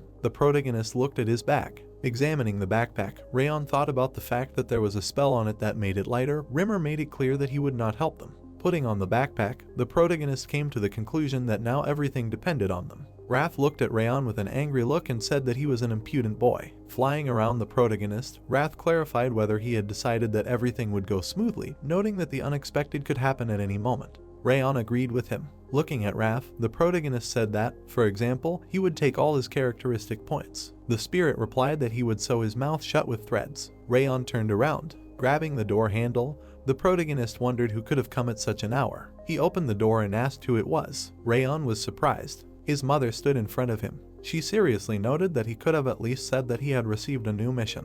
The confused protagonist asked if Dorian had blabbed again. His mother replied that he had not and that it was Rimer. Rayon imagined Rimer and mentally noted that he was a bloody elf. He apologized to his mother with a stony face. His mother's face was sad. She took the protagonist's hands and turned to him. Standing in front of him, she informed him that being an outstanding student meant not only setting an example, but also leading other students and choosing the best path. Smiling, his mother emphasized the fact that he should not try to do everything alone. He should place his comrades in positions to minimize damage and successfully complete the mission. She stated that his friends' lives depended on his decisions. Rayon thought with a calm expression that he thought she would start lecturing him, but instead he received advice. She placed her hand on the protagonist's chest and said that hunting monsters looked easy, but it was harder than it seemed and he had to make sure they were all destroyed so the village would be safe. The protagonist's mother asked him to remember that during the mission, he was not just a student, but a Seagart swordsman. Rayon looked at her hand, dumbfounded. His mother, with a smile on her face, noted that she wanted him to be a warrior who was true to the ancient traditions of their family. The surprised protagonist replied that he thought she would be angry. His furious mother screamed that she was furious and going crazy with fear for him. She hugged Rayon and noted that after all, she hugged him and noted that she would not scold him. The protagonist's mother closed her eyes and said that she would give him a fiery dressing down upon his return. She was glad that he had become much stronger since the start of his training, but she would still worry about him. Rayon was surprised by her words. They hugged silently in his room. Rimer stood in front of the guys and noted that he would say the following at the end. The protagonist stood in line and listened to his speech about how anything could happen on the spot. They should be as careful as possible. Rimer, with a smile on his face, said that if they realized that they could not cope, they should retreat. The guys cried out loudly and agreed with him. Rimer sat down on the floor and said that then it was time to go and the mission usually took about a month, but they had built a path for them to the destination so they could do it in 2 weeks. Sitting in front of the guys, Rimer wished them luck. Turning around, Rayon ordered them to line up in columns of 4 and march, which they had trained yesterday. Watching them, Rimer mentally noted that he was sure that they would cope. Looking at Rayon, Rimer emphasized the fact that he was talented not only in wielding aura and in combat, he was also an excellent strategist. The protagonist with a serious look told Dorian and Crane that they were checking equipment and monitoring the health of the fighters. Rimer thought that Rayon would quickly cope with the mission and return, and this at the age of 15. Looking at the guys who were leaving, he noticed that the protagonist always exceeded the wildest expectations. The dumbfounded guy looked at Rayon and asked if it was worth going after them, adding that they would not notice their presence at such a distance. Smiling, Rimer replied that it was too early and one of the guys had a very subtle sense. Warming up, he said that he would go lie down on the path. The frightened guys asked if everything would be okay and maybe now they should go. Winking at them, Rimer said that they would be better off worrying about the orcs. The plot takes us to a forest near the village. A snow-capped mountain was visible from behind the tree crowns. Rayon's face was puzzled. The guy was dumbfounded. The plot introduces us to the best student of the 6th training squad, Kane. Standing opposite, the protagonist asked what they were doing there. Kane answered the question with a question and asked what they were doing there. Looking at him, Rayon mentally assumed that it was Kane, noting that he heard that he joined the 6th training hall late due to some injuries, but apparently everything was fine with him already. Looking at Kane, the protagonist thought that it seemed that he owned a sword quite well. Kane answered with a serious look that they had a mission related to the orc raid. He asked what Rayon was doing there. The protagonist looked at him and answered that his group had the same mission. Confused, Kane asked if they had been given the same mission, adding that he had not been told about it. The plot shifts to the night before leaving in a nearby tavern. From the tavern, a guy's voice was heard telling Rimer that he had heard rumors that his students had done well on the last mission, and that they were so young, but they had managed to deal with those mountain bandits. Rimer was holding a mug of beer and cried out with satisfaction that even though he was training them, he was incredibly impressed. He asked if they should be sent to deal with the orc raid since they were doing so well. The man stood behind Rimer and replied that Training Hall 6 would take on the mission. He seriously stated that teamwork is more important when it comes to monster raids. Training Hall 5 is not designed for this. They are individualists. Training Hall 6 is more suited for this mission. The man looked at Rimer and said that his students had recently completed Hell Week training without failing, so they would be going on this mission. The plot introduces us to the mentor of the 6th training hall, Bill. Sitting at the table, Rimer sighed and said that he was just jealous that his kids were getting too much attention lately. He asked why they didn't send them on the mission together. Bill asked if he wanted to send 2 training halls on one mission. Rimer turned around and said that they still needed to get rid of those orcs, so they would just send 2 squads at once. He asked if Bill agreed that the competition would make them do everything much faster and better. Bill stood next to him and said that he agreed, but he needed permission from the head. The guy stood in front of Rayon and said that they would have problems with communication, so they could go back. Kane was taken aback by what he heard. Frowning, he said that he would not repeat himself and asked if the 5th training hall was taking on too much. Looking at the dumbfounded guy, Kane noted that the 6th training hall was better suited for this kind of mission. Where teamwork was important, he was sure that they would do much worse, since they had little experience working as a team. Baron stood in front of Kane and emphasized that he was aware of his skill level, but one should not underestimate the 5th training hall. The protagonist thought with a serious expression that for some reason he was sure that Rimer knew perfectly well that 2 squads were sent there at once. Rayon wondered why he did not say this beforehand. He closed his eyes. The protagonist imagined Rimer and the orc. He thought about Rimer, thinking that it was important for them to gain real experience. If you look at the situation from this point of view, then their mission is as close to reality as possible. Teamwork and tactics are the most important skills during a monster raid, and they are sorely lacking it. Rayon introduced several of the boys and suggested that Rimer wanted them to compete with the 6th training hall and work on what they needed to improve themselves. Holding his face, the protagonist noted that Rimer was an elven snake. Rayon stood still and noted that this was a good opportunity for them, and that his mother had told him before leaving. He remembered his mother hugging him and saying that she wanted him to show everyone that he was a swordsman who could defend the ideals of the family. Placing a hand on his hip, the protagonist asked them to calm down and asked why they were wasting time on a useless argument. Looking at Kane, Rayon suggested a competition. Taken aback, Baron clarified what he meant and whether he was suggesting wasting energy on some kind of competition, adding that they did not know what exactly awaited them. The protagonist, with a serious face, stated that they did not want to give up on this mission, just like Baron. Standing in front of the group of boys, Rayon said that there were enough orcs for everyone. Since it was a raid, there would definitely be elite orcs. Pointing his finger, the protagonist said that they would hold a competition to decide who would be the mission commander. The boys listened attentively. Rayon added that they would then eliminate the elite orcs to sow chaos in their ranks and perform a purge. He emphasized the fact that if the dominant team encountered difficulties, it would only become an opportunity for the other team. Extending his hand, the protagonist asked Kane if he was okay with such conditions. Kane replied that it sounded fair. Looking at the mountains, Rayon said that they would move there first. The boys ran through the forest at lightning speed. Martha thought with satisfaction that the conditions of the competition were simple. She imagined the protagonist holding a white flag over his head and noted that they needed to defeat the enemy team or capture their flag. It was easier than endless arguments. Sitting on his knee, Rayon suggested making a plan. Martha clarified why they needed a plan, noting that they were just a bunch of losers. She said that she would go and destroy them, and the protagonist should just sit and wait. She smirked and noted that she had found them. Looking at the crowd of boys with blades, Martha said that there was no need to use tactics against such losers. Martha pounced on them. Her blade collided with the boy's sword. Baron fought the boy. Rayon thought about how, thanks to his heightened senses, he didn't need to see to assess the battlefield. Closing his eyes, the protagonist emphasized the fact that they had already started fighting. Ronan looked at him and asked if it was okay to let them fight without a plan. Rayon replied that some of them were just overconfident and wouldn't listen to him anyway. Ronan sat next to him and asked if they could defeat those guys. The protagonist stated that they couldn't and that he was sure that their guys would lose. Baron and Martha were dumbfounded. Rayon noted that they would lose in a rather pathetic manner. Martha fought the guys and wondered why she couldn't handle them, noting that they were all weak, but there was no gap in their combined defense. The guy swung his blade and shouted that they were not the center of the universe and should not be looked down on. Martha was puzzled by this. The sun began to set. The beaten boys returned to the protagonist. They averted their gaze. Standing in front of them, Rayon wondered if it was as easy as they imagined. He assumed that they were the ones who had to retreat. Looking at the boys, the protagonist stated that it was their mistake. The world does not stand still while they are improving. They looked down on them because the Owen Kingdom ignored them back then. Rayon asked if they thought they would definitely win because they were better than them last time. The dumbfounded boys silently listened to the protagonist, who noted that this was the result of a battle without any tactics and with no information about the enemy. Their arrogance was their undoing. They wasted their strength, aura, and even showed them their techniques. He introduced Kane's cheerful squad and told them that these swordsmen also trained every day.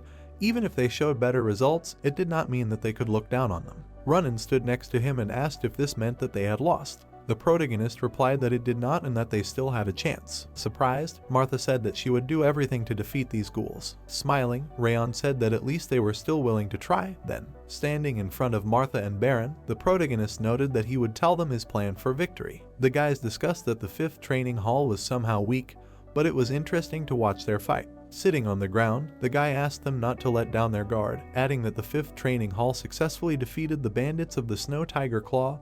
one of the largest gangs in the Alliance. Looking away, the guy noted that he was sure that they would not give up so easily. He grabbed the blade in front of Martha and said that as expected, it was time to put an end to this. Holding the sword on her shoulder, Martha said that if he said anything nasty about them again, he would regret it for the rest of his life. Martha rushed at them. The boy held the sword in front of him and ordered to concentrate the aura towards the front. Martha suddenly changed her stance. She struck from the side. The dumbfounded boy wondered if she was attacking from the side. The sun was setting behind the mountain. Looking at Baron, the fighters from the 6th training hall shouted that they had seen this starting stance before. The girl with a serious look shouted for them to parry as they were preparing. Baron suddenly rushed past her. Baron, running past her, said that he tricked her. He cut down 2 boys. Turning around, the dumbfounded girl wondered if he had changed his trajectory so quickly. Baron lowered his hands, and the girl emphasized the fact that their fighting style had changed. The dumbfounded boys asked how it was possible that their style had changed so drastically. Martha was throwing a lot of punches. She smiled and noted that Rayon was right. Crossing his arms, the protagonist asked how they thought they lost if they were stronger than them individually. Baron looked at him and asked if it was related to information and tactics. Rayon answered that it was. He introduced the fighters and told them that the 6th training hall already knew the abilities and skills of each of them. They planned their tactics based on this information. There was a smile on the boys' faces. The protagonist said that they did not prepare at all, deciding that they would win anyway. As a result, they failed miserably in a fight that they should have won. A disappointed Dorian asked if this meant that it was a failure. An enraged Martha grabbed him and asked him to shut up. Rayon said with a serious expression that it was not a failure yet, but they had lost a lot of strength and aura and were now at a disadvantage. The protagonist emphasized the fact that they were not the only ones with information and tactics. The guys suddenly turned their attention to him. The dumbfounded Baron asked if he had an idea. The protagonist imagined that Kane controlled his fighters like chess and said that he was the best student in the 6th training hall, had a keen eye and well-developed intuition. Rayon looked at his comrades and noted that thanks to this, he noticed them from afar and sent students who were especially good against their weaknesses. An image of Martha and Baron appeared in the protagonist's head. He said that Martha's strengths were her power and endurance, but hers were still quite primitive, so he sent swordsmen who were able to restrain her pressure, forcing her to waste aura in vain.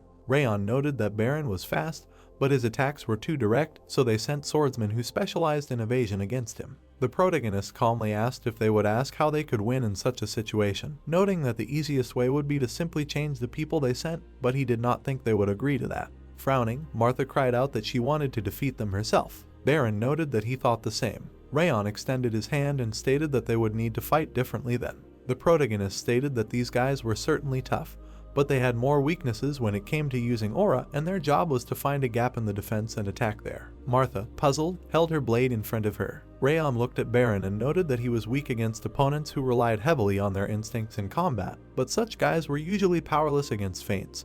He needed to abandon his usual fighting style and use more feints. Martha and Baron stood in front of him and asked how he figured all this out and if he had been sitting there while they were fighting. Rayon introduced Kane and told him that he really did have a keen eye. In fact, his senses were even better than those of a standard student. The protagonist sat on a rock with his eyes closed and noted that his senses were not inferior. Rayon imagined the battle and thought that they were all doing well and that Ronin would not lose. Kane stood behind him. Turning around, the protagonist said that it was his turn. Kane's face was serious. Sitting on the rock, Rayon thought that since the situation was different now, Kane had no choice but to go and look for the flag. Kane looked at him and said that he was curious about why they were suddenly losing. He asked if the protagonist had ordered them to fight differently, noting that the rumors about him changing were not false. Rayon looked at him silently. Standing in front of him, Kane declared that he would put an end to this competition. A fiery aura enveloped Kane's body and he said that he had heard that the protagonist had a fiery aura. Rayon, dumbfounded, wondered if Kane also had a fiery aura. Holding his sword in front of him, Kane said that unfortunately for the protagonist, his aura was the highest among the students. He even had more than many of the graduates and he would not be able to defeat him. Rayon seriously asked why everyone in this family talked so much before a fight. A fiery aura enveloped the protagonist's body. He stood in front of Kane and offered to begin. Looking at Kane, Rayon noted that he would show him that his fire was much stronger. A powerful whirlwind moved towards Kane. Taken aback, Kane thought that the protagonist was fast. Swinging his blade, Rayon thought about what he heard. Kane defeated not only Martha but also Prince Owen. His aura may not be as powerful, but he is strong. Kane watched Rayon's movements closely. Their blades clashed. A powerful fiery aura surrounded them. A cut appeared on Kane's face. Surprised, Kane wondered how the protagonist did this. Looking at him, Kane asked if his flames were weaker. Rayon dealt a powerful blow to him. A powerful explosion was heard in the forest. Kane was lying on the ground. The protagonist stood over him and asked if he was saying that his fire was stronger. He arrogantly stated that it was not true. Dumbfounded, Dorian said that this man. Looking at Kane, Dorian clarified what he was doing there. Kane stood by the tree with his arms crossed. Rayon said that the best strategy to win a lost battle is to defeat the enemy commander. Baron nodded his head and stated that there was more to come. He remembered how he fought with the guys and noted that the protagonist was right, they were easy to deceive, and he helped not only him, if not for his advice, they would have lost to the 6th Martial Arts Hall a long time ago. Crossing her arms, Marta added that she did not want to admit it. But it was true, if not for Rayon's advice, she would have given up on her promise to serve him, but they won only thanks to him. They said that they recognized him as the best student of the 5th Hall and would continue to follow his orders without hesitation. The protagonist and Ronan exchanged glances. Smiling, Rayon mentally assumed that such an experience made them grow up a little. Looking at the guys, the protagonist noted that this was the 5th Hall he was used to. Rayon stood in front of the squad and said that he was sure that the past battle taught them how dangerous it is to rely on your own superiority and strength, and what happens if you do not calculate your moves in advance. The protagonist imagined the corpses on the ground and emphasized the fact that if this had been a real fight and not a training one, they would all have died. He asked them to remember this lesson with a serious face. Kane stood at a distance and watched them. Looking at Rayon, Kane reasoned that he was much better than he thought. It was noticeable how excellent he was in tactics and martial arts. A slight smile appeared on Kane's face and he noted that he thought that the 5th Hall was full of impudent people, but it turned out that he was the only one. Kane extended his hand and said that he had also learned a good lesson. He approached Rayon and said that he had learned that in a fight you need to be on guard until the very end, and that you should always have a couple of backup options. He said with a happy look that he thought that he would defeat him in any case, because, after all, they had studied them well. Kane recalled their battle and said that not only did they lose in the general battle, but he also won in a one-on-one duel. He was sure that he was stronger than him, but it turned out that he was just an impudent fool. Extending his hand, Kane thanked him, noting that Rayon saved him. Smiling, the protagonist thought that Kane was much kinder to him than all the other relatives from the direct branch. Rayon shook his hand and said that he had learned a lot too. Kane noted that they would support them, as he promised. The plot takes us to 2 weeks later. The protagonist and his squad were moving through a snowy area. He came to a ledge. He saw a settlement in the lowland and said that it was a village. Looking around the village, Rayon mentally noted that this was a small settlement that did not produce much food and was not suitable for tourists. The people there worked the land, that was their livelihood. Such a mission could not even be called special. They were brought here because monsters often appeared in the area. The protagonist looked back. He imagined the darkness behind him and wondered why he could not shake the feeling that they were being closely watched. Looking around, Rayon reasoned that it did not feel like an instructor observing the students, it was more like they were being studied for the purpose of attack. The protagonist calmly thought that the best tactic now was to notice the observation and be on guard. Rayon said that he had a request for Baron. Surprised, Baron clarified what request. Looking at him, the protagonist asked him to take on the role of the mission leader. Dumbfounded, Baron asked what he was even talking about. Standing in front of the boys, Rayon stated that during the first mission with the Snow Leopard Paw Bandits, he and Ronan fought, so this time it was up to them. The protagonist asked if it was Baron, who said he would catch up with him on the very first day of their training. Confused, Baron replied that he would show him how much he had already changed. Putting his hand on his chest, he announced that he was taking control of the mission. Martha stood by the tree and listened to them. Rayon looked at her and said that he would explain everything later, but for now she should support Baron. Leaving from there, Martha replied that she should not have been called aside for such a reason. She said that she would obey his orders, which meant she would do so. The protagonist watched her with a smile. Rayon looked at the spirit that was flying nearby and asked if he also felt that they were being watched. Anger began to fly away and said that there was a point in this because Rayon took away his prey. The protagonist asked where they were and how many there were. Wrath replied with a satisfied expression that he would not tell them so easily and that Rayon should go and find him himself. The protagonist replied that it meant that there was only one pursuer. Wrath was taken aback by these words, and Rayon noted that he said him, not them. Wrath was furious about this. Looking away, the protagonist noted that one could not be sure of this. He imagined many eyes in the sky and thought that even if one person was watching them, there could be accomplices nearby. He should be on guard. Puzzled, Rayon stopped inside. Looking at the snowy forest, the protagonist emphasized the fact that he had a feeling that the mission would not be easy. The man was sitting on the ground and asked who they were. The guy stood in front of the stranger and replied that they were the Seaguard family. The man stated that there was nothing special about them. Putting his hand on his chest, the guy assumed that there was a group of students there. The instructor was not near them, which meant that this was their second mission. The stranger asked if they had noticed him. The guy replied that they hadn't, and he was sure they wouldn't have realized even if he had been there. The man said with a satisfied look that he guessed that some of them could see them through the veil of secrecy. The guy continued to stand in front of him, holding his hand on his chest, and said that the orcs were on their side and he couldn't believe that they had sent simple students against them. The mysterious man said that he thought the commotion among the locals was to blame. The orcs had started attacking too often, so they had asked for reinforcements. They had hoped to quickly find the Mana Stone, but they had apparently jumped to conclusions. Looking at the village, the guy said that they couldn't find the artifact and that it was most likely there. The guy looked at the stranger and asked if they should attack now. Sitting on the ground, the man replied that it wasn't worth it yet. The guy added that the opportunity was just great and at the same time they would get rid of that bunch of children. Holding the helmet in his hands, the man replied that it was easy to kill them, but if they hurried, they might find out about the Mana Stone, and that couldn't be allowed. The fighters came to the villagers. The man said that they should hunt monsters for now and think that they had successfully completed the mission. The man put the helmet on his head and noted that then. He turned into an orc and said that they would attack the village after they left. The orc's eyes glowed green. The bright moon illuminated the buildings in the village. The guys were sitting at the table and eating dinner. Sitting at the table, Rayon thought about Baron. He reasoned with a puzzled look that at first he was a little worried about him, but he was doing much better than he expected. He remembered how Baron had talked to the woman and emphasized the fact that Baron did not boast about his title, but first of all calmed the head of the village and the residents. Baron brought it closer to his mouth. After spearing an egg with his fork, the protagonist noted that it was not Baron that they should worry about, as he and the others were quite capable of handling the monsters as long as he was not around. Looking out the window, Rayon noted that the problem was the observer who had been watching them on their way there. The protagonist thought he was not entirely sure, but it seemed that he had headed towards the mountains as soon as they entered the village. Sitting at the table, Rayon wondered if this was an additional test for the Seaguard clan or something else entirely. Baron placed his hand on the ground near the footprint.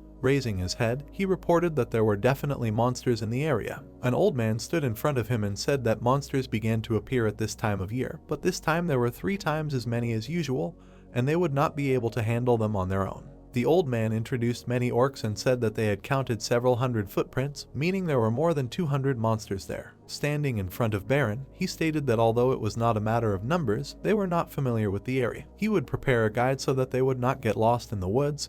He was the youngest of them and he would be of use to him. The dumbfounded boy clutched his chest and thought that he knew something was wrong when the leader called them to the meeting yesterday evening, but he did not even expect to have to drag himself along with the sea guards. The plot introduces us to the guide in the mountains of Cebu, Kanbar. Rayon asked him not to worry. Kanbar was surprised by this. The protagonist stood next to him and said that he would definitely return safe and sound. Baron stood in front of the squad and said that in battles, orcs are much superior to ordinary monsters, and goblins and kobolds do not hesitate to use poison in battles. Baron ordered to be on guard, noting that even the slightest wound can be fatal. The guys accepted the order with a serious look. Baron looked at Kane and asked to disperse and not let a single monster escape. Looking straight ahead, Baron said that they were moving forward and would show the impudent monsters. They began to run straight. In front of them was a horde of orcs. Wrath was flying around Rayon and saying that they were fools who rushed headlong into God knows where. It was impossible to catch them by surprise before. And now they were screaming at the top of their lungs and it couldn't even be called a secret operation. Watching the battle, the protagonist replied that this was their first mission like this. Wrath was flying behind him and reasoning that Rayon was also on a mission for the first time, but he wasn't nervous at all, but was carefully observing the battlefield. Looking at the protagonist, Wrath came to the conclusion that he looked like he was already a seasoned warrior. The guys started fighting the orcs. Marta, with a smirk on her face, said that she would give them what for. Swinging his blade, Baron ordered to destroy the goblins and kobolds first, leaving the orcs for later. Turning around, the guy cried out that they had broken through the line and 2 orcs were moving in the other direction. The dumbfounded Kanbar asked if they were running that way. Rayon swung his sword calmly. He killed the orc. The protagonist began the battle with the second monster. It appeared behind him and made a powerful swing with the blade. Rayon sheathed his sword. 2 orcs were bleeding and began to fall to the ground. Sitting on the ground, Kanbar asked when he had time. The protagonist asked if he was injured. Frightened, Kanbar said that he was fine. Standing in the middle of the forest, Rayon asked if there were local legends about this mountain. Kanbar asked if he was talking about local legends. The protagonist replied that there were, like a great treasure hidden from view or a monstrous monster. Kanbar said that there was one. He imagined a horde of goblins and told that according to the legend, hundreds of years ago, a brutal massacre took place there between the Goblin King who came from the west and the knights. Kanbar noted that they say the ring of the Goblin King is still in these places. The protagonist was taken aback by what he heard. He stood quietly and thought that the gazes he felt on himself now and that pursuer earlier were the cult of Eden. He imagined the outlines of people and thought that this was one of the 5 great demons, known for its madness. People prayed to the orc. Rayon reasoned that his goal was the revival of the old order, the times when monsters ruled the world. The members of the cult hoped to return that world and worship demons as their gods. The protagonist imagined a horde of orcs and noted that if everything was so banal, they would have been destroyed long ago. The fact is that Eden is able to subjugate monsters to his will, and the members of his cult can turn into them themselves. In power they are not inferior to the Seaguard family. An image of a closed chest appeared in Rayon's head. He noted that the secret of their power was so ancient that even the great clans did not know its essence. The protagonist with a serious look emphasized that he knew it. Behind Rayon was Robert, and he noted that this was all thanks to him. Looking at the many corpses, the protagonist thought about how during one of his missions they came across this cult. All the shadow squads were destroyed by them, only he survived. There was a smile on Robert's face. Rayon reasoned that he did not understand it then, but the situation was extremely strange, because Robert knew from the very beginning that the cultists used mana stones. The protagonist with a serious look wondered how he knew the secret and why he did not reveal it to the whole world. Wrath with an interested look asked what Rayon was thinking about. He noted that he could literally feel the dark rage boiling up in the protagonist. Putting his hand on his chest, Rayon noted that the very thought of him knocked him off track. Closing his eyes, the protagonist came to the conclusion that he needed to calm down. The problem now was Eden. He imagined a red stone and assumed that their goal was the mana stone from the Goblin King's ring. Several hundred years had passed since he fell there. Looking at the surrounding area, Rayon noted that he was sure that the ring with the powerful stone was still kept in the local mountains. Standing in the trees, the protagonist thought that they wanted to let them know that the mission was completed, and then begin searching for the stone after their departure. Baron ran at the orc and shouted that he would finish off their leader with one blow. An avalanche arose in front of them. Baron was surprised by this. Mary held onto the sword and said that it was hers. Sighing, Baron noted that this was impolite. Waving his hand, he shouted that the boss was killed and they needed to deal with the remaining monsters. Rayon looked at Kanbar and asked if anyone had lost the ring. Looking at the protagonist, Kanbar told him that when he was still a child, the leader went to the mountains and returned from there with a red stone that he found in the foothills. The old man held the stone in his hands. Rayon clarified where the stone was now. Kanbar said that few people knew about it, but it was buried under the house of the village leader. Taken aback, the protagonist asked again. Clenching his hand into a fist, the protagonist thought that the situation was much worse than he thought. If Eden did not find the stone in the mountains, they would burn the village to the ground. He imagined how tongues of flame engulfed the settlement. The 6th Martial Arts Hall did not find any orcs in the area, after which they did not confirm that they were completing the raid. Returning back to the village, the squad received gratitude for the work done from old age. He said that the Seaguard warriors were truly the strongest and thanked them again,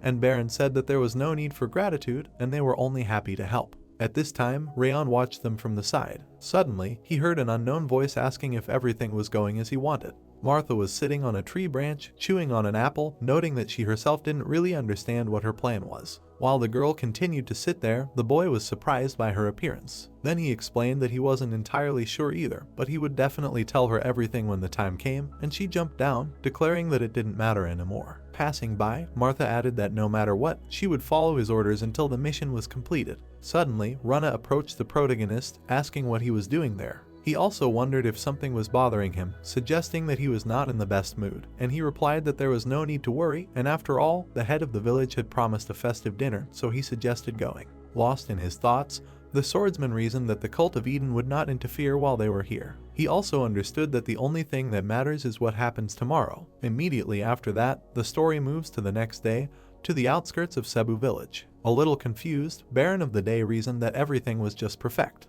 Looking at his subordinates, he thought that they had driven away all the monsters in the mountains of Cebu and did not even seriously injure anyone, completing their first mission with great success. Looking at Rayon walking behind him, Seagart reasoned that this is why he did not ask to hand over control back to him. While the boy looked around, the squad leader came to the conclusion that he would cope well with the role of leader and did not know why the protagonist chose him. Placing his hand on his chest, he hoped that the latter had already realized that he was not inferior to him in leadership qualities. Having understood all this, Baron gave the order to his subordinates to move out. Then the 6th Martial Arts Hall passed between the snow-covered fir trees. The protagonist, walking behind them, suddenly gave the order to stop. Hearing this, the warriors did not understand what had happened because they still had a long way to go and it was too early for the camp. With an unperturbed expression on his face, Rayon declared that from now on the real mission began. Baron, dumbfounded by such words, asked what he meant, and the boy explained that exactly what he said, and the mission was not yet complete while he still did not understand what he was talking about. Then the blue-haired swordsman said that they killed all the orcs and even burned their corpses, asking if they had any other tasks, and the protagonist explained that the purpose of their mission was to kill monsters and protect the village. Hearing this, Sigurd did not understand what the problem was, and Rayon said that until recently someone was closely watching them, which surprised him greatly. Remembering that moment, he thought that they had been conducting surveillance, but about an hour ago they had stopped it and left, and one could have mistaken them for instructors, but the threat they emanated was so obvious that it became clear that they were definitely not instructors. At the same time, the boy stated that they were followed even before arriving at the village, and when they moved away from it, the pursuers disappeared, and the leader of the squad asked if he was sure about this. Stopping him, Marta asked again what he was talking about the moment when they just arrived at the village, and he answered that, to be more precise, the surveillance began from the moment they passed the foothills. After his words, the girl was stunned, which means that he handed over command to Baron only because of this, and the protagonist stated that this is exactly how he hid his presence and tried to learn more about the enemy. Standing behind, Kane reflected that during their fight he also realized this, and his tactical skills are not inferior to his other instincts and are at the level of an instructor or higher, because even he did not realize that someone was following them. Suddenly, the blue-haired swordsman asked if that was the only reason he trusted him with leadership, and Rayon replied that he had decided that if he became the leader, everyone else would be safe under his command. Recalling his actions, the boy explained that he had done an excellent job, and he was sure that because of this, the enemy had decided that he was the strongest of those present and had ignored him. Placing a hand on his shoulder, the protagonist stated that he was the true Sieghart, and when they returned, he was going to recommend him for the role of second leader. The slightly disappointed squad leader mused that he had thought that he had matched his ally, and that he had simply used him as bait while he scouted out the situation, and he was so happy that he had finally managed to reach his level that he did not even understand anything. Immediately after this, Rayon explained that, firstly, monsters do not tend to unite in groups, and this time the orcs and goblins acted together, which means that the enemy somehow took control of their minds. He also added that their primary goal is to protect the village, and it is not completed because now the settlement is threatened by a much greater danger. Turning to the side, the boy stated that they will return to Cebu, but will do it secretly so as not to be spotted on the way back. At the same time, the protagonist noted that it would be great if they had equipment for such purposes, but they did not take anything, the green-haired warrior. At the same time, he unfolded the supplies he had in front of the new commander, asking if this would do. Seeing this, the protagonist did not understand where he got all this from, and he replied that he took it with him just in case. Rayon was amazed that he took 40 sets just in case, praising the boy from, noting that it is better to always be prepared. Then he said that then they will be able to hide just like in training, and called out to Crane, noting that there is no one faster than him. So he will go to the nearest Sieghart estate and report on the situation. Otherwise he was heard immediately. When the warrior went to carry out the task, the protagonist declared that from now on they all obey his orders, and he will not tolerate disobedience. Suddenly, the narrative of the story moves to 5 hours later in the hideout of the Eden cult. The man in the robe reported that they finally left the village, and they checked the entire area, saying that everything is in order there, and the leader then suggested to begin. Without thinking twice, he used the recovery skill on a huge orc. At the same moment, the monster began to destroy the ground around and roar loudly. Then he went outside. A huge number of orc warriors also burst out of the cave. The commander standing on the mountain ordered his warriors to kill everyone. He also added that there was no need to take prisoners. At this time, the hidden guys watched as the orcs approached the village, and Baron was surprised that there really were more monsters there. He wanted to deal with them right away. Stopping him, Rayon explained that it was not time yet because he said that they were being followed. He also added that it was not a monster because he felt the presence of a person, but the identity of the enemy was still unknown to them. And Sieghart told him to look at the huge horde of orcs, declaring that the villagers would definitely not cope with them. Hearing this, the boy explained that if they intervened and lost, then every single one of them would die, and asked if he had forgotten that the instructor warned them about how important it was to understand the essence of the mission. The blue-haired swordsman, dumbfounded by this, declared that if they wanted to save the village, they couldn't wait any longer. At the same time, the protagonist declared that the time had not yet come, and besides, they had to be doubly careful because Eden was against them, which dumbfounded everyone else. Baron, who heard this, couldn't say a word, and Martha couldn't believe that this was the same hell of the 5 great demons, while the new squad leader explained that if they were able to control monsters, then their opponent was either Eden or a monster of an extremely high level, so they had to be on guard. Suddenly, Sigurd explained that he understood how strong he was, and that he was completely right. Then he declared that if they didn't move now, half of the villagers would die, and would they really just stand there and watch? Gritting his teeth in discontent, Baron thought that he knew the principles of the family better than anyone, but apparently he was wrong. They said that they would attack now. The blue-haired swordsman put his hand on his heart and declared that this was what the Sigurd Knights should do, saying that he didn't care whether they followed him or not, but if they considered themselves worthy of the family name, they should draw their swords. Baron charged. Rayon remained in place, looking at him emotionlessly, and Rana was about to follow him. Without thinking twice, he jumped after his ally. The other warriors began to say that the boy was right and that as Sigurd warriors, they shouldn't sit and tremble in fear just because their opponent was one of the 5 great demons, since they were the carriers of the banner of the 6 emperors. Immediately after that, the soldiers charged, saying that they would protect the village and all the locals. At the same time, Cain asked if the entire 6th hall had arrived, and said that they would help the 5th and deal with the Eden cultists, and his subordinates obeyed. Left on the cliff with a few soldiers, Rayon thought that everything went as he expected. Based on his observation of Baron and the others, he realized that they were too honest to tolerate injustice, so he rushed to help stop Eden and the monsters. That is why the boy sent a message to Rune in advance with an aura telling her to follow Baron, because in a battle against the 3 of them, even fanatics have little chance, but in case of an unforeseen event, there is still something else. Then he looked at Martha, who was standing behind, asking why she did not go with them, because he thought that she would run first. In response to his question, the girl said that she would only obey his orders. Hearing this, the protagonist sighed in relief, after which, with complete seriousness, he stated that then they would head to the village after them, but they will hide their presence as much as possible, because he is sure that Eden has additional troops near the vanguard. Looking at the huge mountains in front of them, Rayon thought that the killing intent was too obvious, but it was not coming from the direction of the village, but from the side of the mountains, and the 5th and 6th halls would deal with the remaining enemies, but if they faced the main enemy head-on, they would be in danger. Then he came to the conclusion that although this only applies to Eden, the boy also stated that assassins are a completely different matter. Immediately after this, the story moves to a huge orc that was circling around, while someone said that they should not attack them directly, but rather move away a little and only then attack. Someone also added that if you can't kill them alone, then you need to attack in a group, and remember that if they don't stop them here, the entire village will be in danger, and the soldiers immediately obeyed. Baron swung his sword, thinking that these orcs were much more vicious than those they had fought yesterday, but if the problem was only them, there would be no particular difficulties. He was very worried. He reasoned that the thing was that their main opponent was Eden, which meant that he would not stop at this, and was unhappy that Rayon was right. Suddenly, Sigurd drew the attention of all the soldiers, telling them to beware of opponents who could attack them from the forest, which greatly surprised them. At the same moment, he saw a squad of green ghosts in front of him, thinking that these clothes and goblin masks undoubtedly belonged to them, and he suspected that they would come, but he did not expect such a number. Looking at his opponents, the blue-haired swordsman understood that even at a glance he could say that there were more than 40 of them,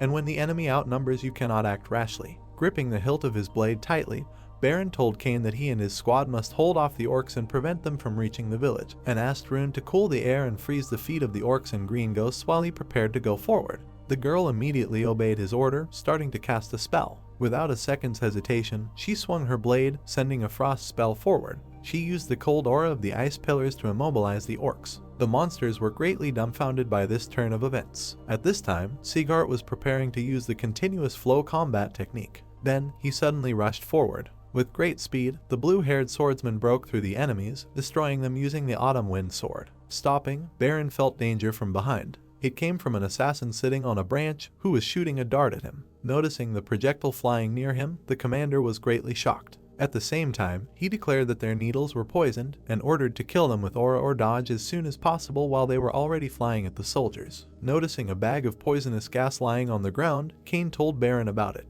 Feeling it, the boy noted that it was much stronger than what the monsters used and ordered to immediately close the airways. Before he could do this, several soldiers began to cough and, choking, said that they could not get up because of this aura. Barely holding the sword in his hand, Sigurd reasoned that the gas affected not only the guys, but him too, and the bodies almost do not obey the mind. Looking at Rune, he realized that she was also gradually getting worse, and the green ghosts and orcs did not care, concluding that everything could not continue like this. As soon as the squad leader realized that at this rate they would be crushed into dust, dust rose into the air right in front of him. Noticing this, Baron immediately remembered who could own such energy and destructive power. Marta suddenly appeared right in front of him, who saved him and the others. Moving forward with her subordinates, she ordered to replace these dumbasses and hit Eden on the head, noting that no one should be missed. The remaining warriors, who saw Martha joining them, were glad that she had brought reinforcements, and if they had been a little delayed, they would have already come to their cooling corpses and were preparing to continue the fight. Sieghart, who was watching everything from the side, reasoned that he did not see Rayon yet, but with the warrior girl and fresh forces they had become much stronger, and perhaps they would even be able to win. At this time, the green signs ran away from the battlefield, not understanding what kind of students they were, where they got so much strength from, when suddenly they ran into someone. It was the orc commander, who was unhappy that they were leaving the battlefield without permission. At the same time, the warrior girls suddenly felt a strong pressure. It also spread to Baron, who could not believe that this was possible. The orc commander stood right in front of them, and the squad leader reasoned that his strength surpassed all the ghosts put together, and on his head was a winner's helmet, and he also spoke human. It was a follower of the Eden cult, the Green Phantom of War. Seeing him, Sieghart said that although his level was not high, what was an Eden officer doing here? And he replied that he was informed that they had left the village, and it turns out they decided to return and thwart their crimes. Looking at Martha, he added that they were very good for, saying that he had observed their strength, and that dark-haired one had already begun to understand. Raising his huge blade, the orc declared that since they had recently barely escaped from here, they should have just left peacefully, and now they would all die here. Striking straight at the blue-haired swordsman, the Eden officer noted that it was all because they did not know their place. A huge amount of dust rose into the air from the blow. All three of the squad's strongest warriors were knocked down with one blow. Watching this, the other soldiers were amazed that he had knocked down 3 of them with one blow, and they did not understand where Mr. Kane was, suddenly remembering that he was fighting an orc at the barricade when they suddenly remembered Rayon. While they were coming to the conclusion that it was unlikely that he would come here after this, the Green Phantom of War was surprised that Marta still had the strength to get up. Looking at her miserable state, he noted that, apparently, among the local trash, she was the strongest, and it was no wonder that she could sense their presence. The orc commander-in-chief also said that she was just one of the bugs that he crushed with his boot, the same weak and pathetic undisciplined bug that Luck had turned away from. Swinging his blade, he declared that they would all die here today. Suddenly, tongues of flame burst out in the area and spread words of denial. At the same time, Rayon appeared right behind the Green Phantom of War. He was heading towards the enemy, declaring that he was the only one who would die here. When the boy was almost close to the orc warrior, the latter noticed him. Immediately after that, he abruptly turned towards him. The protagonist used the first form of the Thousand Flames technique, the Ring of Fire, cutting off the enemy's arm with it. A moment later, it fell to the ground with a crash. Rayon was right behind his enemy, who was bleeding from the loss of his limb. Without reacting to the lack of an arm, the Green Phantom of War laughed, declaring that he had a pretty good ambush. After which he added that he thought he did not expect him to dodge and not let him hit his neck, and the boy called him a crazy freak who sacrificed his arm. He also said that this was why he wanted to kill him with one blow. Bleeding, the orc commander said that although Sieghart had attacked from an ambush, he still managed to cut off his arm, which was not bad, but that was where his luck ended. Examining the heavily breathing protagonist, he came to the conclusion that, judging by his appearance, he had put almost all his power into this blow. Barely holding the hilt of his blade, Rayon understood that this was true, and he had relied too much on himself, expecting to finish everything with one blow, and now he could not even move from the spot. Then he asked what it meant that he was the one in charge, and the Green Phantom of War was interested in whether he really thought that his master would come for such weaklings, while he said that how could he know, because they, crazy ones, are very difficult to understand. Swinging his sword, the orc warrior declared that the puny boy talks too much. Suddenly rushing towards him, he wanted to see how long his long tongue would last. Swinging his sword, Rayon realized that he had not had time to recover his strength. He lashed out with his blades, and he and his opponent noticed that he was not the only one who had become weaker. Seeing this, the Green Phantom of War was surprised that he had held out, and said that he was much stronger than he had assumed. In response, the boy said that if such blows were beyond his strength, he would never have become a swordsman. Immediately after this, the orc warrior screamed loudly, pulling his sword aside. Ready to strike, he noticed that this bastard had a good train of thought. Then the two swordsmen clashed in a fierce battle. With a dumbfounded expression on his face, Baron watched all this from the sidelines, not understanding what was happening there. He watched the protagonists battle, reasoning that the Green Phantom of War had wiped them all out with one blow, and he was fighting him on equal terms, and in battle, using the same continuous flow technique that he had used. Continuing to watch Rayon, The blue-haired swordsman thought that it seemed to him that he had almost caught up with him, but he was superior in strength to any recruit. Suddenly, Martha said that this was his true power, before they had only seen the tip of the iceberg, and Sieghart, who heard this, could not find the right words to answer. While the boy was fighting the orc leader, the girl reasoned that this was not enough, because they could be equal in strength, but he did not have time to recover and put almost all of his aura into that attack. A little embarrassed, she did not understand if he would be able to defeat the Green Phantom with the remaining strength that he had. Suddenly, Rana would interrupt their conversation and say that he needed help. Hearing this, Marta would ask if she couldn't see that she was barely holding back and was even weaker than them, but she thought she could be of some use to him, because if she flew into battle and made even one mistake, she would die right away. Suddenly, for everyone, Cillian would say that it didn't matter. Looking at her, the warrior girl thought she would be scared, but now Rana was calmer than ever, and had she really changed since she was following Rayon around like a little tail. Baron, who was sitting next to her, was ashamed that he had hesitated and was going to help the boy, as the sorceress had said, and Marta would ask if he had already forgotten how they were being prepared and scattered, and why he had even thought that they would change anything with their intervention. Joining his friend, he explained that even so, he would not turn away from a comrade who was fighting an unequal battle because they were swordsmen of the Sieghart clan. Realizing that they could not be persuaded, the warrior girl said that if trouble happened, the responsibility would be theirs. In the end, Martha, who had joined them, declared that they must put their lives on the line and join the battle. At this time, the Green Phantom of War was surprised that some brat managed to hold on for so long, saying that he was so talented that he would even take him to Eden.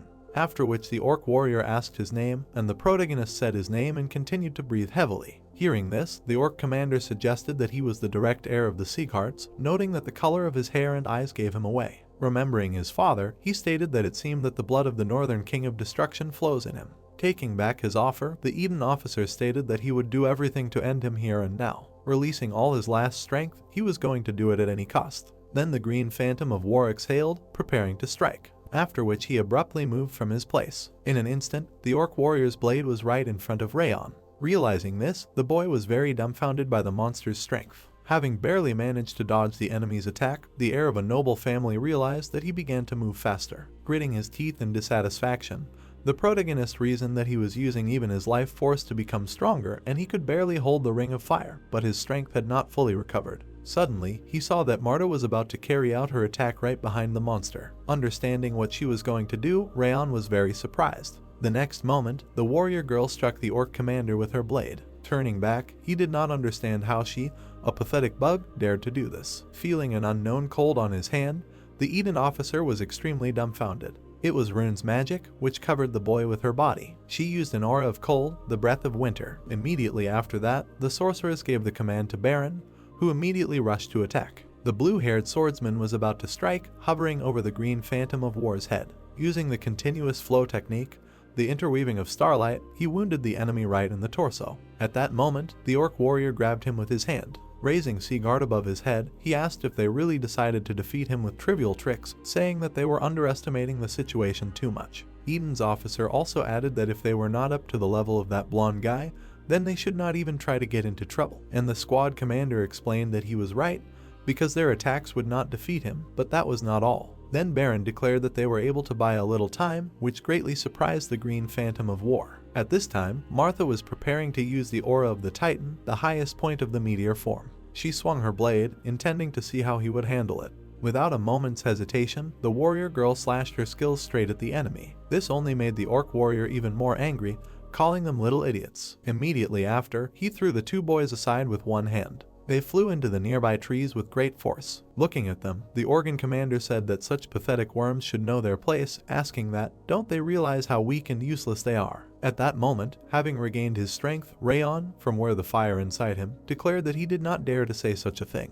Thanking the boys for their efforts, the boy added that with their help, he managed to regain his strength. While Martha and Baron lay exhausted on the ground, he declared that he would do everything so that their efforts and the lives they had put on the line would not go to waste, asking them to leave the rest to him. Looking at his opponent, the Eden officer wondered how he still had so much strength left, and did not understand who he was. Covering his blade in flames, the protagonist told the Green Phantom of War from Eden to rejoice, because he would witness how he used this technique on an enemy for the first time. Diving into his consciousness with lotuses floating in it, Rayon at first thought that he would not be able to use it at all, but having gained some experience in this battle, he stopped doubting. Immediately after that, he used the technique of 1,000 flames, scorching wings of power. Looking at his opponent with an emotionless gaze, the boy was about to strike. Looking at him, the orc warrior did not understand what kind of flames this was, and it was not the same as before, so his instinct screamed about an incredible danger, and he must kill him right now, no matter what it takes. Realizing this, the orc commander rushed to attack, wishing for death. Noticing this, the protagonist swung his blade. Using his strongest skill, he destroyed the enemy. With just one swing of his blade, Rayon destroyed the green phantom of war. He was completely emotionless as he did this. At that very moment, the monster's head fell to the ground. Its lifeless body lay right in front of the boy. He was breathing heavily and could not believe what had happened. Rana, who was standing to the side, could not find the right words. Martha, amazed by what had happened, was glad that the protagonist had managed to do this, and Baron could not believe that he had managed to kill the green phantom of war. At that very moment, raising his sword above his head, Rayon asked them not to relax and explained that a squad of green ghosts and DNA were somewhere nearby. So for the sake of the prosperity of the village and the peaceful foothills, they must destroy them. Inspired, the soldiers immediately obeyed the commander's order. In the end, the guys managed to destroy all the enemy forces. After that, Sigurd approached the boy, calling him by name. He said that he was right, and if he hadn't brought reinforcements, they would have already been destroyed on the approach to the forest, and, in addition, all the villagers they were supposed to protect would have died. Thanks to him, the blue-haired swordsman also apologized for disobeying the order. However, even if he could turn back time, he would still go to their rescue. Putting his hand on his chest, Baron stated that because he believes that a true swordsman of the Sigurd family will never retreat from injustice. In response to this, the protagonist praised him, which greatly stunned him. Looking at the girls, he explained that thanks to the fact that they fought with all their might, he was able to deal with the green phantom of war, and each of them made a huge contribution to the victory. The protagonist also added that if even one of them decided not to help him, it is unknown how everything would have ended. In the end, he concluded that he was very grateful to everyone for this and spoke seriously from the bottom of his heart. Baron, embarrassed by what he heard, said that he did not understand what had suddenly come over him, and he would still become stronger so that such a disgrace would not happen again, and next time he could act independently and not rely on him. At this time, Rayon told Marta that she had also done a great job distracting the green phantom, giving him time to recover, after which he thanked her for following his orders. Hearing this, the warrior girl only smiled. Passing by, she said that if she could not even do this, no one had ever been born better in this world, and was going to go to the village and help them with the restoration work, and he should rest for now. Leaning on his knees, the boy could not believe that their mission had finally come to an end, and sighed with relief. Suddenly he began to lose consciousness. He realized that he had relaxed too much, and now his legs could no longer hold him. He was saved from falling to the ground by Rana, who was nearby. Catching him, the girl asked if Rayon was okay, and he was surprised that she also stayed there and noticed that he was suddenly falling. Giving a positive answer, Cillian explained that just like during his usual training, it seemed to him that all his strength had left him. Hearing this, everything became clear to the protagonist, and he reasoned that all this time he was not the only one looking after them, and it turns out that the guys were also attentive to him. Then he said words of gratitude. Suddenly, the heir of a noble family saw something in front of him. It was a system notification window, which notified that in a difficult fight he demonstrated the ability to overcome the boundaries of the possible, and therefore all characteristic points were increased by 1. He also successfully attacked a stronger opponent from an ambush and received the invisible strike trait, and for the destruction of an opponent superior to him in strength and class, he received the title of Unbreakable Spirit.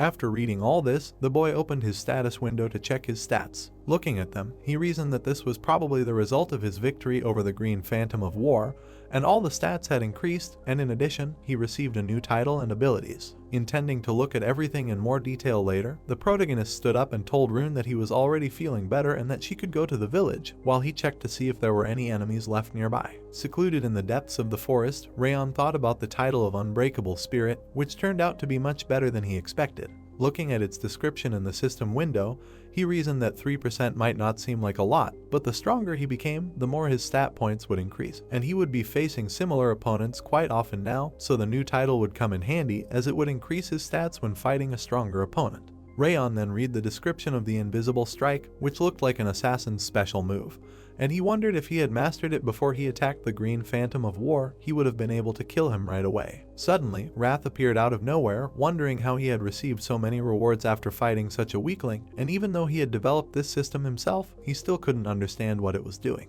In response, the boy said that thanks to him, he was getting stronger every day, and thanked Blue, who was going to show him his true strength, declaring that he would eat him up piece by piece until he died in terrible agony. The protagonist waved his hand and told him to try if he could. Hearing this, Wrath let out a loud cry of displeasure. At this time, the village was undergoing restoration work, and people were saying that more wood needed to be brought in, and asking where to put the log while someone was finishing building a fence. At this time, the protagonist was just waking up. Getting out of bed, he wanted to lie down for a while, but it seemed that he accidentally fell asleep. Immediately after this, Rayon went outside. Looking around, he realized that the construction of the wooden fence was almost finished while he was sleeping, when suddenly an unknown voice asked if he was really awake. It was Rana, who was asking how he was feeling, and he replied that he felt much better after taking a short nap. Hearing this, the girl asked him to go with her, because everyone was already waiting for him, and the boy did not understand what she was talking about. Then Cillian took him to the villagers of Cebu, who were kneeling. Standing right in front of the protagonist, the village chief explained that all the villagers had come to express their gratitude to their saviors, the swordsmen of the Zigzard clan, and said words of thanks for protecting the village. Looking at the villagers, the head also said that they had put their own lives on the line to help them, and if it weren't for them, the gentleman swordsmen, then everyone present here would have been in great danger, and they showed valor and bravery. In the end, the old man declared that all of this would remain forever in their hearts, which amazed Rayon. After his words, the boy turned to his friends. Looking at them, he suddenly felt something. It was the respect of his comrades, their desire, and the honesty and sincerity in the heartfelt words of the villagers. Remembering his past life, he realized that this was the first time he felt this, because back then he was an assassin. Standing on the edge of the abyss, the protagonist had never felt anything like this, because he was surrounded by only death. Rayon imagined himself, realizing that his entire life was dedicated to Robert Tellis. He killed countless people for him and stained his hands with blood. In the end, only Tellis, who brainwashed children, received the reward. Returning to reality, the boy realized that now his merits were recognized for the first time. Standing right in front of the villagers, he tried to remember if this had ever happened before. Clenching his hand into a fist, the protagonist reasoned that greed was growing inside him. He wanted this to happen more often and for them to look at him with such admiration and gratitude more often. Looking at the brightly shining moon above his head, he decided that from now on he would cast aside the way of life of a hermit killer and live as befits a swordsman, so he would receive approval from the people he saved more than once. After which Rayon continued to look at the brightly shining moon in the sky. It was then that he realized that this was how he would live from now on. Immediately after that, a peaceful atmosphere reigned in the village. Rayon approached the old man, asking for forgiveness, asking if he had a free minute for a few words, and he immediately agreed. Then they went together to the barn on the outskirts of the village. When he arrived, the old man asked what he wanted to ask him. Without a second's hesitation, the boy asked if he knew who controlled the orcs that attacked his village, and he said that it was the blue-haired swordsman who told him everything, and he heard that this day was one of the 5 demons. A little confused, the village elder could not understand at all why they decided to attack them, because their village was very small and unremarkable. In response, the protagonist explained that Mr. Kanbar told him that he had once found a red stone in the mountains of Cebu, and he claimed that when he was young, he had stumbled upon it in the mountains and brought it to the village, when he suddenly realized everything at once. Confirming his suspicions, the heir of the noble family explained that Eden had come here for the sake of this stone, and the old man said that then, it meant that all of this happened because of him, and he almost turned the village into ruins. Remembering the orc horde, Rayon shouted that this time they were able to stop them, but if the stone remained here, Eden would come for it again and continue to attack the village, which amazed the old man. After listening to him, the elder said that after he buried it in the ground, it became much nobler, and the village became much warmer, so they perceived the stone as a blessing from their local deity, but because of it they are ready to raise it to the ground. He then asked what they should do now, should they dig up the stone and throw it away. Then the boy answered that he would take it with him, which amazed the old man, who could not believe that he, their savior, would take it. Explaining the whole situation, the protagonist said that they believed that this stone could revive the dead, and even if he hid it in the mountains, they would still find it, so he would take it with him to the Seaguard house. The elder, dumbfounded by such a statement, declared that if he did so, Eden would come for the Seaguards too, and he could not so ungratefully give this deadly burden to their savior. Suddenly, the protagonist put his hand on his chest, declaring that this was the way of his family. Seeing this, the old man could not even say anything. After a short silence, he assumed that it seemed like the Seaguards were once again doing them a favor they couldn't repay, which surprised the heir of the noble family. Then the village elder, recalling the events of the past, said that decades ago, when he was a little older than him, there was a moment when Jack Seaghart, the current head of the family, also saved their village. After listening to him, Rayon was amazed that his father did this, and the old man confirmed that he saw it as clear as day. Recalling this event, the village elder added that, like him, he saved the village from an influx of monsters and looked at them with a smile on his face and was very kind to them. Imagining Jack in his head, the boy thought that they were talking about completely different people because in his memories, he was gloomy and angry. Turning away from him, the old man noted that it seemed like he was really slow and asked him to go that way, saying that he would prepare a stone for him to take it. Immediately after, the village elder would bring the protagonist to the place where he buried the stone and take it out, telling him that he left it there and was surprised that the very stone he brought to protect the village was now bringing great disasters upon them, when he suddenly asked what the stone was wrapped in. Uncovering it, the old man explained that it was a cloth passed down in his family for generations, and he wrapped the stone in it so that the red glow would not be visible. Holding it in his hands, the heir of the noble family could not believe that this was the Goblin King's mana stone, and did not even want to think about what would happen if it fell into Eden's hands. Imagining this, Rayon realized that new monsters with the Goblin King's abilities would appear then.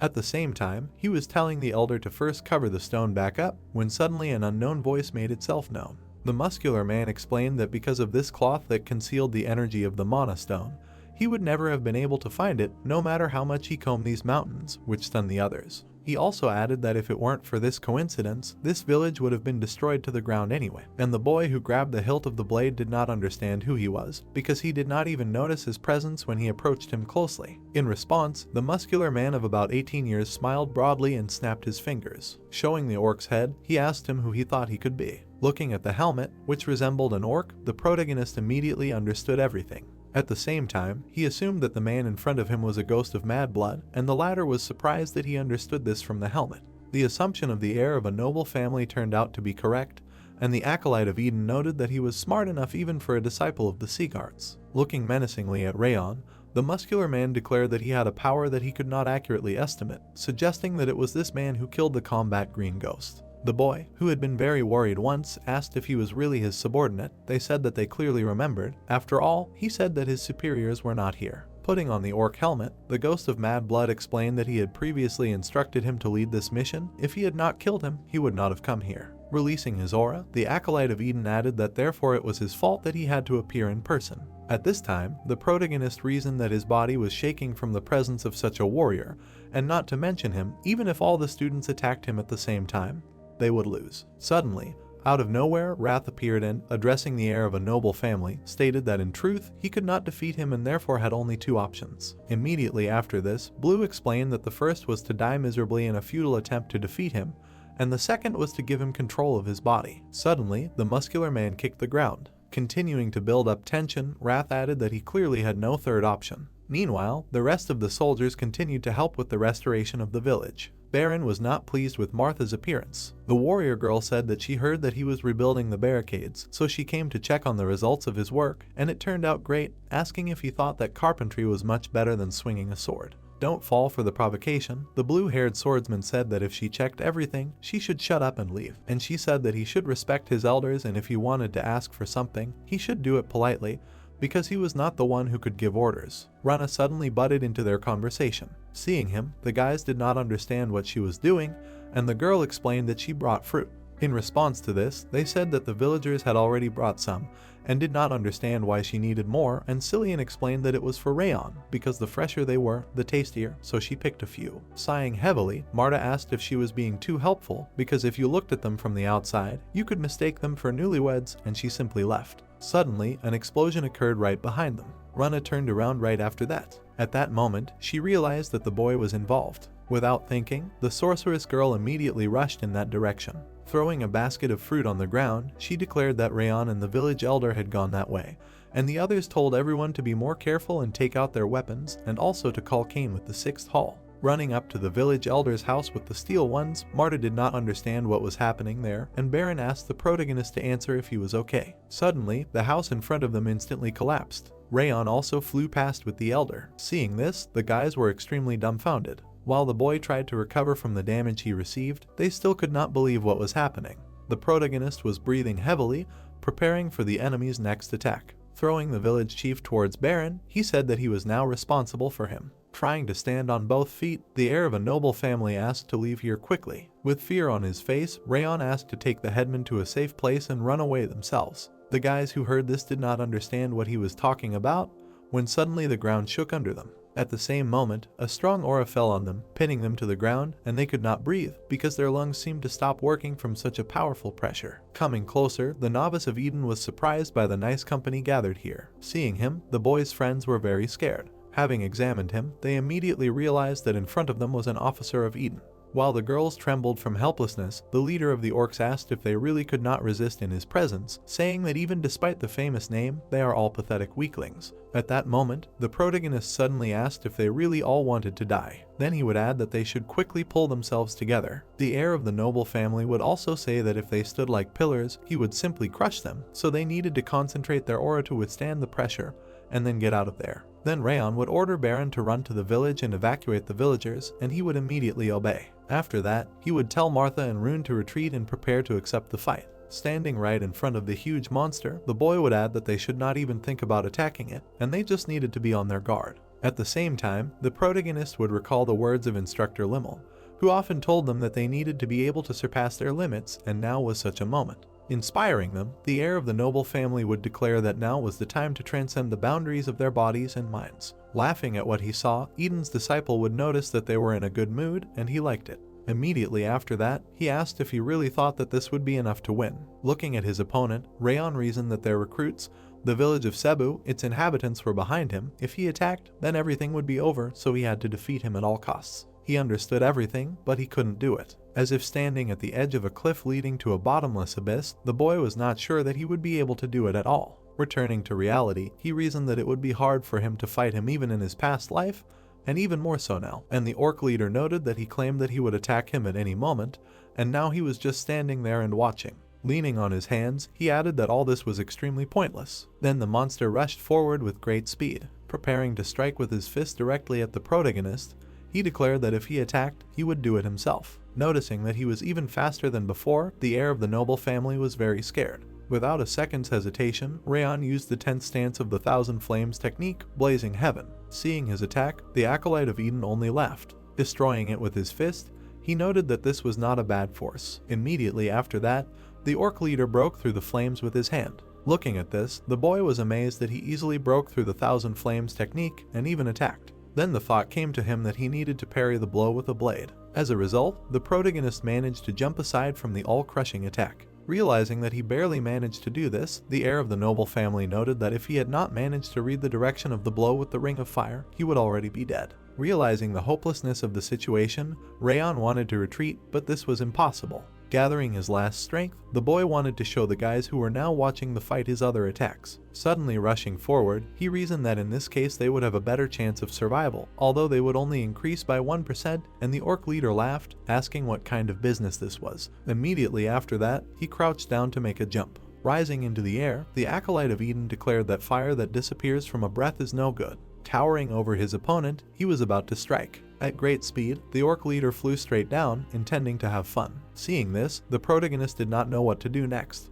With a deft movement, he managed to dodge the enemy's blow. It hit the ground, raising dust into the air. After the attack, Eden's disciple said that his flame was very different from the usual aura, and he was still surprised how the green phantom lost to him. Believed that his own stupidity was to blame, but after seeing his power, he understood the reason. Looking at the barely conscious heir of a noble family, the goblin leader concluded that only now the whole situation looks even more pitiful because no flame will touch him, asking if he knows why. Trembling with fatigue, Rayon declared that, of course, it is because of his helmet, because it contains the power of an orc. At the same time, he remembered the orc king of the forest. Having imagined him in his head, the boy reasoned that forest fires are not able to preserve him. Therefore, this monster fiercely protects its territory and, when advancing on the castle, is not afraid of either protective fires or fire arrows. Then he realized that the demon of wild blood is able to take over the power of this monster. At the same time, Eden's disciple noted that he knew for sure that no matter how strong his aura was, it was not scary to him, and therefore expressed his pity. In response, the protagonist stated that if fire did not work on him, then he used something else, which greatly shocked his opponent. Immediately after that, he surrounded himself with chilling energy. Seeing this, the orc leader was extremely dumbfounded, saying that he had already managed to surprise him with his aura with the power of fire, but it turns out that he is able to change the element of his power and hit with the same power. Looking at the heir of a noble family standing in front of him, he added that such abilities at such a young age are simply incredible. At the same time, the Acolyte of Eden had a question about who he was at all. Surrounding the blade with frost energy, Rayon asked what difference it made to him, since he would soon die by his hand anyway. Hearing this, the orc leader called him impudent. Preparing to take the boy's blow, he wanted to see how quickly he could knock this arrogance out of him. At this time, Baron and his subordinates ran up to the place of their battle. With a frightened look, he asked if his friend was okay. Right in front of him, the protagonist was fighting against one of Eden's strongest warriors. Watching their battle, the blue-haired swordsman reasoned that this was not the fiery aura that he usually used, but the power of cold, surprising that he could use the power of two different types with his aura power and sword skills. As Rayon continued to fight, his friend could not understand when he managed to become a master of the sword. Immediately after that, Sieghart thought that the warriors of the continent are divided into many classes depending on their strength, and any weapon, including swords, serves as a confirmation of the level of the aura of its owner. He also thought that those who have just begun to study the use of aura are called beginners, and those who can control it and can cover their body as well as direct the flow into weapons are called aura users. Then Baron remembered that when an aura user further improves his skills, he becomes able to release it, and an aura expert is recognized as someone who can transform it into skill. Returning to watching Rayon's battle, the blue-haired swordsman thought that since he could use the aura sword, he must have reached the level of an expert, otherwise there was no other explanation for him being able to face the Mad Blood Phantom. At the same time, he realized that his opponent was probably at the highest stage of an aura expert. As the boy continued to fight Eden's disciple, Sieghart thought that he simply kept striking the Phantom, and they did not cause any damage. Just when he thought that he couldn't turn a blind eye to the difference in strength, the protagonist suddenly looked at him. Noticing this, Baron realized that his gaze meant that he had deliberately attacked in such a way that his opponent would open up, and they had trained together in the 5th hall for so long that he could read everything in his eyes. Immediately after that, the blue-haired swordsman noticed that his friends had appeared next to him. Rana and Martha nodded their heads in approval. He grasped the hilt of the blade tightly and realized that they were Sieghart's. Gathering together, the boys knew that they had to protect the village. Looking at Rayon attacking with his blade, they were going to do it with him. Striking the blade into the fist of the orc leader, the boy froze him. The disciple of Eden was extremely shocked by this turn of events. Immediately after, the protagonist gave the command to the boys to attack. They immediately jumped into the air, preparing to strike, while the heir of the noble family asked them to release everything.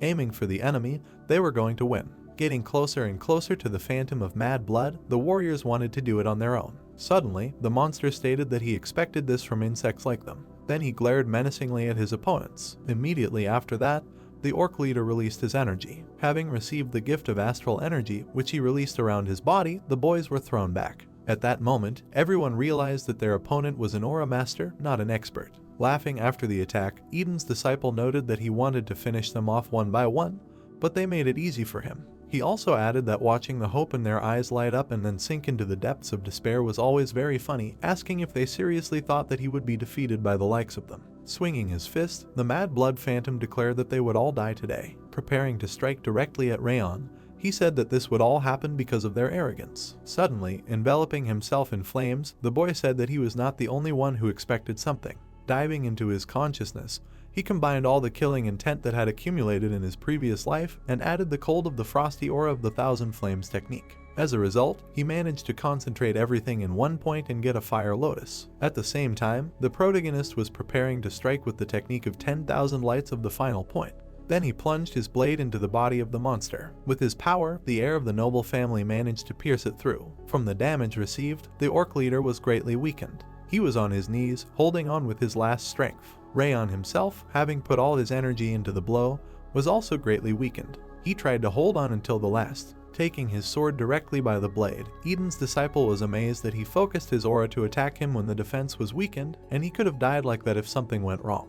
However, this did not happen, and the monster struck directly at the enemy. From this, the boy was thrown aside. Breaking off his blade in his chest, the orc leader declared that he was too weak and they should not even be compared. Realizing the hopelessness of his situation, the protagonist thought that he could attack the breach when his aura weakened, but did not consider that it would not be able to penetrate his muscles, so he blocked the attack with his reinforced skin and muscles. Looking at the formidable opponent standing before him, the heir of the noble family could not believe that he was at the level of an aura master. Gritting his teeth in dissatisfaction, Rayon declared that the plans were changing. Immediately after that, he, as the commander, ordered all the Sieghart disciples to retreat, and his allies did not understand what this meant. Then the boy explained that they would not be able to defeat him in their current state, so they needed to retreat and evacuate the villagers. Realizing that they had little time and he needed to evacuate the disciples and villagers with minimal losses, the protagonist asked Baron that their family's path was really to die in vain together. Continuing to press his weakness, the heir of the noble family added that if not, then he should do what he must. Immediately after that, the blue-haired swordsman ordered everyone to retreat and focus on retreating away from the Mad Blood Phantom, stating that they must save as many people as possible. Running away from the battlefield, Runa tearfully said that Rayon could not just die. With a smile on his face, he agreed with her. As the boy raised his blade of earth, the orc leader asked if he really believed that these insects would be able to escape, after which he asked that he believed that he could hold him until they ran away. At the same time, the protagonist turned to Wrath, offering him a bet. Happy about this, Blue declared that it was finally the King of Essence's turn, after which Du stated that the only thing better than a bet was that he was clearly going to fight to the death, asking what he was betting on, and he replied that the bet was that one of the two would die. Hearing this, Wrath asked if he really thought he could defeat him, and Rayon stated that it was practically impossible, and that was why he would ask for a small favor, after which he offered to restore his body and aura, and then he could reduce his resistance to Wrath. After thinking for a while, Blue replied that if he died, all of his stats and body would be useless trash,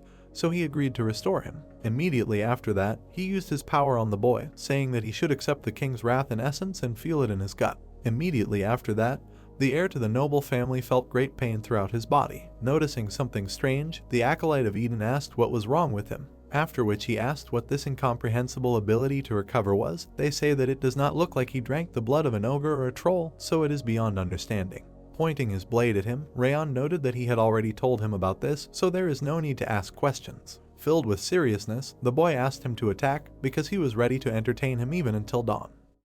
That's how this video ends. If you have sat through to the end, please don't forget to press the subscribe button and leave feedback. See you in the next video.